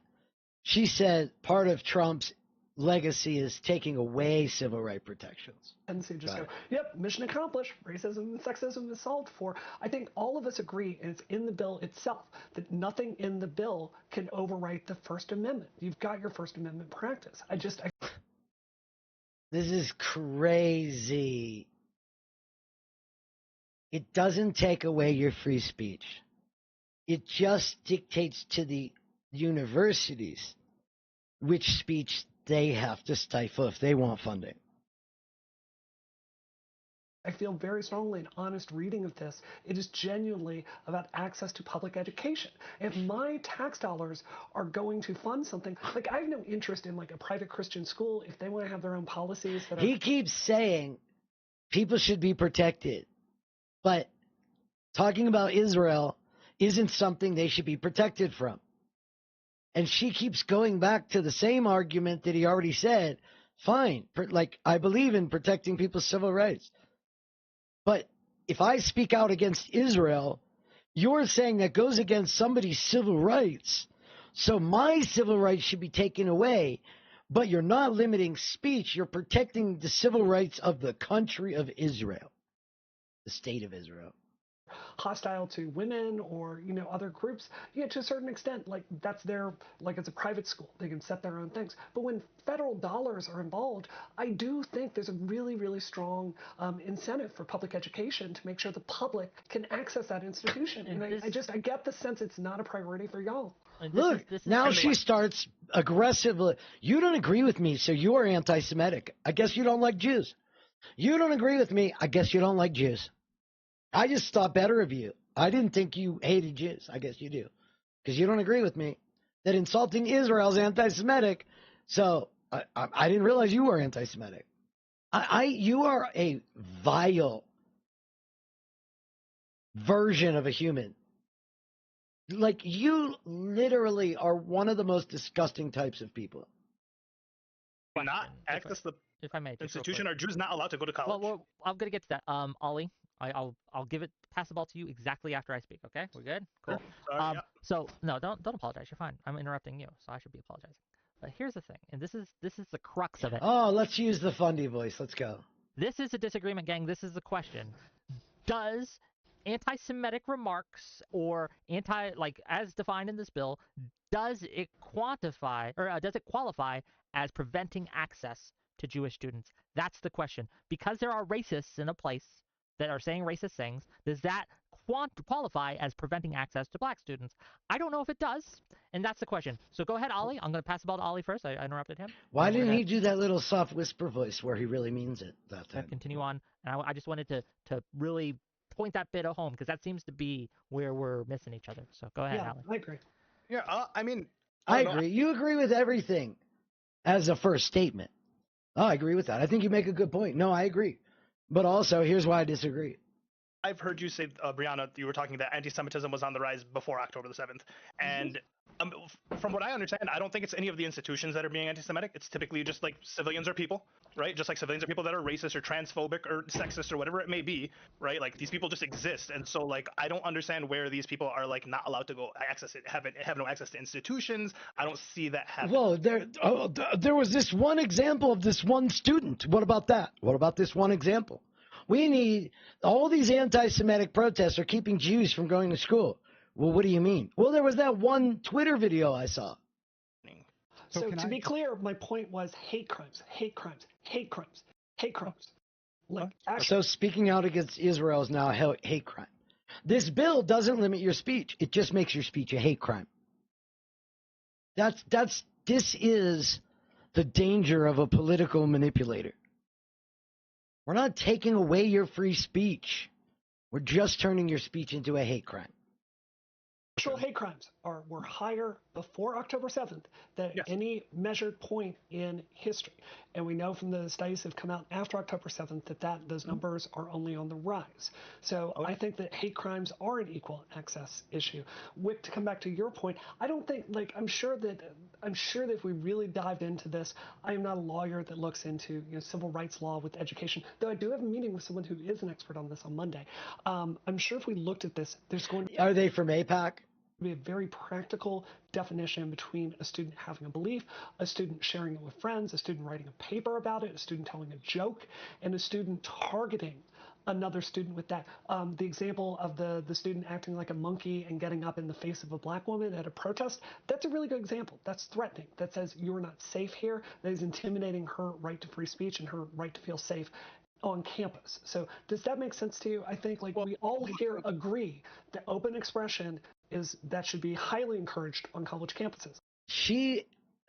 The reason I think she pisses me off so much, over and above everything about her, she uses the most rudimentary techniques that, one, are so obvious, and the way she uses them are like somebody reading Romeo the part, but they're not playing the part, they're just, everybody else is acting, and they're just reading the part, walking around the stage. That is the level of using these techniques that she has. No, I agree with you. Which is a throwaway line to disarm people. I think we all agree, which is to reframe something that, people have already pretty much disagreed with. She's just so manipulative. I think we would all agree we are falling short on that. But I think that there's, if you have a definition that goes to an access point of view, I think the federal government has a role to do that. Well, hold on. So I want to be specific then. So let's use the young man doing the gorilla faces. This is the part Connor cares about. See, Kid Cop Connor, the guy that we looked at earlier, hanging out with Nick Fuentes, having a good old time. This guy isn't really worried about the Jews. He's not worried about Palestine. He's worried about how this might affect a different group of people. Is at a young black woman, a young man doing the gorilla faces at a young black woman at Ole Miss. Sure. So in that situation, how would Title VI affect it? Would that student be required to be individually sanctioned by the school where he faces suspension or expulsion for behaving that way? Would the school potentially face... I just read what you said about collecting minorities.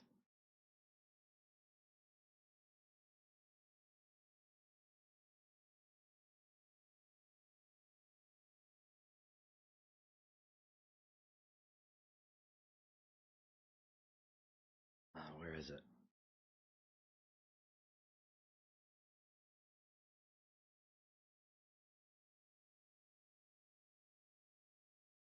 Come on.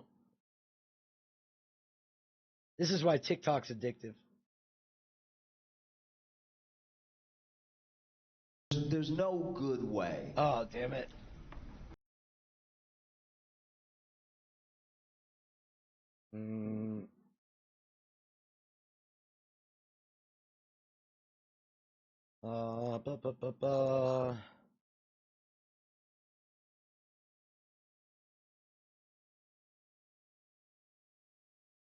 I'm a black dude. I'm a black dude with plenty of white friends, and it's crazy because there's a weird thing that you have to watch out for as a black dude with white friends. You gotta watch out for a little tokenism in there. You gotta watch out. You gotta go to the function, make sure there's another one of you. Because you don't want it to be just you. You don't want to be the only black friend. Because now I just know it's like, oh, you collecting. One black guy, one Asian guy. Oh, this is not good. This is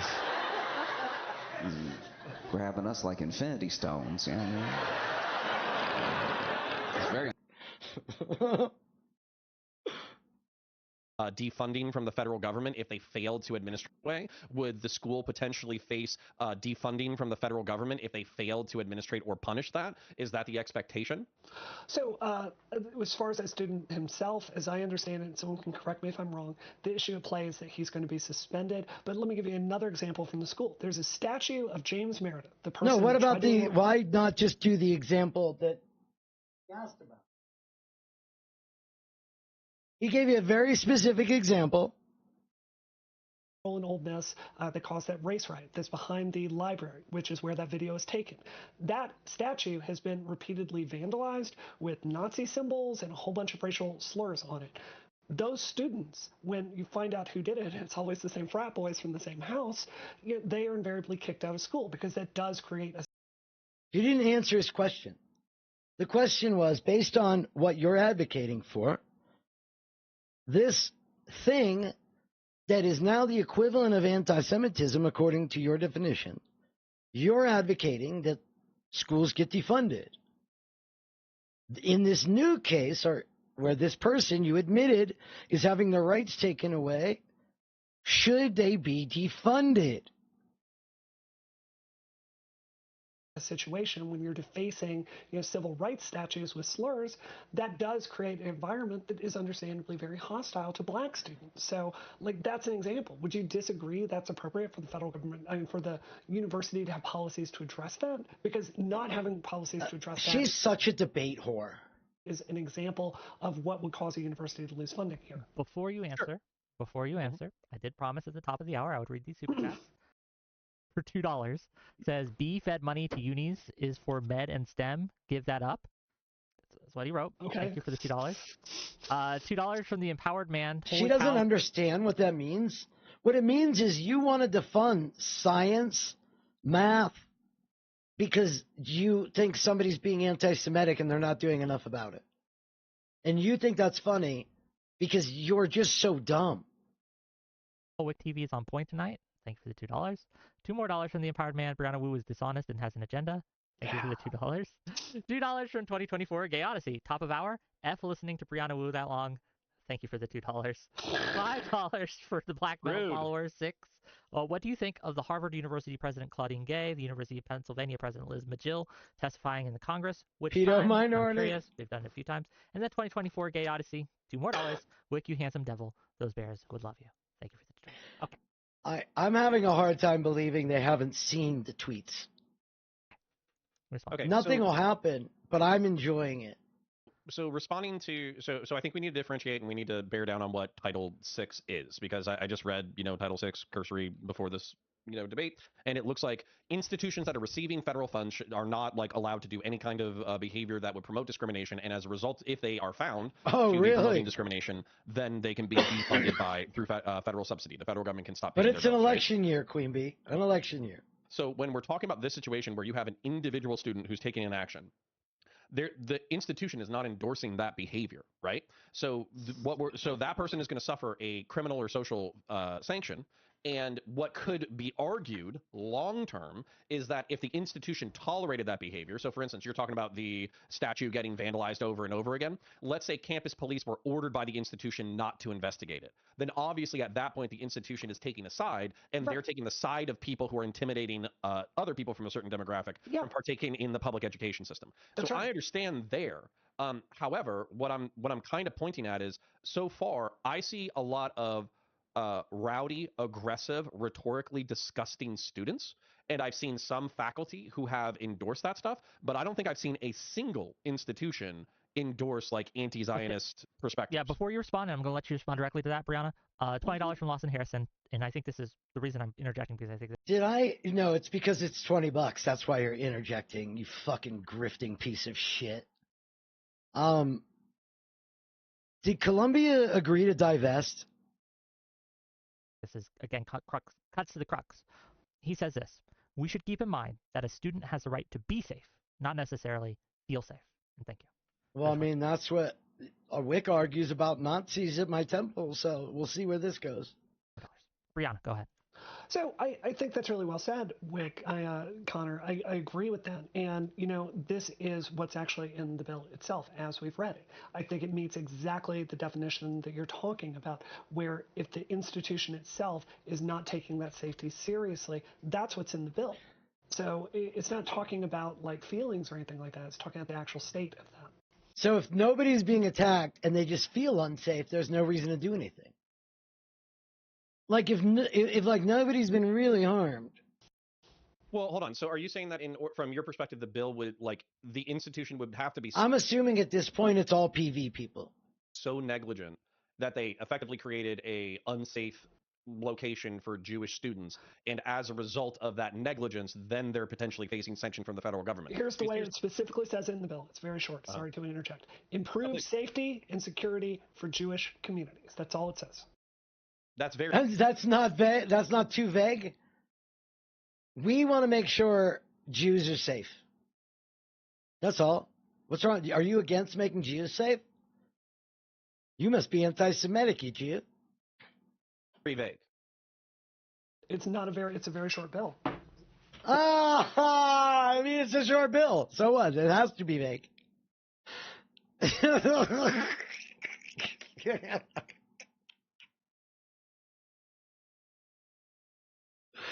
Oh my God. That is an amazing answer.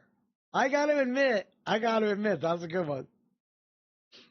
It's look, let me be specific and read the bill. Well, that's very vague. What's the short bill? Oh God. Thank you so much. Well, yeah, but so as an example, like we've had, just thinking of some of the videos that we've all seen over the past several weeks, which by the way I find gross, but we've had Jewish students who were going to class. We've had other students in keffiyas with row guard vests, the bright yellow vests. What about when an armed person broke into an encampment and disrupted the encampment? Does he get defunded for that? And the keffiyah headdress get in their way and then basically block their access. No, because it was pro-Semite, not anti-Semite. Access to an individual building. Now, at that point, I think that we're not going to send in the police because you're doing a disruptive protest. We're sending in the police because you're actually blocking public access to a public institution. Therefore, you're technically like I don't want to say like detention, like false detention. No, I mean that is technically accurate. He's not wrong on this. Like you cannot impede the free passage of other people in public space. It could be unlawful detainment depending on how you do it. Extreme. Kidnapping to the extreme.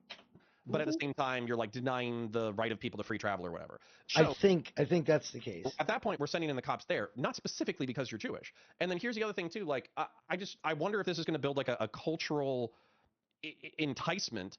Where why wouldn't I look? Here's the real concerns, I think. Look at all the wild shit that like social studies programs have said about white people for the past decade and be like, I feel unsafe on public universities. I feel like they're making an unsafe space for white people. I think the universities and specifically these programs should be defunded because they're openly talking about how evil white people are. Like, why don't I just take this sword that is being given to Jewish folk and why don't I just grab it myself and start slashing at public institutions? In this way, you might win me over.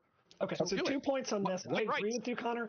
I strongly agree with you. Woo, we're going to give it to Dami, and then I'll let you get in. So finish. Very super quickly. So first of all, I really strongly see now I forgot my point. I agree with your point there. I agree. No, seriously, I agree.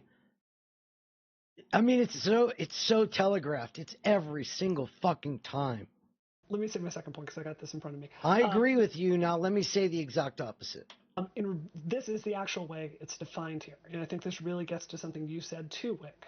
So listen to this very carefully. In reviewing, investigating, or deciding whether there's been a violation of Title VI of the Civil Rights Act of 1964, blah, blah, blah, blah, the Department of Education shall take into consideration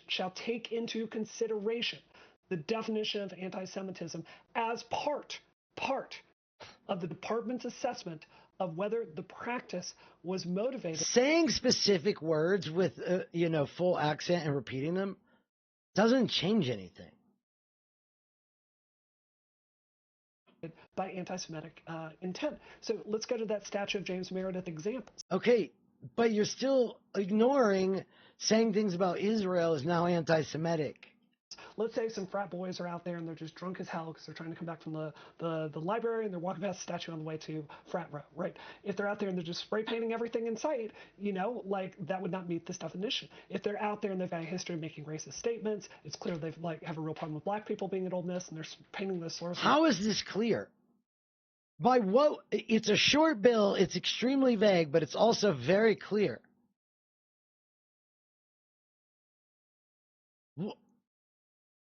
There's no way this is even a real person. This is like a first iteration of broken AI. In the statute, that would be something that would meet the standard in the bill here. All of this sounds very reasonable. And again, it is a part. It is being assessed. It is just something they have to take into consideration. That's the actual text of the bill. So why do you have a problem with just a working definition of anti-Semitism? Why do you have a problem with the definition? Because it says I can't disparage Israel. Why do you jump to the extremes? It's not about your free speech. You just can't be anti-Semitic. Being part of how they This is wild, dude. Let me ask you this. Sure. Do you think that if this bill is codified as is, right, as written, goes through Which the we agree Senate, it shouldn't be. Yeah, sure, but it's what we have to work She's with. for passing it, but she doesn't agree with the way it's written. But we need to pass it so that it could be rewritten by the courts, not passed as something the courts would approve. And the reason for that is I can't work with something that doesn't exist, right? So what we have to work with goes through the Senate, gets passed, and implemented by these institutions. Do you think that a person who is critical of Israel, who wants to hold a protest on their campus, do you think that they're going to be maybe given pause and wonder, hey, can I actually protest this, or am I going to get in trouble with the academic institutions for doing that? And I think that question really hits to my main criticisms of bills like this, is it creates a chilling effect. But go ahead. No, I think that's a fair statement, Wick. I mean, one of the reasons... No, I agree with you, Wick. I think that's fair. That's one of the reasons my blah, blah, blah personal story. But, like, do you not agree that we need to make campus safe for people like this? Like, yes, what about the Jews, though? That's why I'm a lot more pro-free speech today than in the Gamergate era is not because my ideals have changed, just because I've seen the backlash to measures that I thought were eminently reasonable about, increasing these definitions and creating enforcement. I think very few people would look at Twitter today and conclude it's a safer space for trans people than 5 years ago. Personal story. Backlashes has made it worse. So right, personal story. I think that's well said. I think there can be a Yeah, but Jews, now get back to Jews. Yeah, but go ahead, Dami, and then Ollie, and then we'll get She back didn't answer the question at all. I'm still in. One of my panelists. Do you think it has a chilling effect on free speech? What did she say? But the other one is, I think a good way to think about this is like, the first point was the actual. It's not. None of this has anything to do with police. Worst case scenario, this isn't a criminal matter. So when we were talking about calling the police on the people blocking the Jewish students from getting to the library, if these people are so slimy. If the university has a policy that you can't do a specific type of demonstration, and you do that demonstration, and that violates this retarded definition of anti-Semitism, and you don't disperse, what are they going to do? What are they going to do? So they're going to take away your free speech by telling you the speech you want to make is outlawed, but that's not taking away your free speech. You can still say it, you're just going to suffer consequences. And if you protest the things, then we're going to send the cops in to remove you if you won't remove yourself. First, we're going to ask you, and then we're going to physically remove you. But that's not really censoring you because you're violating the laws. That actually, they could use that to add to the information when they make that decision. But at the end of the day, this isn't a criminal matter that we're talking about. Another thing is this. The way that I see it is, it's kind of like a hate crime sentence enhancement, where you can say stuff. You have the freedom to say stuff. Exactly. You can say what you want, but now that same speech has a consequence. Look, we're not taking away your free speech. You can still say it, but it's a crime. you want. You could say the worst things in the world that would be considered racist or are racist. But if you do that in the commission of a crime, and you're found guilty of that crime, they're going to tack on something for the hate element. And then the other part is the execution part has been well established before the anti-Semitism bill. And this argument could be had for any race or any group of people that has been covered under. Here we go. Let's get rid of civil rights. The Title IX. Okay, I'll just interject right here. I think that the pointing to, oh, these things already exist for campuses, they're already implemented on campuses, that doesn't compel me because I think the state of our campuses is dog shit, right? I think the state of free speech on our campuses is dog shit. I think that the academic, the institutional capture and ideological capture is dog shit, and I think that these laws, even if you were saying that this isn't going to be any different than... Which ideologies aren't allowed on campuses? Which ones? Which are the ideologies that are stifled by the campuses? Colleges are now. Yeah, that doesn't compel me to want to vote for this, right? Like, it doesn't compel me. I mean, I see the pro-Palestine, but other than that, what are we talking about? But I want to pass it to Ali, because Ali, I should say. I promised I would. Go ahead, Ali. Oh, I mean, I just think, Muslims, I think Islamophobia is a broad term, and Palestinians need their own term, right? We can't use Semite. So, I mean, what if Arabs and Muslims use this, had an anti-Islamophobia bill, anytime a school was, was Zionist, was pro-Israel, was funded to Israel, that makes me feel, I mean, I'm not gonna lie, we're a smaller population in this country, we're half the population of Jewish people. I feel like Islamophobia is a pretty large fucking deal. I feel like all these schools that, they're invested in Israel, and they're getting money from Israel and support from, so I mean, like, yeah, fuck it, if this is how, because this is how all it's gonna end up being is, I feel bad because this is happening, cool, now the school is gonna get mad lawsuits. I think an Islamophobia bill should be passed. I think you work in the countries, you work in the word terrorist in there too, right? And like, I don't think you guys would be agreeing to that. I think you'd be opposed to that. I have a question for you. Go ahead, ask your question. You're not down, Connor? No, hold on. You go first. Let Dami ask his question. Let Dami ask his question. Go ahead. Why? So first, Israel is our ally, right? That's our government.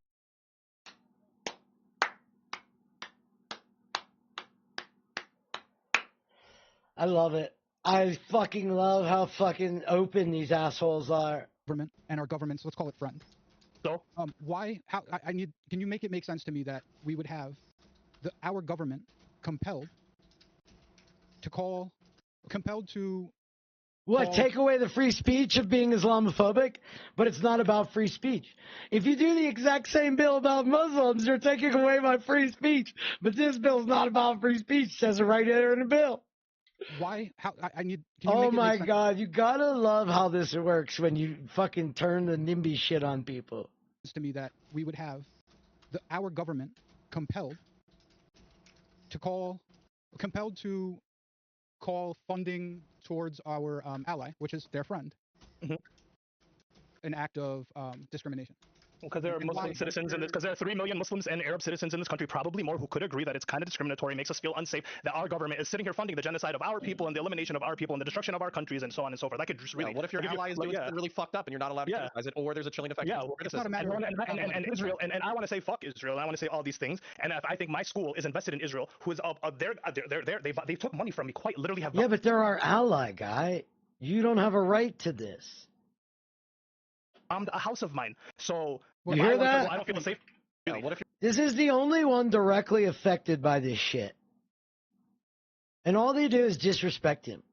Your ally is doing something really fucked up and you're not allowed to criticize it, or there's a chilling effect. Yeah, it's not a matter and Israel, and I want to say fuck Israel, and I want to say all these things, and if I think my school is invested in Israel, who is they took money from me, quite literally have bombed a house of mine. So if I want to, I don't feel safe at the institution because the institution is supporting this regime that I feel blah blah blah blah blah blah blah. That's why you're there we go. You're Islamophobic. I mean, so then right. So hold on. So what would happen? Let's say that we made this for everybody, right? We made the standard for everybody. Then what Ali and the Muslims could do is they could say, hey, listen, we think that the organizations being tied in with the Zionists and the military-industrial complex and all that kind of stuff, this makes me feel unsafe on campus. Therefore, I am not being protected actively in a place of public education. As a matter of fact, if anything, they're cheering on Zionism, which is butchering tens of thousands of people who look just like me. Therefore, the institution is not protecting me enough from the Zionists. Therefore, you need to defund my public education system. Now, I'm not saying that's actually going to pass, but what you're doing is you're creating this vector through which people can use their geopolitical grievances to try to screw over public institutions. And the truth is, we shouldn't have any of this. Here we go. Who's the real victim? Let's get back to it, Connor. I'm kind of like, I'm joking a little bit, but I would, oh my God, do you know how much I would love it if we applied this across the board and there was like some anti-white bill that got There we go. That's another one. This is, imagine how this is going to affect the whites, right, my buddy Nick? And whenever some freak gender studies professor came out and was like, whites are the fucking devil and they are responsible for all the evils in the world and colonialism is this and colonialism is that, and then I could just because we all know that's actually what goes on in college. Colonialism and whites, you can't speak out against that. That's dangerous. So I went to the University of Central Florida. Hey, UCF, I'm suing you, and I want tens of thousands of dollars, and I want the federal government to defund you for allowing this gender studies lady to pop off at the fucking mouth. And by the way, she's tenured, so you can't immediately fire her. So you as an institution are stuck between your requirements to maintain tenured professors, my safety needs as a student, and your obligations under Title VI. And by the way, all this is going to do is it's going to become weaponized by tribalized ethnic groups. They do a podcast together. It's really cute. In order to use their geopolitical grievances to sway public kid cop and the freak institutions in their direction. When the truth is, these public institutions should be as neutral as possible. Oh, I would say it has happened. In what example? Can you give me an example of that?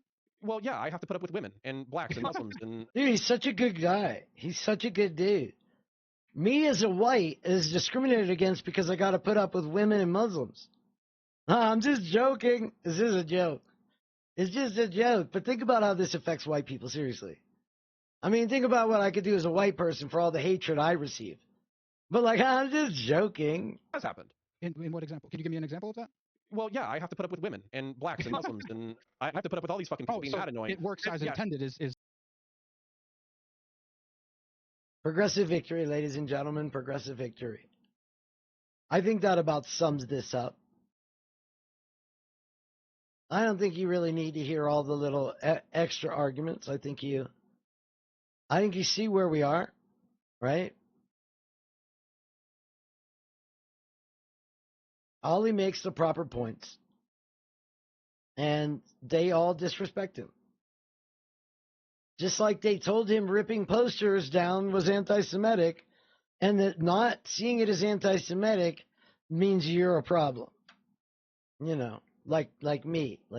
I'm a pretty anti-Semitic Jew. Oddly, because I'm the Jew described in the bill. It's weird. It's weird. It's just so strange how that shit happens. All right, y'all. Time for me to eat something and feed the aminals. Wick is officially retarded. Briannawu is a skinwalker. Connor, close buddy with Nick Fuentes. Really worried about the whites and how all of this, Jews and Arabs thing is going to affect me. Because of all this, it's whites that really are the mistreated ones. The universities bow down to the Jews and the Arabs and the minorities and the women. It's us that are getting screwed. And the natural order of things is for us to have domination. Yeah, no, it's awesome. Hey, Terry. All right, y'all. That's going to do it. I've stomached all I can of these grotesque, toxic brain worms. You guys have a good one. Sunday should be there for Sunday services where we look at religious fanatic shit. And then Monday, Murder Mondays. We probably only have a couple more weeks of Jean Benet, but I got to admit, last week I actually felt like we had a good discussion, with One Solved and whatnot. I might have talked about things in different ways, but it sounds like a skill issue.